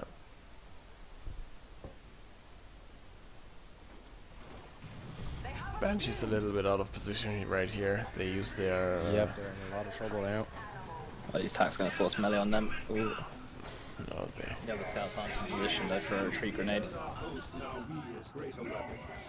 And there's the Wraith Guard right on cue. screaming bitches. We have it, Farseer. I'm surprised he doesn't go for something like Reapers though. Guardian weapons team ready. A lot of people don't like Dark Reapers. Yeah. That's a shame. People Keltos prefer is, fire dragons these days. yeah, I know Keltos is a big fan of Dark Reapers with a Falcon. So I he's think loading it's- them around. It's like almost the only way they are viable because they're so squishy, and they will make you bleed so hard that you need transport play. Actually, in my opinion. Nice grenade attempt. Ultimately missing though. These Sorry, attacks in the Rangers. edge is too much Yeah. there. DoW Yeah. Rangers can't stand up to that, but the Warp Spider's content on sticking around being annoying. Oh, and he explodes attack mod. And the Banshees coming in, these attacks will be force stuff. He's good buying his Banshees a bit of time to get into the fight there, but forcing him off the field is just as effective. Noisy now popping into tier 2. And being very cheeky again with the Force Commander. Always decapping that natural resource point. It's very important, denying that plus 30 requisition. We do have another Razorback on the way as well, and the Thunderhammer coming in for the Force Commander. Yeah, which makes sense because Banshees are still around, so you see the Karate Scouts, Black Belts, Karate Scouts. Dev's covering this victory point right here. Force Commander will have to retreat through all of this. There's the Razorback again. Yeah. Wait, did he cancel and start rebuilding it? Because he'd already started a while ago. Oh, Warp Spider goes down. I wasn't paying attention to him. To some tactical marines. So that's a bit of a wasted resource there, because he had the heavy gauge death spinner queued up. That wasn't completed. Ouch. Second time that's happened where he's got a weapon queued up and he dies. Yeah. That's very unfortunate. Also, this Warp Spider actually has been going down quite a lot. But there Yaya goes, completely wiping Noisy's power. And just instantly rebuilds the gens before that node goes down. True.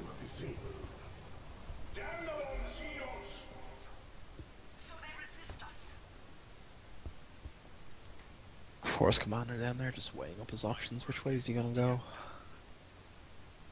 Getting Warp Spider's teleported back got as well now, so he can just jump over the cliffs if he wants. Mm-hmm. It is destroyed.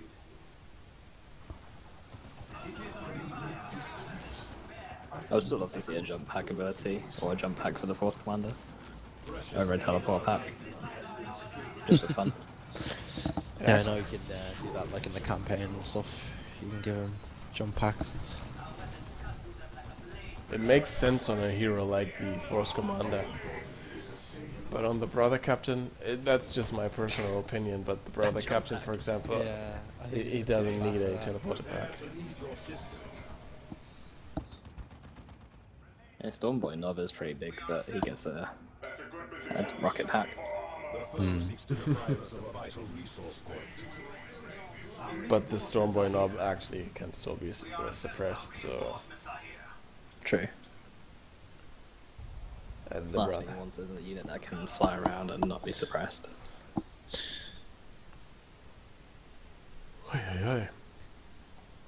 Really tired this time. I'm really hoping that Noisy will win, because the finals are over. That's how tired I am right now.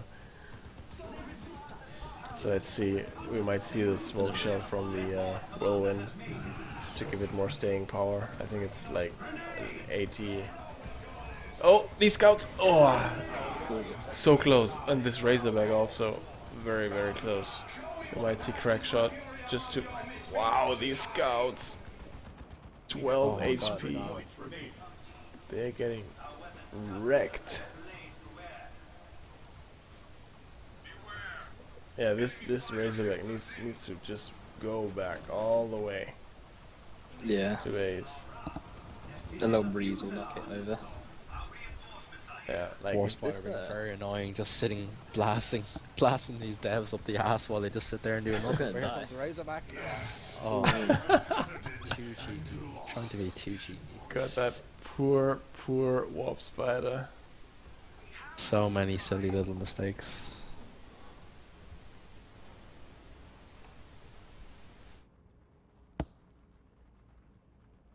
No, the devs are just like standing over him, just looking at him like, yeah, fuck you. we have butt armor. It protects against wasp He's feathers. coming back up now. Crack shot on the Wraith Guard again. Nice grenade on these tactical marines. No match for the Thunderhammer though. Nothing's a match for the Thunderhammer. And they lose 2 models, but luckily not the Warlock. He's going tier 3, interesting. He's got a lot of power to burn though, so he may be going for a cheeky fire prism perhaps. I don't know. Oh yeah, the ASM first one has the coming out, though. Thunderhammer. If he does get a Fire Prism though, and the ASM get their Thunder and Lightning, and the Force Commander gets his Power Fist, then that Fire Prism is going to be just melted. You have to keep his micro on point. Make sure the Force Commander doesn't get anywhere near it. Yep. That's assuming, of course, that he actually goes for the Fire Prism. Could be getting ready to queue up a Seer Council for all we know. I don't know, Seer Council when the Force Commander has the Thunderhammer. Yeah, that's true. That doesn't sound like a good idea. Seer Council are good, but they are pretty squishy. He can save up and buy an Avatar. Question is, what could he get though in this situation Oh, this Nice grenade. that would help him? I don't think he's gonna benefit an awful lot from going tier 3 because he's bleeding way too much. Oh, this Guardian Weapons team gonna go down. I think that's it for I think it went to friendly fire, did it? From the Wraith Guard. I'm not sure. But he did have for the Emperor and the Force Commander, so that Guardian Weapons team was just gonna go down once it got knocked over.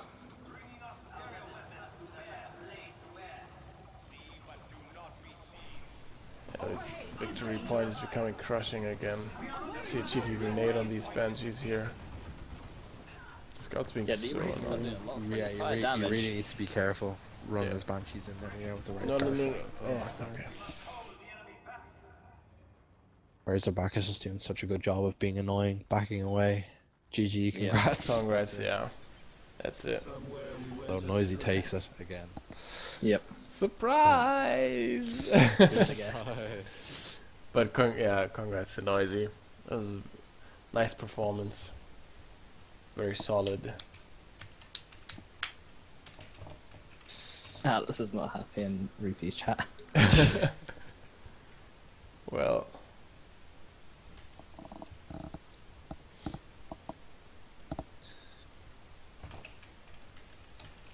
Noisy banned from any more tournaments.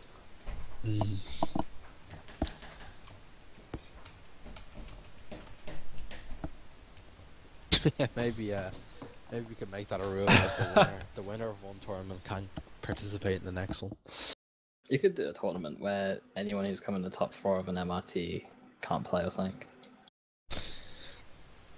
It'd probably work if our community wasn't so fucking tiny. I think it could just work. Be like a lot of beginners and mid-level players. We